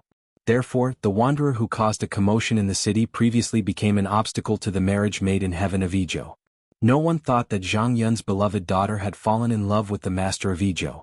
They all thought that from the beginning to the end, it was the wanderer who did not know the immensity of heaven and earth. It was the young man who had lost his mind and wanted to eat swan meat. When the middle-aged man arrived at the square at the entrance of the Sword Rain Tower, he saw the tower master, Zhang Yun, leading his wife and son to welcome him. They were walking towards the group of Izhou's influential officials. Among them, there was a beautiful young woman standing beside a handsome young man who was wearing a brocade robe. She was smiling like a flower. While the Sword Rain Tower was holding a grand occasion, a young man was accompanying a young woman as they walked through the streets and alleys. They were selling apricot flowers and peach blossoms loudly. They only earned 1 copper coin for each flower. The middle-aged man recalled the conversation between the master and disciple last night in the small courtyard. At the end of the conversation, his disciple told him not to be calculative with the Sword Rain Tower. At that time he nodded in agreement. His disciple did not believe him and repeated his words. He laughed and said that if his disciple was so easy to talk to, how bad could he be as his master? In fact, Dong Tai did not say that his master had never been easy to talk to. He was like this to the Wu family sword tomb and also to the Jianghu. Therefore, having such a meddlesome and soft-hearted disciple was Dong Tai's greatest trouble in his life, other than his success in swordsmanship. It was also his greatest pride. Dong Tai smiled to himself. Just now he was stopped by the old gatekeeper. When the old gatekeeper heard that he was going to challenge the Sword Rain Tower, the old gatekeeper put on a funny and annoyed expression and asked him, "Since we are going to spar with swords, where is your sword?" Dong Tai did not answer. His figure flashed and he arrived at the Sword Rain Tower. Dong Tai raised his head and looked at the main building. There was a golden horizontal board with the words, "The world's first sword rain," written by the Sword Emperor of Western Shu in the early years. Under the spring sunlight, the horizontal board shone brightly. The people of the Sword Rain Tower who first noticed the sudden appearance of the middle-aged man was not Zhang Yun, the Grandmaster of Swordsmanship who was known as the Three Cheese Tong Xian in the Western Shu Wulin, nor was it one of the elders who had outstanding swordsmanship. Instead, it was a few disciples who were looking around in boredom. Most of these people were interested in the daughter of the Tower Master, but they knew that there was a world of difference between them. They were ashamed of their inferiority in front of the son of the Tower Master of Izhou. When they thought that the girl was about to fall into the arms of another man, they did not want to see it. Then, they saw the man in coarse clothes who did not carry a sword and did not have an imposing manner. However, they did not pay much attention to him. Although the Sword Rain Tower of Western Shu was not as famous as the Dongyue Sword Pool and Nanjiang Dragon Palace, it was still the leader of a state. The Tower Master Zhang Yun was one of the top 10 masters in Western Shu. When he was young, he was a genius swordsman who was favored by the previous owner of the Spring Invitation Cottage, Xiaolingzhen. Although he had not reached the first grade yet, the entire Western Shu Wulin Jianghu believed that Zhang Yun was one of the most promising people to reach the legendary realm. Although a second-grade master had the word little in it, it was enough to establish a sect in the Liang state. Those first-grade masters were usually elusive and did not care about the affairs of the Jianghu. It was even harder for ordinary people in the Jianghu to get close to them. Therefore, in the real Liang Jianghu, the most famous people were the martial Dao masters who could be seen and touched like Zhang Yun. They were the masters of the Jianghu who would show up every now and then. If one did not boast that he had drunk wine with those martial Dao masters, no matter how much he boasted, no one would believe him. This was because not only was Zhang Yun's cultivation base extremely high, but he also had a human aura and was down to earth in the way he did things. If it was said that he was fortunate enough to have met the famous house master of the Sword Rain Pavilion, then it would be able to shock others and cause them to be skeptical. A loud explosion rang out, causing the hearts of everyone in the Reigning Swords Tower to tremble. The horizontal board that was personally given by the old Western Shu imperial uncle split into two and fell to the ground. Chapter 1781. Everyone looked at each other, feeling incredulous. That board with a prominent origin was made of the first-grade Nanmu wood. It should not be so fragile. Moreover, this board had only been hanging for 30 years. How could it be broken in the middle like it was split by a sword? Everyone looked around and finally focused their eyes on the middle-aged man with his hands behind his back. Even Zhang Yun, a second-level Supreme Power Master, could not find any clues. Could this man be the culprit who destroyed the invaluable plaque? The leader of the Sword Rain Tower, Zhang Yun, was one of the few famous masters in Western Shu. He was also an experienced veteran. He admitted that even if he held a sword, he would not be able to break a board from 300 to 400 steps away. Regardless of how domineering and arrogant the arrival of such a person was, he was still not someone the Reigning Sword Pavilion could easily deal with. The reason why the Wu family's sword tomb had been in the top 3 of the Jianghu sect for hundreds of years was because it was said that even a child in the sword tomb could control a sword and fly away like a butterfly. This in itself meant that it was not easy to produce sword energy. How could a sword energy not be weakened after a few hundred steps and still be able to break such a huge board? One of the worshippers hurriedly flew away. He stood at the entrance of the main building and looked carefully. He then flew back to Zhang Yun's side and whispered with a pale face. Zhang Yun felt as if he was struck by lightning. It was caused by the sword energy. Furthermore, after the sword chi broke through the signboard, it also split apart the main building. There was a saying in the Liang Jianghu. Ever since Su Mao, a relative of the emperor, died outside the imperial city and Huang Jinta died at the Donghai city, there were no more capable swordsmen in Western Shu. This also showed the predicament of the Western Shu martial arts circle. Especially after Xie Lingzhen of the Spring Invitation Cottage died for no reason at the Quick Snow Mountain Villa, her successor, Yinji Beauty Xie, only used her beauty to amaze people and did not use her martial arts to convince people. Therefore, people thought that there were no grandmasters in the Shu martial arts circle. The middle-aged man walked forward slowly and stopped when he was 30 to 40 steps away from Zhang Yun. He finally said, "My disciple has already explained the reason. If you don't listen, then I don't need to reason with you today." Zhang Yun wanted to cry but had no tears. "How would I know who your disciple is? You are the disciple of a divine connection sword grandmaster. Our Reigning Swords Pavilion can't wait to worship him like a bodhisattva. How can you not listen to reason with us?" Zhang Yun's mind raced. Judging from the man's appearance, he looked to be in his 30s or 40s and had a grudge against the Sword Rain Tower, so he was most likely not from Western Shu's Jianghu. Otherwise he would at least show some respect to Zhang Yun. However, the Sword Rain Tower's influence had always been limited to Western Shu's territory. Their disciples were considered introverted in their actions, and they rarely made any enemies in the Jianghu. Even the few outstanding disciples who were ordered to leave Western Shu and travel the Jianghu to spread the name of the Sword Rain Tower had never had any great grudges with the major sects in Liang. To be honest, if they really wanted to offend those top grandmasters in Liang, the Sword Rain Tower's disciples would need to have the ability to do so, right? At the same time, Zhang Yun was puzzled. The man in front of him did not have any obvious chi activity, and he did not have any momentum at all. He did not seem like the person who would make a move. Could it be that there was a real unworldly expert hiding in the dark? The middle-aged man's gaze swept across the people from the Sword Rain Tower. He saw the young lady who wished for the world to be in chaos and the woman who looked 60 to 70% similar to her. Her expression was gloomy as if she was weighing the pros and cons. She was hesitating whether she should use the government's influence to intimidate the enemy. The few consecrators from the Sword Rain Tower looked as if they were facing a great enemy. Obviously, they knew the severity of the situation better than the woman. There were some things that the government could suppress, but there were some things that they might not be able to suppress. Zhang Yun had a scholarly appearance. He had the famous Western Shu sword, Huizhu, by his waist. It was extremely rare for him to perform the etiquette of a junior. He bowed respectfully and said, "May I know who your disciple is, senior? If my Sword Rain Tower has indeed offended your disciple, I, Zhang Yun, will definitely give you an explanation." The middle-aged man didn't answer his question. Instead, he looked at the group of people and asked, "Who's the one holding the mountain elf?" The provincial general, who was sitting in a high position and had a fat body, narrowed his eyes and said sinisterly, "Today is a big day for me and Brother Zhang's families. I didn't expect that someone would dare to do such a thing in Provincial City. You've really opened my eyes." The Deputy General of Provincial, who had thousands of troops under his command, sneered and said, "Who dares to violate the law in my territory?" Zhang Yun was relieved when he saw the two officials of Provincial General's attitude. However, he still wanted to keep the peace. After bowing, he straightened his back and stared at the uninvited guest in front of him. "Senior, could it be that the chief consecrator of my Sword Rain Tower, Hu Dachuan, had a misunderstanding with your disciple?" The middle-aged man ignored the two officials of Western Shu and the Sword Rain Tower's Tower Lord, who was pretending to be humble. Instead, he looked at the swordsman who had gone to the main building to look at the signboard. He was dressed in white, had white hair and a white beard. Even the scabbard of his sword was snow white. He looked very sage-like. He asked, "Are you the one who attacked my disciple 3 times?" This Western Shu Sword Dao Grandmaster, whose swordsmanship was not inferior to Zhang Yun's, looked calm and composed. However, he did not answer the question. It was unknown whether he was unwilling or afraid.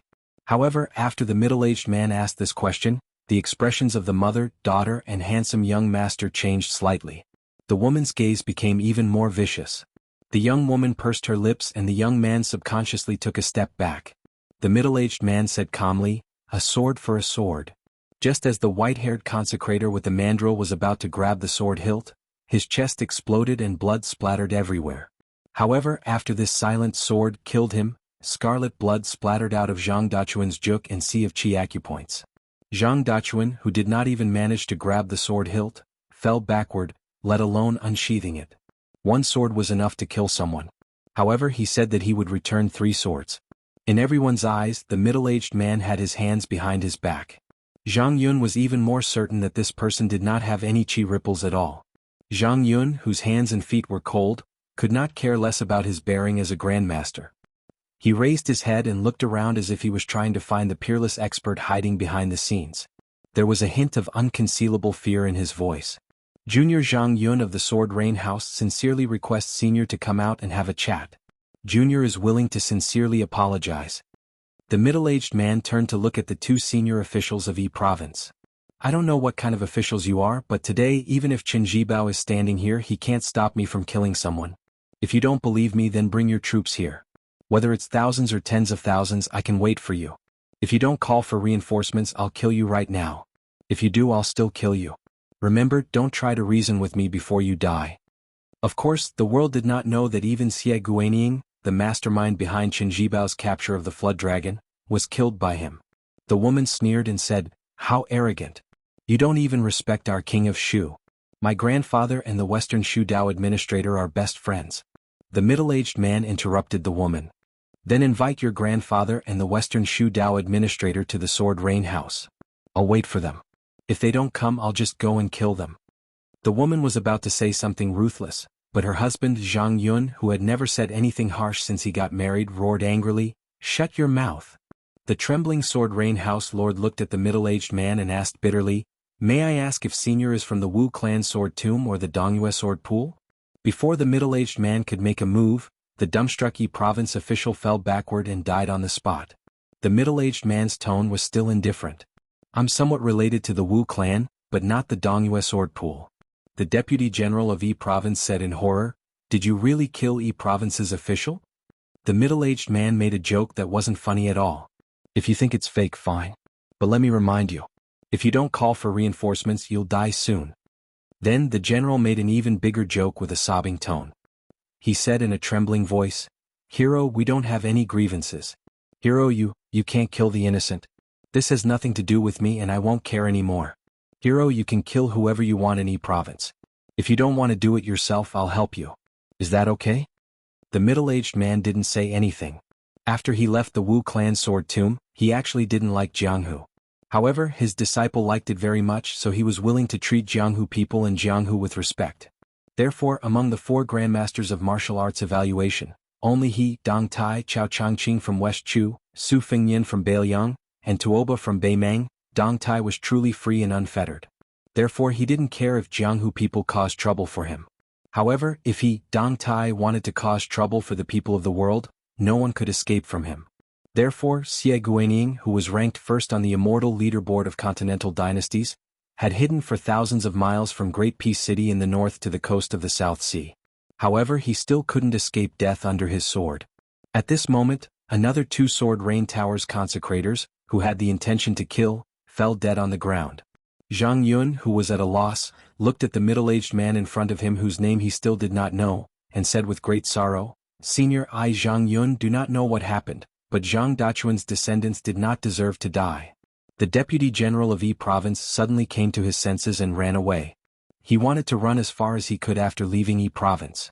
No matter how much money he had to spend or how many connections he had to use, he had to seek refuge in the King of Shu's residence. The middle-aged man didn't even look at the Shu general who was running away. He glanced at the Sword Rain Pavilion's leader and said, "I've said that I'm not here to reason with you." Zhang Yun, who was in despair, asked, "Senior, are you really not afraid of becoming enemies with the Western Shu government and the entire Western Shu martial arts world?" The middle-aged man who killed people as he pleased smiled and said, "If Chen Zhibao was here, he definitely wouldn't say such a thing." Zhang Yun smiled bitterly and held the hilt of his fiery candle sword. "I know that I'm not Senior's opponent, but whether it's for the Sword Rain Pavilion's hundreds of years of reputation or for the lives of my wife and child, I have to be brave enough to fight Senior." Chapter 1782. Unexpectedly, the middle-aged man shook his head and said, "I won't kill you today. My disciple said that you, Zhang Yun, are a kind and chivalrous person. Based on this, you don't have to die." The handsome young master knelt on the ground and wailed at the corpse of his father in Yi province. "You lunatic, why did you kill my father? You will die a horrible death." When Zhang Yun's daughter saw the miserable state of her beloved man, she was also weeping. She squatted down and wanted to comfort him but was pushed away by the young man. "Get lost, it's all because of you, you jinx. My father died because of you. If it weren't for you and your mother's instigation, why would I, the son of Yi province, make things difficult for that nobody time and time again? Why would I use my official position to ask Zhang Dachuan to hurt him?" Zhang Yun looked as if he was struck by lightning. He turned around with a wooden expression and looked at his wife and daughter. He asked expressionlessly, "Tell me what happened. Since we're already in this state, you should at least let me know the reason for my death." The charming woman no longer had her usual graceful bearing. Her expression was ferocious and terrifying. She said sternly, "Zhang Yun, how would I know that the master of that poor boy is so powerful? If you want to blame someone, you can only blame that young man with the surname Li for pretending to be a fool. If he didn't hide his identity and tease us, why would I deliberately stop him from marrying our daughter? Haha, now I only regret that I didn't ask that old trash Zhang Dachuan to kill him." Zhang Yun looked at his crazy wife with disgust. He turned around again and said, "Senior, can I exchange my death for the lives of those unrelated to the Sword Raining Tower?" The middle-aged man shook his head and said, "No." Zhang Yun's lips trembled and he couldn't say a word. The middle-aged man said again, "Don't worry, I came here today only to kill Zhang Dachuan. Now, I'm only here to kill the one on the ground and the Yi province deputy general who escaped from the Sword Raining Tower. As for the other dead people, since they wanted to kill me, they have to pay the price for having such thoughts. Although in my opinion your wife and daughter deserve to die, my disciple never had such thoughts. I won't let him feel guilty." Zhang Yun couldn't understand this person's thoughts. It was just like how every time he went up the building and looked at the pictures of the sword immortals of the past, he never understood why the same sword in their hands could be so powerful that it could shake the earth and mountains. However, the middle-aged man continued, "From today onwards, your Sword Rain house shouldn't be open for business anymore." "What do you mean by, the rain of swords is a great spectacle? That is an insult to the swords in your hands. I believe that any sword in the world, as long as it is in the hands of a true swordsman, will disdain to be associated with other people's swords. Li Chuangong's wooden horse and ox are the same. Therefore, if the people who hung the portraits on the top floor were still alive, they would probably have laughed themselves to death. When a sword is in its sheath, it will only cry out for injustice. When the sword is unsheathed, it must have a clear conscience. How can it be used for outsiders to admire the scenery and applaud?" Zhang Yun smiled miserably, and then his gaze became firm as he said in a low voice, "What Senior said makes a lot of sense. However, the Rainstorm Sword Pavilion is the result of the painstaking efforts of my Zhang clan's ancestors for a few hundred years after all.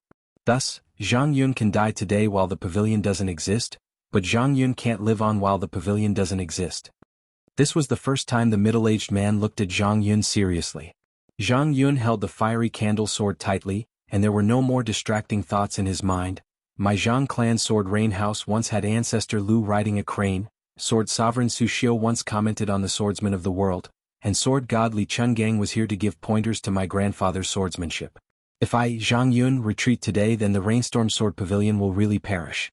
Zhang Ningjing, Zhang Ziyuan, Zhang Dambua, Zhang Mingji, the four of you remember, after my death the people of the Rainstorm Sword Pavilion can die and the signboard can fall, but the words Rainstorm Sword Pavilion must not disappear. It must not be humiliated. Zhang Yun pulled out the fiery candle sword and welcomed death with a smile. Before I die, I would like to thank Senior for allowing me to pull out the sword. As for Senior's disciple, that young man called Li Huanyan, I, Zhang Yun, would like to say a few words from the bottom of my heart before I die. In fact, I have a good impression of Li Huanyan, not because his aptitude is not outstanding, but because his understanding of swordsmanship is extremely high. It is because when I saw this young man, I was reminded of my own high-spirited youth, and I was willing to disregard everything for the person I admired. My original intention was to let him suffer a few more rejections, just like how I suffered when I was young. However, for some reason my daughter suddenly changed her mind. At that time I felt a little regretful, but I didn't think too much about it. Zhang Yun then turned his head and looked at the beautiful woman with wrinkles at the corner of her eyes, and said gently, "You weren't like this in the past." The woman was at a loss. The middle-aged man no longer had his hands behind his back. He looked at the house master of the Sword Rain Tower who was holding the sword in his hand and smiled, "Go ahead and attack. I know what I'm doing. I'll let you die when your strength is exhausted." The Sword Rain Tower of Western Shu claimed to have collected more than 1,000 exquisite sword moves in the world. In fact, most of the sword moves were the moves of the house masters and the outstanding disciples of the Sword Rain Tower. They were not considered outstanding in the world, but they were the foundation that had been accumulated for hundreds of years. Some of the moves were indeed first-class swordsmanship. It was a pity that Zhang Yun also knew that many of the sword moves were exquisite, but he did not know the true meaning behind them. After all, there were too many sword masters who had their own merits, and their sword wills were scattered and mixed. There were even some contradictions between them. Zhang Yun had not reached the realm of returning to one's original state. The middle-aged man had one hand behind his back and the other hand stretched out. Zhang Yun's sword moves were magnificent. Sometimes it was majestic like the sun rising from the east, sometimes it was soft and continuous like the rain in Jiangnan, sometimes it was thick and heavy like the snow in midwinter, and sometimes it was light and ethereal like a sparrow flying on a branch. What was even rarer was that Zhang Yun's sword wills were tightly connected and did not appear abrupt or stiff. The first sentence of the Sword Rain Tower's motto was clear: "The sunrise of Kunlun, the bright moon of Canghai, the water of the spring god lake, the great tide of Guangling, the haze of Crimson City, the flying snow of Liao Liao, the yellow sand of the Great Desert, and various other wonders all contained sword wills that merged into one. The end of the way of the sword." However, no matter how Zhang Yun attacked, the middle-aged man would gently flick the tip of the candlestick sword away with his finger. Therefore, every time the sword vibrated, it meant that Zhang Yun's exquisite sword wills were stopped abruptly. This absurd scene was like a distinguished scholar reciting a famous poem from the ancient times, but he was interrupted by a vulgar villager with the word "fart." In the square, only the rainbow-like sword chi could be seen. Zhang Yun and his sword were indistinct. Only the middle-aged man stood in the same place, casually flicking his two fingers. Even the odd-job disciples of the Sword Rain Tower, who were laymen, knew that the difference in their attainments in the way of the sword was like the difference between the clouds and the mud. Their master or grandmaster, Zhang Yun of the Sword Rain Tower in Western Shu, was one of the 10 grandmasters of the Western Shu Dao. Even Lu Yuewei, who was the chief consecrator of the Spring Invitation Cottage, did not dare to say that she could defeat Zhang Yun, who was attacking with all his might, with just 2 fingers, let alone when his body was as immovable as a mountain. The appearance of this middle-aged man not only shocked everyone with his mysterious cultivation base, which was akin to that of an immortal on the land, but also unknowingly opened up a grand and magnificent martial arts picture scroll for many disciples of the Sword Rain Tower who wanted to reach the peak of the way of the sword. Everyone present had complicated feelings. Who could turn the tide when the Sword Rain Tower encountered such a powerful enemy? It was destined that they would not be able to avenge themselves today, but would they really be able to in 10 or 20 years? Just as Zhang Yun's sword momentum was weakening, the Sword Rain Tower's master knew that he was going to die. However, Zhang Yun did not feel too indignant. He only felt that after displaying all his skills to his heart's content, it was only a matter of flicking his fingers. He felt that he had let his ancestor down. He had gone through untold hardships to get what he wanted, but at this moment, his sword heart had reached a clear state. He no longer had any regrets. Master, don't kill people. Killing people is against the law. Suddenly, an anxious voice sounded from afar. The familiar voice fell into the ears of the disciples of the Sword Rain Tower. In the past, they only felt that it was laughable and disgusting. Now, it was no different from the sound of nature. As for the content of the words, no one found it funny anymore. The middle-aged man flicked Zhang Yun and his sword away with 2 fingers, forcing Zhang Yun to retreat dozens of steps. He turned his head and laughed angrily at his disciple who rushed over. Since when is killing not against the law? The young man ran to his side and said softly, let's not talk about whether it's against the law first. You killed people in front of so many people. If word gets out, it won't sound good. The Peach Blossom Sword God killed people in Western Shu's Sword Rain Tower. It will damage your reputation. The old gatekeeper who ran to the streets to look for the young man did not know that he had saved the Sword Rain Tower's life. The middle-aged man said helplessly, since when have I cared about my reputation? The young man said confidently, as your disciple, I care. I care very much. The middle-aged man laughed it off. Zhang Yun, who was drenched in sweat, kept his sword back into its sheath. He cupped his fists and smiled sincerely. He bowed deeply and said, I already know your identity. Because of you, the Sword Rain Tower's name has been removed from Western Shu. Zhang Yun has no regrets in this life. The Sword Rain Tower has no regrets. As soon as these words were spoken, all of the reigning Swords Pavilion's guest elders and disciples, including Zhang Yun, were shocked. In the Jianghu, a person's reputation was extremely important to all righteous people. As for the reputation of the sect that they belonged to, it was even more important.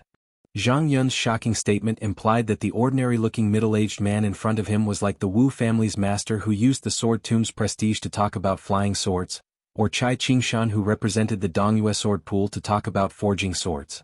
Otherwise, no matter how high this person's martial cultivation was, no matter how much he regarded everyone as ants, Zhang Yun, who had the intention of sacrificing himself for the sword, would not have taken the initiative to say such a thing.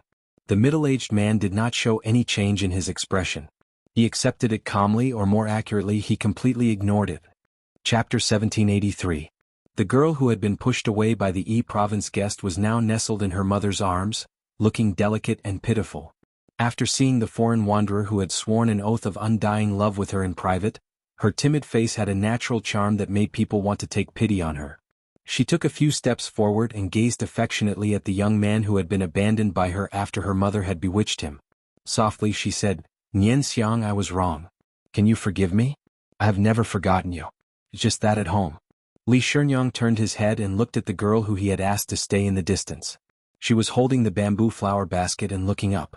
The apricot flowers in the basket had been sold out, but there were still a few peach blossoms left. He smiled and turned his head. He stopped smiling and glanced at the girl from the Sword Rain Tower without saying a word. The middle-aged man asked, Have you finally given up? The young man grunted and nodded his head vigorously. The young man seemed to have noticed something and asked in surprise, Master, you didn't trick me on purpose, did you? The middle-aged man was indifferent.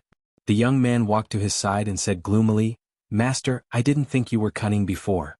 If you had been so cunning earlier, your reputation in Jianghu would have surpassed that of Wang Xinji and Chao Changqing, not to mention that Su Fengyan. The middle-aged man said lazily, Your matter is done. I still have a small matter to deal with. There is a deputy general of E province to kill. However, no matter how good he is at escaping, he can't beat that guy named Xie. Then he glanced at Zhang Yun, who was respectful as if he had seen the reincarnation of his ancestor. He hesitated for a moment and said, People who practice swordsmanship shouldn't focus on victory and defeat and neglect life and death. A dead man can't pick up a 3-foot sword. Well, one last thing, your swordsmanship is passable and your sword will is not bad. At least you let me know one thing. After Su Xiu and Huang Jintu, there are still swords in Western Shu. Therefore, the Sword Rain Tower will continue to operate. However, today's matter is limited to the entrance of the Sword Rain Tower. If your grudges involve the outside world in the future, I won't be so polite the next time I visit. Zhang Yun was relieved and grateful. He once again cupped his hands and bowed solemnly. The master and disciple turned around and left. Master, the last few sentences you said really have the demeanor of a great master. Did you learn it from someone when you went on a long journey? Master, if you have a conflict with someone in the future, just follow this pattern of speech. You can't go wrong. Master, let's settle accounts clearly between master and disciple. You can't just leave like that just because you put on the airs of a master. You can't just ignore my future living in Ijo City. I'm going to live here for a long time. Akao's family is poor and my swordsmanship is not good enough. You just said yesterday that you want me to live a stable life. I don't want you to pay for the money or the betrothal gifts. You can't leave a mess for me and Akao. Shut up. Take care of that stubborn donkey yourself. Today's sun is not bad. He watched as the master and disciple walked further and further away after meeting the flower girl. Zhang Yun had mixed feelings. Wang Xianlin, the eldest disciple of the Reigning Swords Pavilion, who was once praised by Xiaolingzhen of the Spring Invitation Cottage as a late bloomer in 20 years, came to his master and asked carefully, "Master, is this senior also a swordsman?" Zhang Yun did not answer his eldest disciple's question. He stared at the door in a daze. After a long time he smiled and asked, "Last year, you bunch of hotheads were discussing that we must find an auspicious day to hang the portrait of the peach blossom sword god on the top floor. If I remember correctly, you were the one who insisted that we hang the portrait between Ancestor Lu and Li Chenggang. Have you picked a day?" Wang Xianlin asked curiously, "But doesn't our Reigning Swords Pavilion have the unshakable rule of our ancestors that only those peerless sword Dao grandmasters are allowed to hang their portraits in our pavilion after they pass away?" Zhang Yun muttered to himself, because of his parting words, "There are still swords in Western Shu. I want to hang his portrait even if my ancestors scolded me for being an unfilial descendant. Moreover, what's wrong with making an exception for the peach blossom sword god who almost became in-laws with the Reigning Swords Pavilion?" Wang Xianlin was dumbfounded. Suddenly Zhang Yun said in a deep voice, "Disciples of the Reigning Swords Pavilion, draw your swords. Use the Taya style." Finally Zhang Yun looked at the door and said loudly, 324 disciples of the Reigning Swords Pavilion of Western Shu, send off the peach blossom sword god with the 3-foot sword in your hands." The woman was stunned and murmured, "The peach blossom sword god, Dong Tai. So you are Dong Tai." The young woman's face was filled with tears of regret. Why are you his disciple?" Outside the Reigning Swords Pavilion, the innocent flower girl tugged at Li Huanian's sleeve and asked curiously, "Who is the peach blossom sword god they are talking about?" Li Huanian held back his laughter and curled his lips. The girl looked at Uncle Deng who was walking in front of them. He was the middle-aged man who walked into the courtyard with the donkey yesterday. She smiled happily and said, "Brother Li, this title sounds amazing. I've heard some storytellers say that those heroes' titles are not as good as Uncle Deng's." Dong Tai turned around and picked up a peach blossom from the girl's basket. He smiled and said, "How powerful do you think a guy whose disciple was beaten to the point that he had to lie in bed for 2 to 3 months can be? So, this peach blossom sword god only sounds amazing." The girl glanced at the young man with a smile on her face. The young man flew into a rage out of humiliation and said, 1 copper coin per flower." The middle-aged man said shamelessly, "I don't have money. I owe you." The girl suddenly blushed. "Uncle Deng, The middle-aged man seemed to have guessed what the girl was thinking. He smiled and shook his head at her. Then he picked up the peach blossom with his mouth and put his hands behind his head. He turned around and said gently, "I, Dong Tai's disciple, have already married the best woman in the world." The girl was embarrassed. However, after hearing Uncle Deng's words, she who had never dared to hope that she and Brother Li would become husband and wife, felt less nervous. She also thought that such an easygoing peach blossom sword god and such an easygoing elder should not be a famous Jianghu hero, right? The girl suddenly felt that she had wronged Brother Li and Uncle Deng by thinking this way. She secretly stuck out her tongue. In the spring of this year, as Li Huanian's master, Deng Tai, could be considered half-in-laws to Ah Chao's parents. He worked as a waiter in their family's shop, greeting customers and sending off customers. He saved up less than 10 taels of silver. Before leaving Western Shu Zizhou for northern Liang Pass, he shamelessly borrowed 20 taels of silver from his disciple and used the money to buy an ordinary iron sword. On the way to Liang, the peach blossom sword god Dong Tai, who had pulled out his first sword from the sword tomb when he was young, walked with a sword at his waist for the first time in his life. At the end of the second year of Xiangfu, Mount Huinyogong. It was snowing heavily on the Great Snow Plateau. In the twilight, a woman in purple walked alone out of the moonless house, which had become the holy land of the martial arts world. She held an ordinary bamboo handle oil paper umbrella and walked alone in the wind and snow. Mount Hui was full of visitors and tourists all year round. Even this late snowfall did not stop them from climbing the mountain. However, after the woman in purple walked out of the building, the chief guest of Mount Hui, Huang Fangfua, immediately informed the servants that today, there would be a checkpoint at the entrance of the Great Snow Field. No matter if it was an outsider or a native of the Great Snow Field, no one was allowed to get close to the Great Snow Field. No one was allowed to get close to the mountain lord of Mount Hui who suddenly had the interest to enjoy the snow. In today's Mount Hui, as the lady of Mount Hui, Xinyuan Qingfeng had long stopped caring about worldly affairs. Huang Fangfua, who had been an elder for 2 dynasties, could be said to have great power in his hands. His martial arts cultivation also showed signs of rising from finger shin to celestial phenomenon. This step was really like a traveler crossing the natural moat, like a scholar passing the top 3. In these 2 years, Mount Hui was like the sun in the sky on the lake of Liang. Chao Changqing was already dead, Dong Tai was nowhere to be found, and Su Fengyin was far away in the northwest. In recent years, the top 10 masters of Liang were evaluated by busybodies. Qi Jiajie and Chai Qingshan, who were equally famous as Xinyuan Qingfeng, were few and far from being as dazzling as Mount Hui Zi. There were even admirers who praised this chief of Wulin as the Grand Master of Rouge. Not only was she a beauty who could enter the rankings, but she was also a martial arts grandmaster. In the entire world, only the Empress of West Chu Jiangxi, who was rumored to have died for her country, could be compared to her. Now that Jiangxi was dead, the entire Jianghu seemed to feel lonely for Xinyuan Qingfeng. It was as lonely as the spectacular snow seen on the Great Snow Field today. The heavy snow was flying and covering the sky, but she was the only one enjoying it. She stopped at the edge of the Great Snow Field and looked into the distance. Her small oil paper umbrella was covered with white snow. It was as if a beauty's hair had turned white. At this moment, a person stealthily appeared on the Great Snow Field. Huang Fangfua, who was standing on the 2nd floor of the Moonless Tavern and staring at the figure in purple, suddenly became gloomy. He was about to float out of the tavern and throw the guy who dared to cross the thunder pool into the river outside the Great Snow Field to feed the fish. However, this deeply shrewd chief foreign minister of Mount Hui was shocked. Although Xinyuan Qingfeng did not make a sound and the beauty was still standing alone in the wind and snow, Huang Fangfua felt an aura rushing towards him, stopping him from making a move. Yes, it was an aura, not just an aura. Huang Fangfua respectfully took a step back to show that he understood. Huang Fangfua was puzzled. He was no stranger to that uninvited guest. He was an insignificant person who always liked to brag to others that he and the king of Beiliang, Su Fengyin, had traveled the Jianghu together, had eaten and drunk together, had taken a boat together, and had gone to the Snow Mountain Villa together. He also said that the 2 of them were good friends who called each other brothers. Chapter 1784. Of course, Huang Fangfo did not believe in this absurd theory. He only believed that the 2 people who were as different as clouds and mud were just strangers who met by chance. The young king would not take it seriously, but the young man on the snow plateau would take it too seriously.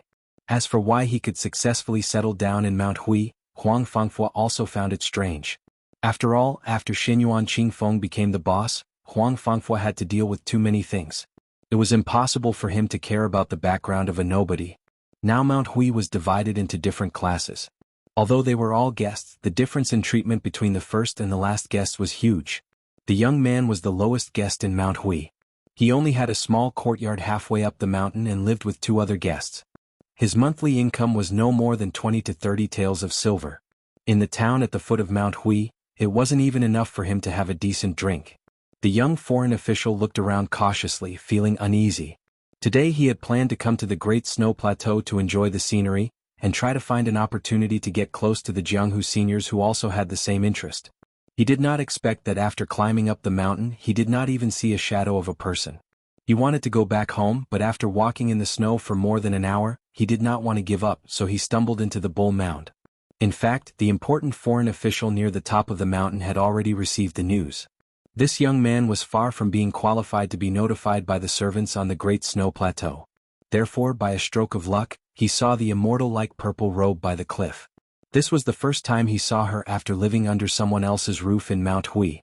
The first time he saw her was at the Snow Mountain Villa. The Jianghu friend, named Su Qi, told him that he might as well go to Mount Hui to have a look. He also said that there was a woman who liked to wear purple dress who could be considered as a friend. At that time he didn't take it seriously. However, it was hard to survive in Jianghu, especially for a rootless duckweed like him. No matter where he went, he would only be looked down upon. He had no choice but to wait for the right time and risk his life to meet this purple dress of Huishan Mountain. However, he didn't expect that after the woman narrowed her eyes and sized him up and confirmed that he didn't have the guts to lie, she actually nodded and agreed. He only remembered that under the gaze of those cold eyes, he was sweating profusely. He was still in a daze even after she left for a long time. Later on he came to Mount Hui. Although he didn't reach the heavens in a single bound, at least he had a place to stay. He didn't have to wander around the Jianghu like a lonely ghost. He didn't have any extravagant hopes for more. He didn't have to worry about food and drink all year round and was perfectly content. After seeing her, he mustered up his courage and walked forward with difficulty. He didn't know if it was because the snow was difficult to walk on, or because he was in awe of her, but he walked with difficulty in his straw raincoat. When he finally walked a dozen steps behind her, a cold voice softly sounded, "I only remember that your surname is Huang. I forgot your name. Huang something?" Her voice wasn't loud, but to his ears, it was no different from a clap of thunder exploding above his head. It turned out that this high and mighty woman, who was like a celestial being in heaven, still remembered his surname? Flattered, he quickly trotted a few steps forward and stopped a few steps behind and beside her.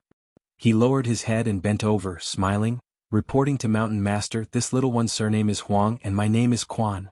My surname is Quan and my name is Chao. It's Quan, which means spring water." Huang Quan, who once pretended to be an experienced Jianghu person in front of Su Qi, had gray hair at an early age. Indeed, he didn't look like a very likable young man.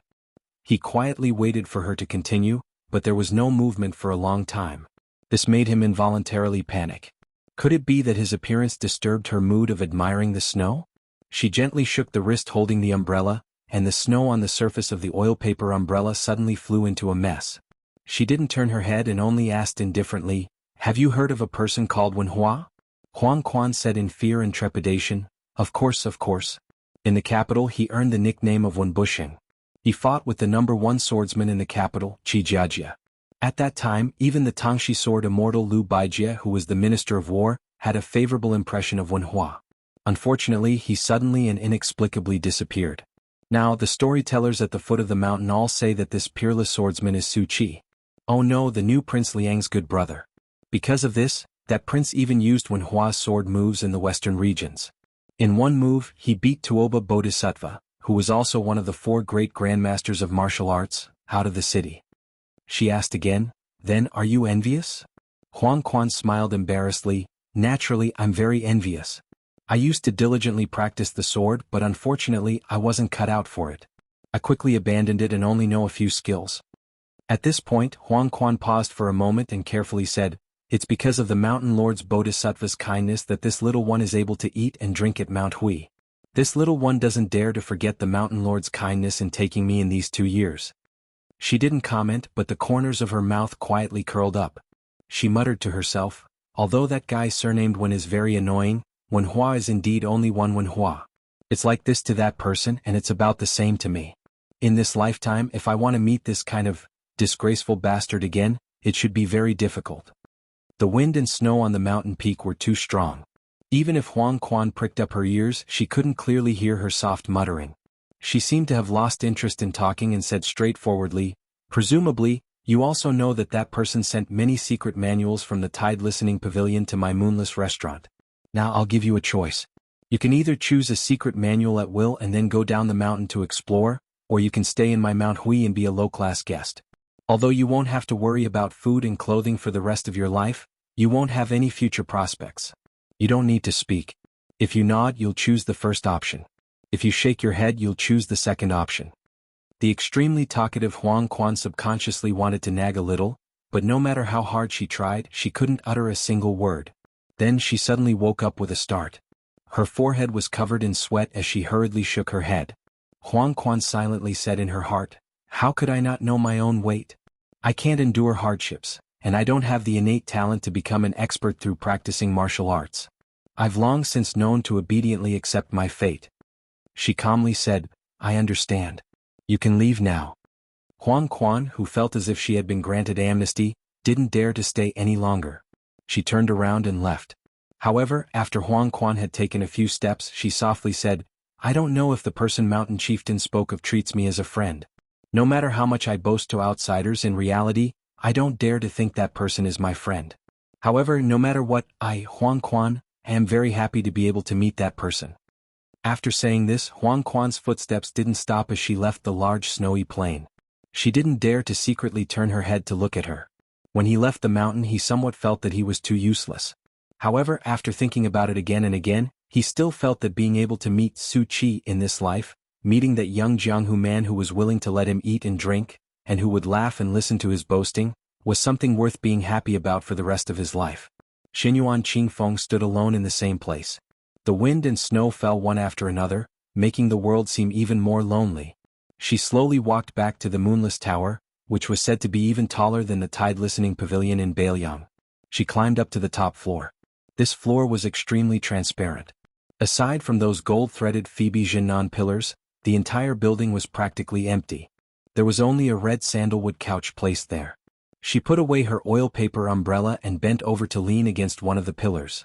Lying on the couch, she propped up her cheek with one hand and looked as far as her eyes could see to the west. The most special thing about this tower was that there were no walls or railings in the entire west side. With a single glance, one could see the large snowy plain and even the distant scenery outside of Mount Hui. Due to the heavy snow, there were very few young maidservants who could enter this floor of moonless tower to clean the rooms. They had already cleverly erected a silk screen on the west side to block the wind and snow and cut off the bitter cold. She closed her eyes and pretended to sleep. In terms of fortuitous encounters and wonderful opportunities, this woman was simply the darling of heaven and earth. First, she accidentally obtained a strange cultivation method from the library on the large snowy plain that could absorb other people's qi. Her cultivation advanced by leaps and bounds. When she narrowly reached the first level, she also turned herself into a half-human half-ghost and her life was hanging by a thread. Later, she went to Beiliang and absorbed the fate of several imperial jade seals in the library of the tide-listening pavilion. Not only did she stabilize her cultivation, she also eliminated the huge hidden danger caused by the chaotic qi. Then, in the Battle of the River, she was defeated by Wang Xianji and sank to the bottom of the Guangling River. She actually survived the disaster and had good fortune afterward. Lu Songtao and Zhao Huangqiao both helped her to advance her cultivation rapidly and reach the major celestial state in one fell swoop. She stopped Chao Changqing from entering Great Peace City outside the city. The conqueror of West Chu even gave her a golden millet dream, allowing her to dream for decades. How could the benefits she received be ordinary? No one dared to question her status as the chief of the Wulin Alliance as a woman. Some even believed that among the young Jianghu grandmasters, only she, Xinyuan Qingfeng, had the chance to compete with the northwest vassal king. As her cultivation rose rapidly and she became the leader of the Jianghu south of the Yangtze River, the power of Mount Hui grew day by day and suppressed Mount Longhu. She said that pilgrims were not allowed to climb the mountain to burn incense on the 14th of every month. Thus, no one dared to go to Mount Longhu to make a wish and pray on that day. She once prevented the fourth prince, who was now the emperor, from climbing the snowy plain. She also once had the new Prince Liang send people from thousands of miles away to deliver several large boxes of secret manuals from the tide-listening pavilion, as if she was entrusting him to me. She had also participated in the Battle of Great Peace City. She was like a bright moon hanging in the sky of Jianghu with Li Yang and the other two of the four great grandmasters of martial arts evaluation. Some people feared her, some hated her, and some respected her. But strangely, no one in the world seemed to like her very purely, even if her beauty was enough to enter the rankings. Even if countless men in Jianghu knew that as long as they could conquer this woman, it was equivalent to conquering half of Jianghu. Chapter 1785. She lived in seclusion on the top floor of the moonless tower. Her mood was unpredictable. Countless Jianghu masters who had pledged their loyalty to Mount Hui had been severely injured by her in a fit of anger. They had no fate with martial arts, but she was not unkind. On the contrary, when she was happy, she could casually reward her servants with valuable treasures such as luminous pearls. She could also casually give away the top secret manuals that Jianghu dreamed of. She could also casually give them away in pairs. Unfortunately, no one could predict when she would be happy or why she would be happy. She opened her eyes and seemed to find the screen annoying. She gently waved her hand and the screen immediately shattered, flying with the snow. She left the beauty couch, picked up the oil paper umbrella, and left the moonless tower. She opened the umbrella again and walked to the edge of the cliff. She slowly reached out her hand and extended the oil paper umbrella. The snowflakes did not stop and snow gradually piled up in her palm. She softly repeated these two sentences. Meeting you, I am very happy. Meeting you, I am not happy. This purple dress for the entire night just stood there, one hand holding the umbrella and the other reaching out to catch the snow. Her body did not move at all. No one knew the reason. Later, rumors spread in Jianghu that the purple dress of Mount Hui had become an immortal on Earth overnight after watching the snow on the peak of Mount Hui. In the second year of Xiangfu there was light snow. The air was cold and the snow was cold, but the ground was not cold and the snow was not heavy.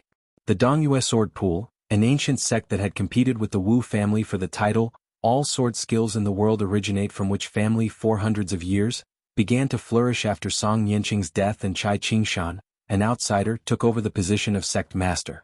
Several old sword masters who had been silent for many years began to open their doors and accept disciples. There were constantly young people with amazing talent who entered the Dongyue Sword Pool to forge swords and practice swordsmanship.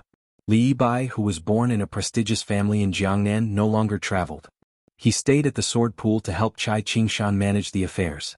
Although Li Yibai's cultivation in the way of the sword grew slowly, this genius, who was once as famous as Wu Luding of the Sword Tomb, Qi Xianxia of Longhu Mountain, and Li Huoli of Yanbao of Ji Province, seemed to be enjoying himself. He was not worried about his martial realm. Meanwhile, the Yamen of the Ministry of Justice of the Liyang Imperial Court had also recruited many experts from the sword pool with great fanfare. With such a promising future, the number of young swordsmen who went to Dongyue Sword Pool for apprenticeship was as large as the number of carps crossing the river. During this period of time, sect master Chai Qingshan only had 2 disciples. One of them was grinning from ear to ear all day, while the other was frowning all day. Song Yanqing's eldest grandson, Song Tinglu, was one of the happiest. This was because he could now hear many people respectfully address him as martial uncle every day. This made the youth, who could only call Li Yibai's senior brother for many years, feel that he had earned back his capital.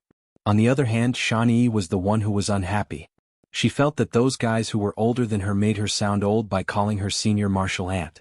Song Tinglu still only worshipped Wen Bushing, who had become famous in one battle in Great Peace City. He liked to carry a simple self-made wooden sword at his waist every day. He liked to pretend to be old and experienced when others called him martial uncle. Then, when no one was looking, he would immediately crack open his mouth and laugh. On this day it was sunny after the snow. Song Tinglu searched for a long time before he finally found his junior sister, who was in a daze in a pavilion. Song Tinglu probably knew the taste of worry. After his junior sister came back from escape summer town in Bailiang, she began to like sitting alone in a daze. He righteously complained to his master that his junior sister was not willing to practice the sword. In the end, before the 2 men could criticize him, the girl casually said that she was comprehending the sword and dismissed both his master and senior brother. As the senior brother, the youth was naturally not convinced. In the end, his master had the 2 of them spar. His junior sister, who could only win after 100 moves, could take care of the youth within 80 moves. He lost again and again. From 80 moves to 70 moves and then to 60 moves, he lost all 3 battles. The results were worse each time. Naturally, the youth was given the nickname Song Bushing by junior sister Shan Yi. This nickname quickly spread in the Dongyue Sword Pool. There were 2 new female disciples who were older than the youth who would add Song Bushing before martial uncle when they called Song Tinglu. This made the youth both happy and worried. When Song Tinglu was about to enter the pavilion, Shan Yi suddenly said fiercely, "Remember, from now on, this pavilion is a forbidden area of our Dongyue Sword Pool. Without my permission, no one is allowed to set foot here. Not you, not senior brotherly, not even master." The girl looked at the dumbfounded youth and waved her hand. She said angrily, "I'll let it go today. Those who don't know are not guilty. Remember, don't do it again." Song Tinglu was helpless. He was used to his junior sister's wild ideas. The youth was already used to it. Song Tinglu said mysteriously in a low voice, "Junior sister, do you know that an important guest came to our sword pool today? Senior martial brother Li even used his most treasured tea set, and master also accompanied him."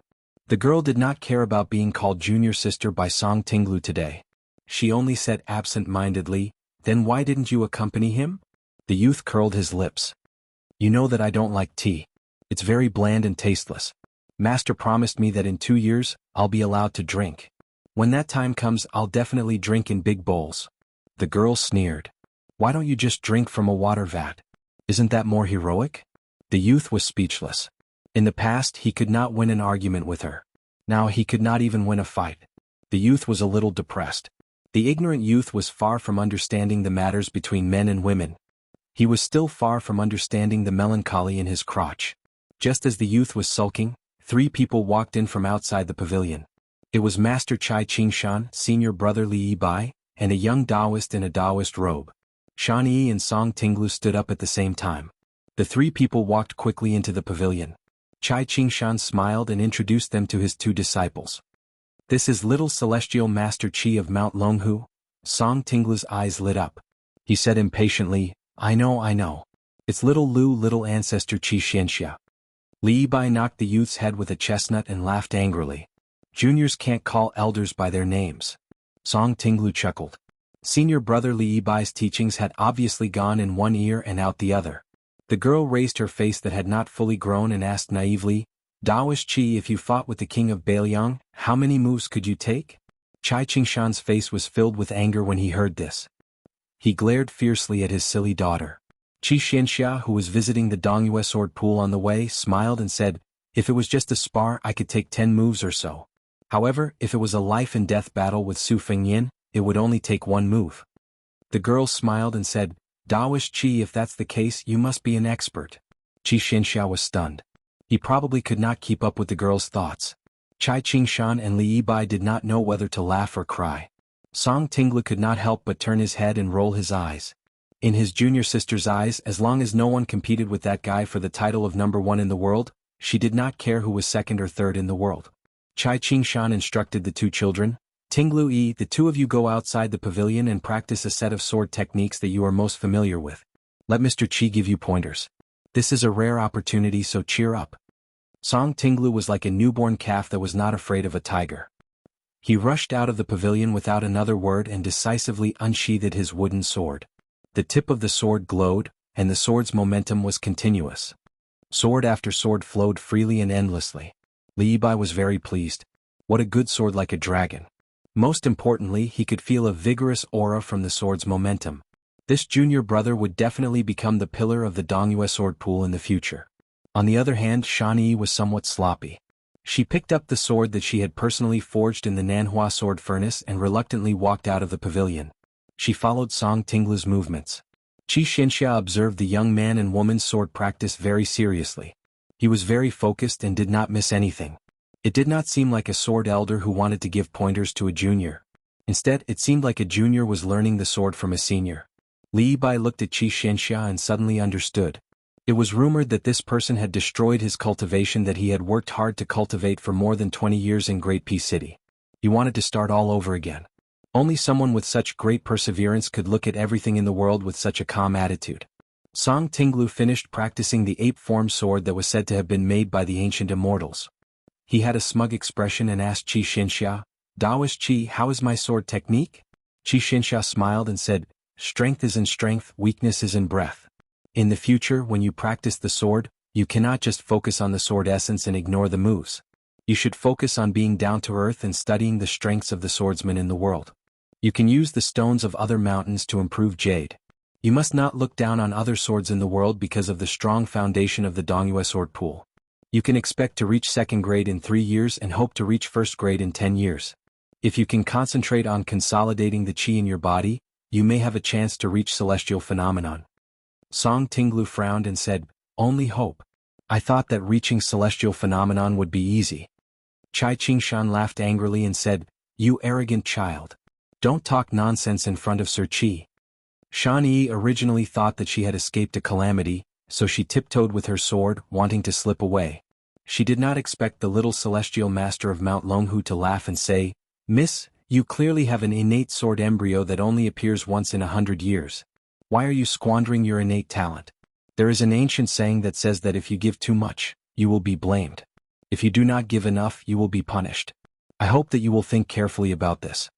The girl in white widened her beautiful eyes that were overflowing with qi and said innocently, "Taoist, don't accuse me wrongly. I am very diligent in practicing the sword. I will learn whatever my master wants me to learn. I never cut corners." Qi Xianxia's words made this mischievous girl speechless. For swordsmen, hard work comes second and heart comes first.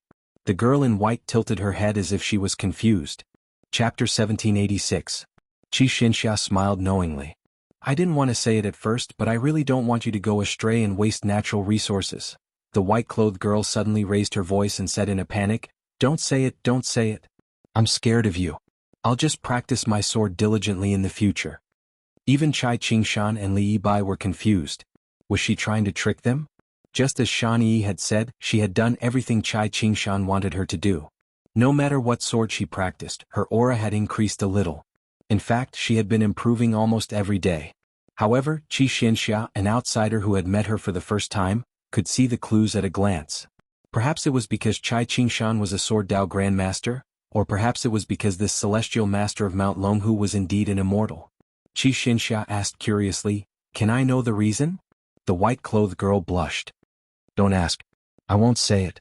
The girl glared at her master and senior brother Li, who were about to get to the bottom of the matter. She said angrily, "I won't say it even if you beat me to death. In short, I'll practice my sword diligently in the future." Qi Xianxia smiled. "I was wrong earlier. You should focus on practicing your sword." Chai Qingshan thought for a moment and understood. He felt relieved and frightened at the same time. Li Yibai and Song Tinglu didn't know what was going on, nor did they know why. They were like two outsiders and felt helpless. Song Tinglu in particular felt even more wronged. For some reason, after this junior sister walked the martial world, the taller she became, the more distant her heart became. This made the youth feel lost. Was it really like what the peers of the other sects said, that behind every beautiful junior sister stood one or even a few pitiful senior brothers who were full of disappointment? Qi Xianxia stood up and bowed. "I'll take my leave now. You don't have to send me off." Chai Qingshan laughed. "You don't have to. Just send me to the sect gate." Li Yibai smiled. "That's right." Qi Xianxia was stunned and didn't insist. The three of them walked side by side with Shan Yi and Song Tinglu following behind them. Li Yibai, who was already familiar with Qi Xianxia, asked softly, "Are we going back to Mount Longhu next?" Everyone knew that Mount Longhu was in trouble both internally and externally. First, the imperial court let Mount Qingqing Taoist Wu Lingsu and Mount Longhu Taoist Mansion jointly rule the world, breaking the situation where only the Taoist Mansion had the surname of the imperial court. Then the father and son Taoist master ascended together, and Zhao Shituan died mysteriously. None of the older generation of Taoist Mansion survived, especially after the battle outside the imperial astronomer's gate. The king of Beiliang, Su Fengyin, hurt the foundation of Mount Longhu. After that, Mr. White Lotus disappeared, leaving only Zhao Ningxin to return to Mount Longhu alone to preside over the overall situation. However, at the same time, the leader of the purple-clothed mountain, Xinyuan Qingfeng, appeared in the neighboring Mount Hui, and Mount Wudong, which had been fighting for the Taoist ancestral court for hundreds of years, became more and more popular. In the eyes of outsiders, the several respected Taoist priests of Mount Longhu focused on cultivating the mind instead of cultivating the strength. Coupled with their awkward identities, Mount Longhu's reputation had fallen to the bottom. If Qi Xianxia could return to Mount Longhu to help Zhao Ningxin preside over the overall situation, there was some hope for this Taoist holy land to rise again in the imperial court and Jianghu. However, Qi Xianxia's answer was unexpected. "This humble Taoist will first make a trip to Earth Lung Mountain, then directly to Wudong's Little Lotus Peak. I want to see that little Taoist boy called Yufu and find out if he's really that person. This humble Taoist also wants to go to Beiliang to see one of my senior brothers. I want to know why he stayed there. After that, I will return to Mount Longhu to concentrate on cultivation." Chai Qingshan grunted in agreement. "That's good too. It just so happens that I also want to make a trip to the Northwest Pass. Sir Qi, when are you leaving? Let me know and we'll go together." Qi Xianxia smiled. "All right." Li Yibai was deeply worried. "Martial uncle, how can I take on such a great responsibility?" Chai Qingshan asked back, "Why can't you?" Qi Xianxia returned to Li Yibai's good friend's previous words. "That's exactly right." The white-clothed girl suddenly made a solemn vow. "Master, I've thought it through. From today onwards, not only will I focus on practicing the sword, I will also put my heart and soul into forging a sword. I will use this sword wholeheartedly for the rest of my life. I've even thought of a name." Song Tinglu was incomparably curious. "What's it called?" The white-clothed girl rolled her eyes. "I'm not telling you." Chai Qingshan smiled and turned to look at his disciple. With a kind expression, he said, "All right, master will tell that person the name of the new sword that has yet to be forged." The girl shyly said, "Master, what are you talking about? I don't understand." The youth was even more confused. "Master, junior sister, what are you talking about? I don't understand even more." Li Yibai touched his forehead. "What a headache." Qi Xianxia turned to the youth and said meaningfully, "It's rare to be confused. It's a blessing not to understand." Actually, the white-clothed girl who didn't understand this sentence said in all seriousness, "That's right." Chai Qingshan and the other two laughed at the same time. The youth didn't know what they were laughing about, but when he saw the girl's beautiful smile, he also laughed. Smoke rose into the air in the desert, and the sun set over the long river. The scenery outside the pass was lonely and especially magnificent. In an elegant and quiet courtyard in North Jade City, a young man squatted on the steps and basked in the sun. The warm winter day made people drowsy.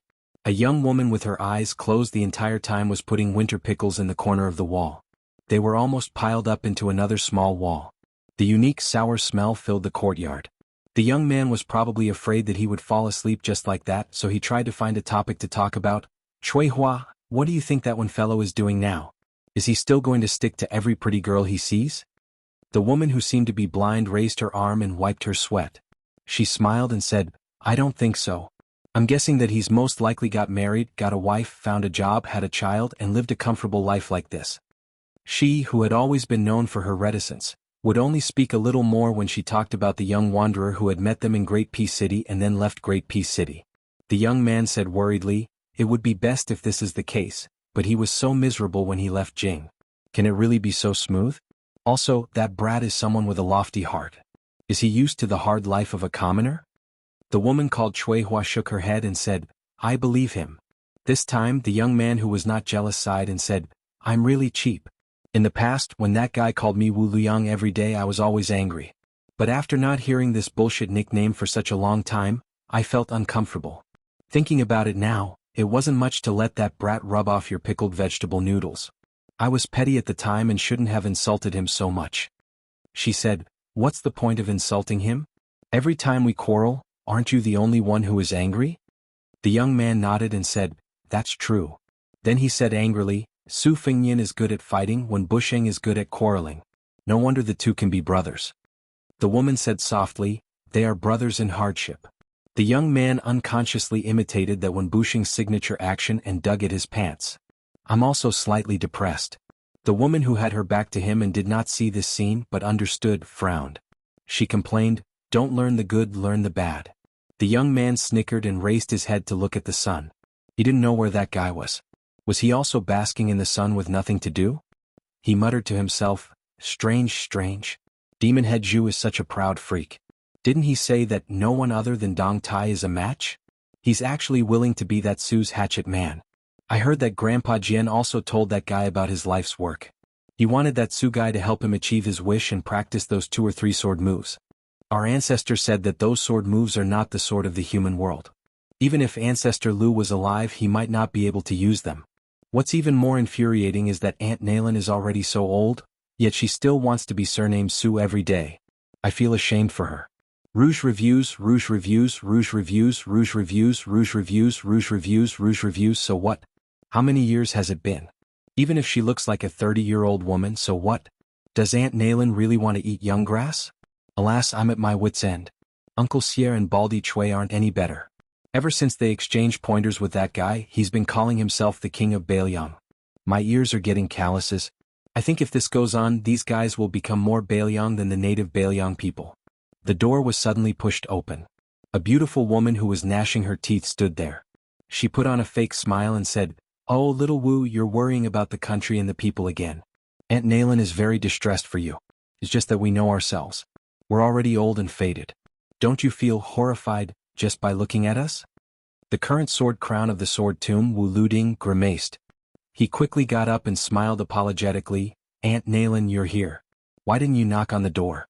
Why are you standing at the door? Could it be that the king of Bailiang, Su Fengyan, is standing there?" The woman, whose real name was Nalan Yujin, turned her head and looked at the door. She smiled and said, "Prince, please come in. Our Wu family sword crown has been saying good things about you for a long time. Shouldn't you thank him?" Wu Luding rushed into the room and closed the door. "I'm not feeling well. I refuse to see any guests." Chui Hua shook her head helplessly. Nalan Yujin smiled knowingly and walked into the courtyard alone. She closed her eyes and sniffed hard. She clicked her tongue and said, Yes, this is the smell. Aunt has waited bitterly for a year." Chui Hua stopped what she was doing and turned around to look at the woman who had suffered in the Wu family sword tomb with a smile. She said softly, "Aunt, what's the matter?" Nalan Yujin smiled and said, even if it's a big matter, it's better to talk about it with your pickled vegetable noodles. Chapter 1787. Wu Luding gently opened the door and said in a bitter tone, Aunt Nalan, why are you scaring people? Be careful that I don't let Cui Hua add green onions and fried eggs to your noodles. The woman gave him a coquettish look and joked, in this family your words don't count. Wu Luding immediately smiled and ran behind her. Are your shoulders sore? Do you want to rub them? The woman laughed and scolded, now you know how to flatter? It's too late. You men can take revenge for 10 years, but we women hold grudges for 100 years. While Nalan Yujin was sitting in a chair and patiently waiting for the pickled cabbage noodles, Wu Luding helped her rub her shoulders. Holding grudges is one thing, but I still have to rub them. My filial piety can be seen by the sun and moon. The young Jianghu was too familiar with this woman, so he spoke without restraint. He clicked his tongue in wonder and said, Aunt Nalan, your scenery is so magnificent that it's out of control. I can't even see where your legs are. I'm curious, if later that guy surnamed Su suddenly wants to hug you, won't it be very difficult to hug you? The woman was neither angry nor shy. Instead she smiled and said, this flattery is refreshing. Aunt will accept it. Wu Luding said with a mischievous grin, Aunt Nalan, your shamelessness can be said to have been cultivated for 1,000 years. When I get back, I'll definitely tell that Su fellow that if there comes a day when North Rejecting City is about to fall, I'll have him invite Aunt to the top of the city wall. Then, the northern Mang barbarians can forget about crossing this city wall. The woman gently shook her shoulders and deftly flicked away Wu Luding's hands. Brat, get out of my way. Wu Luding pulled a chair and sat beside her. He put away his cynical look and asked seriously, Aunt, you don't really like that brat, do you? What's so good about him? He's just a little handsome, a little good at martial arts, and a little big title. He's absolutely not good enough for you. Nalan Yujin bent over and knocked on the young man's forehead with her finger. You can't change your habit of eating shit. How many times have I told you not to joke so seriously? Women in the world are most worried about this kind of man. They are afraid that he is unreliable. Wu Luding maliciously glanced at the beautiful scene of the woman pressing down heavily on the table. Then, he deliberately held the table with a terrified expression. Auntie, be careful. Don't collapse the table. You have to compensate the surnamed Su. Nalan Yujin turned her head and said with a smile, Suehua, Wu Luding secretly asked me whether you like him or secretly like Su Fengyan. Wu Luding was really terrified now. He waved his hand and said with a sad face, Auntie, I'll kneel down for you. Please don't make this kind of joke. Chuehua really won't talk to me for a whole month. Not long after, Suehua walked into the room with 2 bowls of pickled vegetable noodles. One bowl was placed in front of Nalan Yujin and the other bowl was placed in front of Wu Luding. However, she forgot to bring him a pair of chopsticks. Nalan Yujin made a face at Wu Luding, who wanted to cry but didn't dare to take the chopsticks. Then, she comfortably ate the noodles and added oil to the fire. Eating noodles with chopsticks is so fragrant. Wu Luding sat on the chair and looked down, not moving at all. When Nalan Yujin almost finished the bowl of noodles, Tsuehua asked, Are you unhappy because I don't like Su Fengyan? Wu Luding said firmly, You can beat me to death. Oh, she said indifferently. Go get the chopsticks. Wu Luding was so excited that he almost burst into tears. He ran to get a pair of chopsticks and sat down. He lowered his head and wolfed down the noodles. Nalan Yujin put down her chopsticks and leaned back comfortably against the back of the chair. She sighed and said, When I was waiting for death in the sword tomb, I wanted to leave that damn place so badly that I almost went crazy. Now that I'm out, I don't know why, but I miss that place where there are only swords. However, although I miss it, I definitely don't want to go back. Wu Luding finished the pickled vegetable noodles and wiped his mouth. He looked like he hadn't had enough. Nalan Yujin said seriously, There's something that Su Fengyan asked me to tell you too. He changed his mind and doesn't intend to fulfill the oath that the 100 of us made with the Wu family sword tomb. Instead, he wants us to leave as we wish. If he's afraid that the Wu family will settle accounts later, it's fine. He will make a mess and let those who are willing to leave go to the relatively peaceful gourd mouth of Yuzhou to pick on those soft persimmons. Each of us will kill 100 Beimang barbarians. Then we can go wherever we want. Before I came here, everyone discussed it. Now it's up to you. Wu Luding frowned and said in a deep voice, Aunt Nalan, do you think he's playing hard to get? Or is he just trying to buy people's hearts? The woman shook her head and said, Su Fengyan really intends to do so. I'm sure of this. Of course, the reason why he's so magnanimous isn't entirely because he's doing good deeds. is because Demon Zhu, sword maniac Helion, and a large group of people have long been determined to stay in Beiliang. After all, each of them has their own goals. They want fame, benefits, benevolence, and justice. Those who really want to leave are only 20 or so people. Maybe the older they get, the more afraid they are of death. Or maybe they miss their hometown too much. They don't want to die outside the pass. They want to die in the most familiar place. I guess Su Fengyin just wants peace of mind. Instead of letting some people reluctantly die in battle with the Beiliang cavalry, it's better to let everyone who stays in the end come to Jianghu willingly and die on the battlefield. Wu Luding sneered and said, I told you that this guy is the most shrewd businessman in the world. He never makes a losing deal.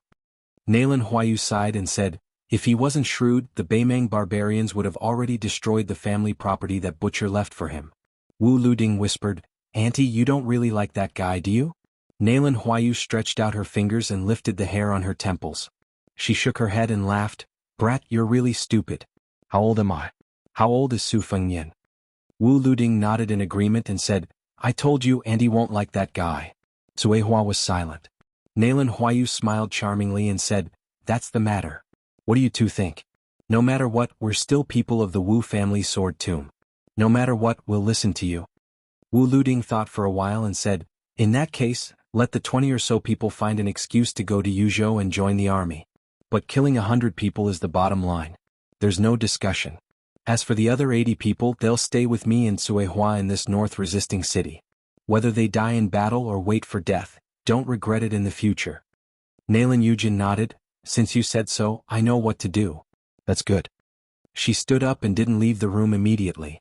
Instead, she took a slight detour and walked to Wu Liuding's side. She touched the young man's head and said, Brat, you've finally grown up. And he is very pleased. And he also has something to say to you in Suehua. We're outsiders who have entered the sword tomb. After so many years, we know how many people have gone crazy in the Wu family sword tomb, committed suicide, or went mad. There aren't many normal people left. It's not easy to gather 100 people, but it's already the limit of the Wu family.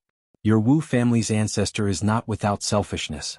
In the end, the reason why the Wu family's fortune has been standing for 200 years is because of the Wu family's 9 swords. But now the 9 swords have become our 100 swords. That's why the 20 or so people are nervous in their hearts. They must ask me, Nailan Yujin, to come here to ask for a valid letter. Otherwise, even if Su Fengyin asks them to leave, they will never dare to leave. Who doesn't know the Wu family's ancestors' methods? We are all afraid from the bottom of our hearts.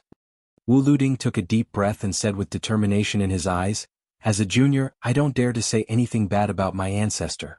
But Auntie, you can rest assured. Those 20 or so people, my Wu family sword tomb will treat them as if they have died outside the pass. This sentence is said in front of Auntie and even in front of the ancestor, it's the same. Every word is a nail, no ambiguity. Nailan Huayu nodded and turned to leave. When he walked to the door, he turned his head and smiled, practicing the sword, you can also practice the sword in bed. The corner of Wu Liuding's mouth twitched. He turned his head stiffly and looked at Suehua. She suddenly opened her eyes, gritted her teeth, and squeezed out word by word from her teeth. Want to practice the sword?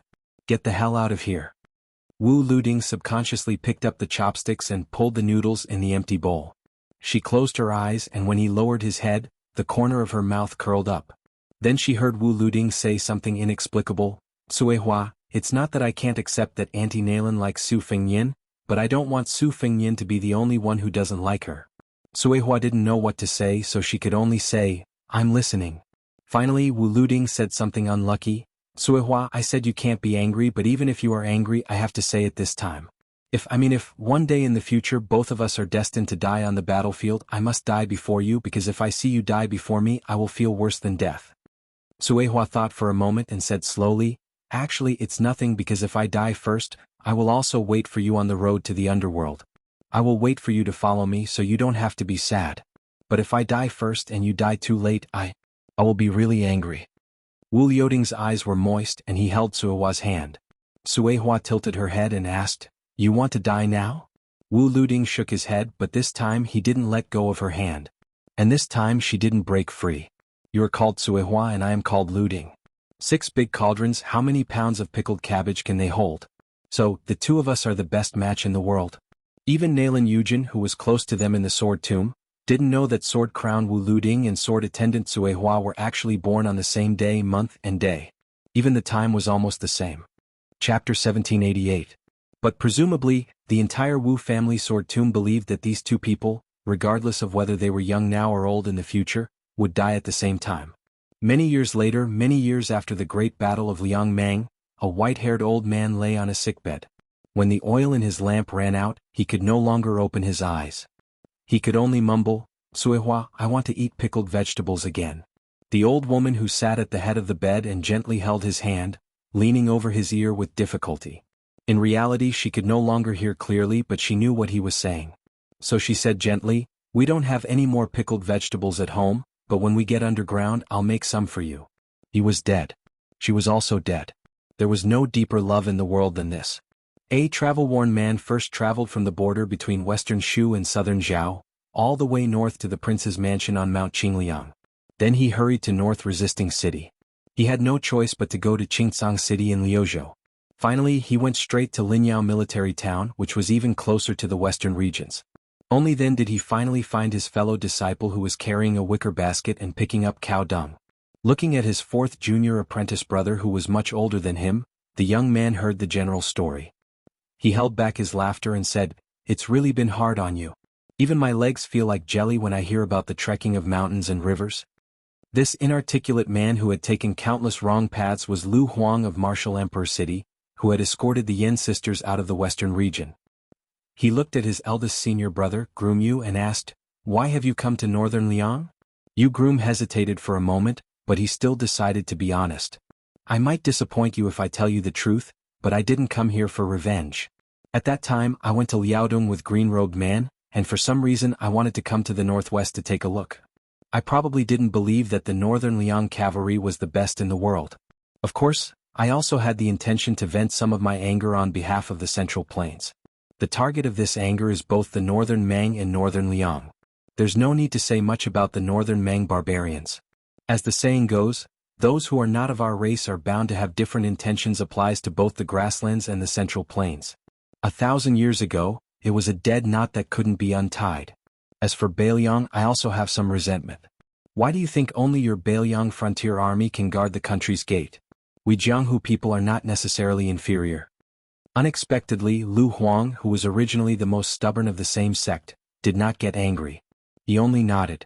Yu Groom smiled and asked, "You're not going to scold me?" Lu Huang said in a low muffled voice, "I used to scold people, but not now. I've met Su Fengyan." What he said made sense. Who is our master? Why does he need a bunch of good-for-nothing disciples like us to avenge him? We will be laughed at by our master in heaven. Besides, Su Fengyan also said that our master only wanted to lose.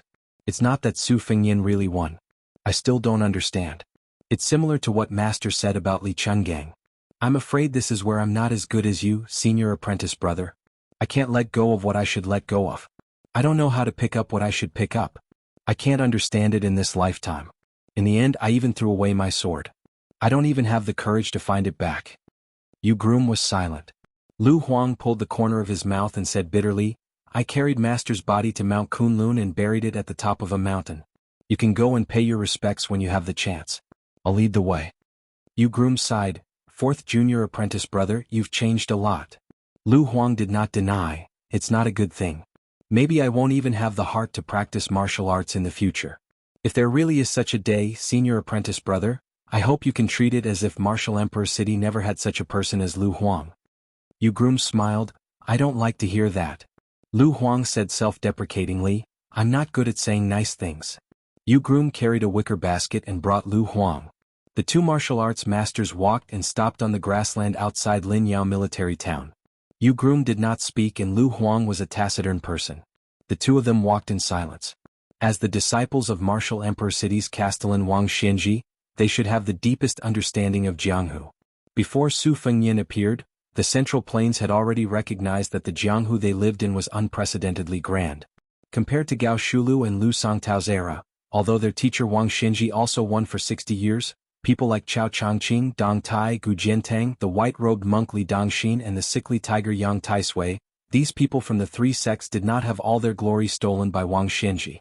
Each of them had their own style and shone brightly. Therefore it could be said that the Jianghu of Liang met with a fruitful year. But if one counted with their fingers those outstanding martial grandmasters, especially after Chao Changqing died outside Tian City. All the Jianghu people would probably sigh. In just 5 or 6 years, so many grandmasters had died in Liang. Jian Zhihuang died outside Wu City, the world's 11th Wang Mingyin died outside Xiangfan City, the invincible Wang Xinji died in Beiliang, the Catman Han Xingxian died outside Shenwu City, the Dongyue sword Pool Song Yanqing died, Yang Taisui died outside Xiu Pass, Li Chungang who returned to the land of immortals died after Wanli Baro sword, Lu Songtao who returned to the Jianghu after 100 years died on Guangling River, Wudong's sword maniac Wang Xiaoping died on the way to the river, Xinyuan Jingqing and Xinyuan Dandan both died in their own great snow plains, the number 1 general of Nanjiang Wang Tongshan died on the battlefield, the Dragon Tree monk died outside Beimang's Gate of Heaven, Qi Jiajia died in Fuxia town at the foot of Mount Wudong, the gatekeeper of Tian City, Lu Haosher, died outside that city, Wudong's Hong Shixiang reincarnated, the father and son of Mount Longhu ascended together. While sighing softly, he also felt a little fortunate. Because when the older generation was withering, looking back, the Liyang River Lake was still filled with new experts. Among them, Su Fengyin was the leader of the group and fought against Wang Xianji. In the Great Peace City he fought against 2 people. In the western region he fought against Tuoba for thousands of miles. It could be said that the young vassal king had fought against all the great masters of the present age. Groom Yu stopped and his shoulders shook as if he was weighing the weight of the cow dung in the wicker basket on his back. He then turned to Lu Huang and said, "Actually, I know that among the few of us, you are the most scheming. Among the martial brothers, you and I are the most pure in sword training and do not involve ourselves in other things. Therefore you have always been comparing yourself with me. Probably in your eyes, Master is a huge mountain that is too tall and almost insurmountable. As for me, I am a small mountain of that huge mountain. Only when you have stepped over that mountain would you have the qualifications to challenge Master." Just like Jian Zhihuang and the other people of the Jianghu, they climbed up the martial emperor city with the identity of a challenger. Therefore you gave up on the sword intent and focused on the sword art. You did not hesitate to walk with a limp on the sword Dao just to be able to suppress me. Lu Huang didn't deny or admit it. Groom Yu shifted his line of sight and looked at the boundless yellow sand of the desert. He smiled and said, "However, after I walked out of the martial emperor city, I realized one thing. If Master didn't leave the Eastern Sea and we didn't leave the martial emperor city, then we would have to live in Master's shadow for the rest of our lives." Coincidentally, this was an ending that Master didn't want to see. Master hoped that each of us would achieve something. He hoped that my sword intent wouldn't be weaker than Li Chuangang's. He hoped that Lu Huang's sword art would be comparable to Dong Tai's. He hoped that Gong Ke would be able to become a great master by gathering the strengths of various sections. 4th junior brother, Master didn't ask for anything in return for the teachings that he taught us. Since we are swordsmen, then we have to respect the 3-foot sword in our hands. We shouldn't have a guilty conscience because our opponents are invincible, and we shouldn't have doubts because the sword Dao is difficult. Speaking until here, Groom Yu smiled and asked, "Do you know which swordsman I admire the most in the past 100 years?" Lu Huang shook his head. Chapter 1789. Groom Yu smiled happily, "Wang Xiaoping, Wudong sword maniac Wang Xiaoping. In my heart, Wang Xiaoping used Shinshu to block our master's footsteps in the battle of blocking the river. Wang Xiaoping's sword after death was the voice of all the swordsmen in the world." Lu Huang frowned. He didn't understand why the proud senior brother Yu Groom would fall in love with a loser's swordsmanship. Groom Yu looked fascinated and said softly, "People can die but swords can break. People and swords can't retreat." Lu Huang clearly felt that when Groom said these words, his aura suddenly soared, just like the tide at the top of the martial emperor city. It gradually rose and finally surged with the power of the world. Groom's aura disappeared in an instant. He regained his calmness and said seriously, "We shouldn't always think about being the best in the world. If the cultivators of Taoism only look at Ancestor Lu, the martial artists only think about defeating our master, and the swordsmen all try to surpass Li Chungang, then what is the meaning of life? Of course we can have such thoughts but we can't be the only one. If our obsession is too deep, we won't be able to see the beauty of the world."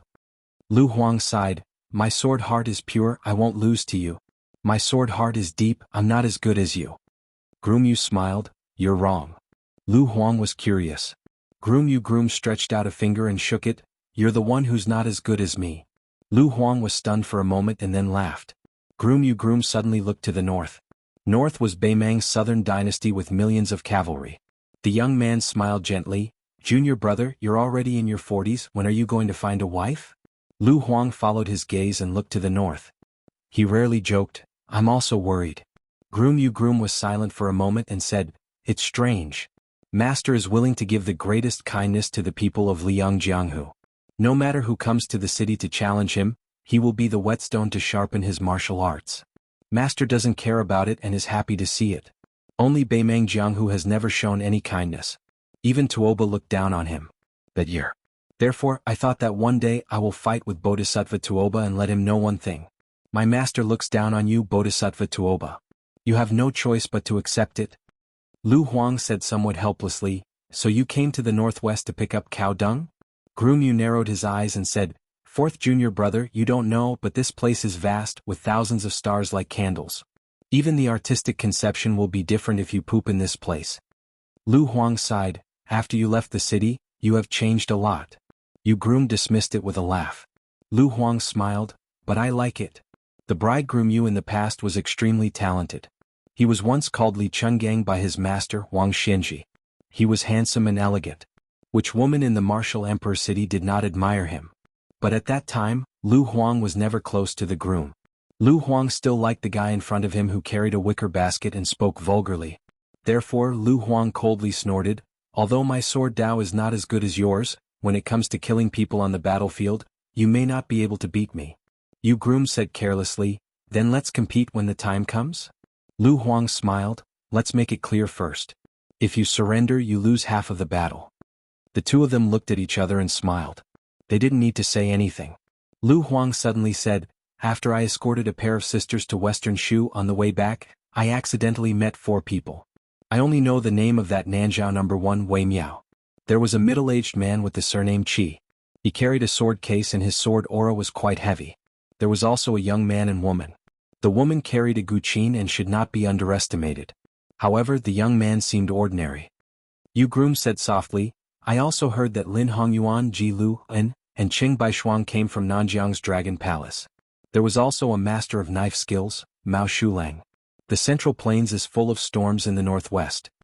Lu Huang smiled, "It's really lively.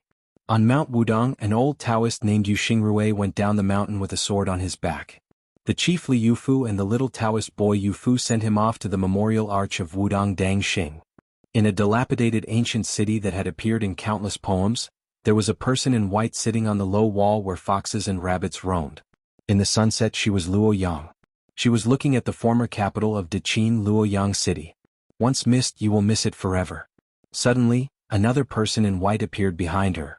The woman was tall. Luoyang did not turn her head. She said softly, "Tantai Pingjing, don't be like me. Moreover, it wouldn't be long before there would be no such thing as a next life. Therefore, some things would be settled in this life. If there was someone you liked, you could openly say that you liked her. If there is someone you owe, say sorry." Tantai Pingjing asked, "Are you waiting for someone?" Luoyang lifted the flagon and drank a mouthful of liquor. "This time, I'm afraid that I can't wait." Tantai Pingjing hesitated for a moment and said, "In fact, the person you liked 800 years ago is no longer in this world. Why are you waiting in the world?" Luoyang narrowed her eyes and smiled intoxicatingly, "Because in this life I suddenly found that the person I like is actually in the world. If I can, I will like him for the next 800 years. Tantai Pingjing wanted to say something but stopped. Luoyang stood up slowly and threw the wine flask to the Qi Refinement Warrior Grandmaster. He smiled and said, "I can give you the wine, but I will not give my man to you. I will not give it to anyone." Tantai Pingjing originally wanted to fight. At the very least, she should say some harsh words to save her face.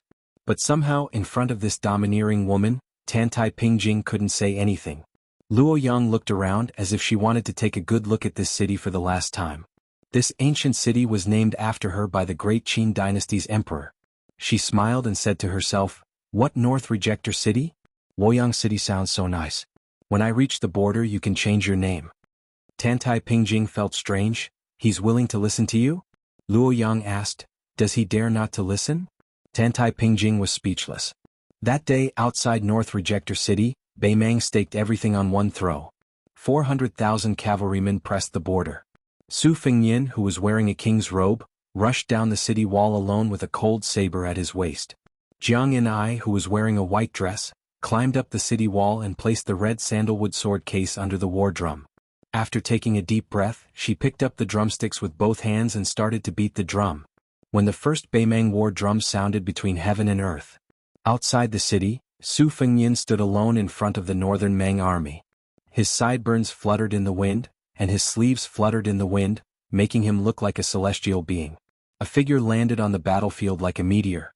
A middle-aged man who was standing on the left side of Su Fengnian had his hands behind his back and an ordinary iron sword at his waist. He said, "Dong Tai is here." Amidst the drumming, another figure plummeted down and stood to Su Fengnian's right. She only said her name loudly, "Luo Yang."